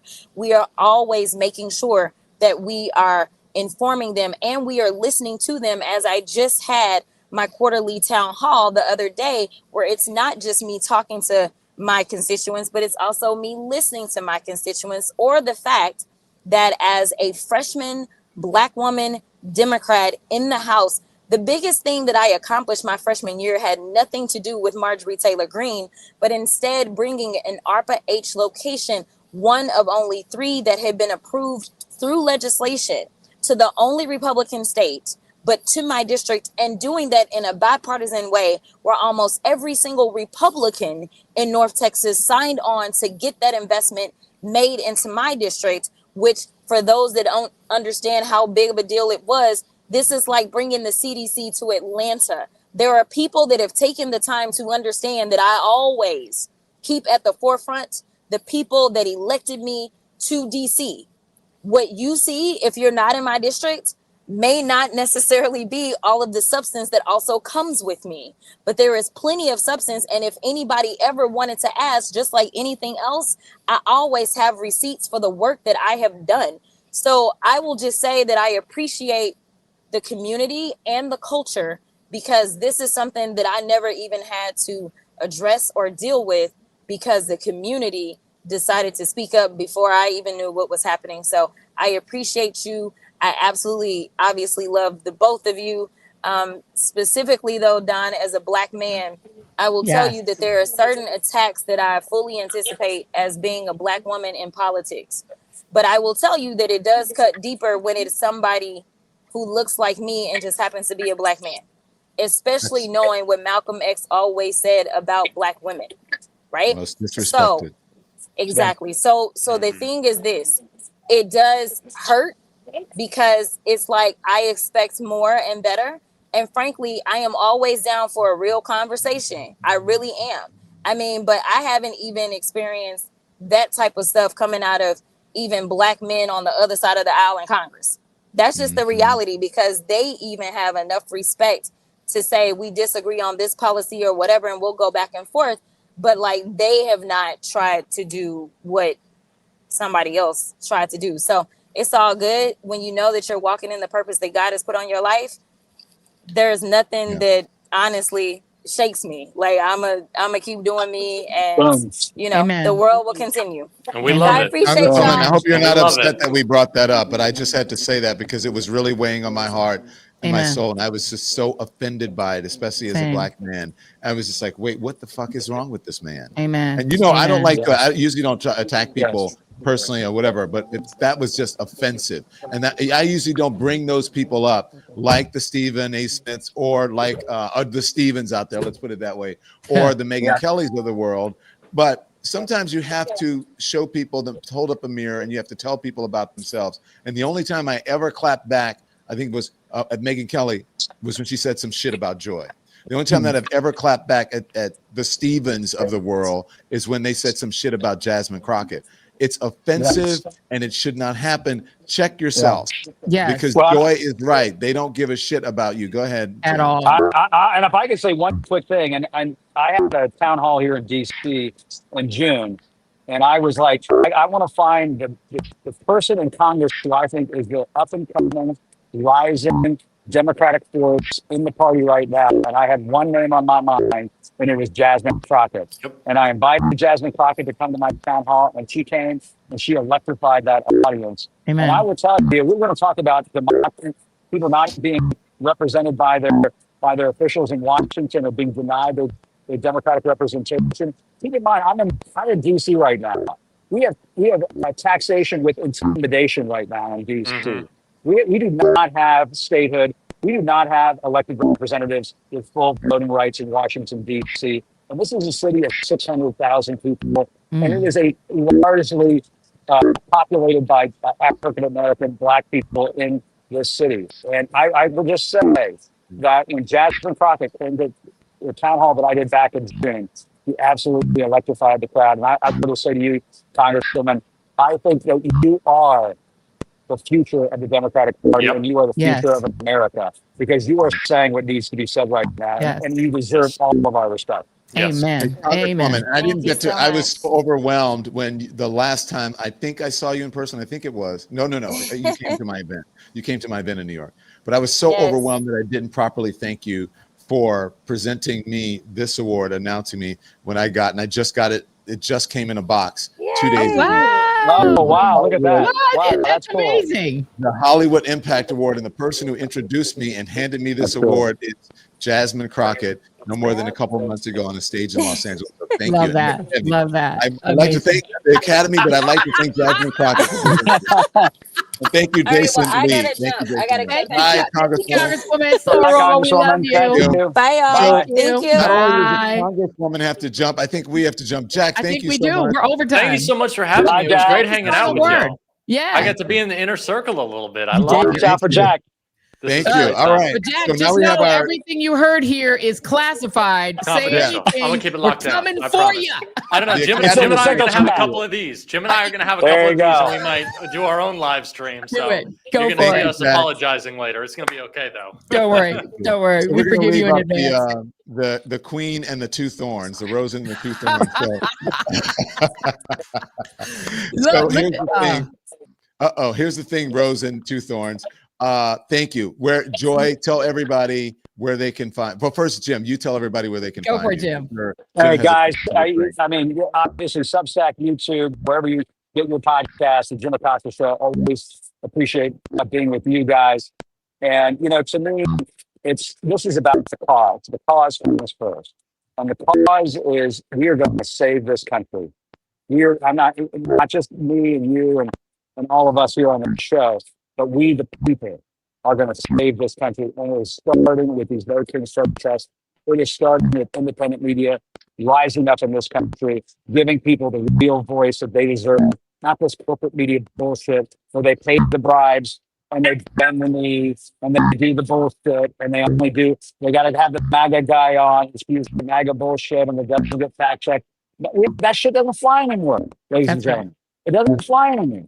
Not because Joy and Don and Jim say that, but because the American people say it doesn't fly anymore. And so I just want to say, hats off to you guys. You did it again. And I can't wait till the next time. And I love you guys. Thank you so much for making me a part of it.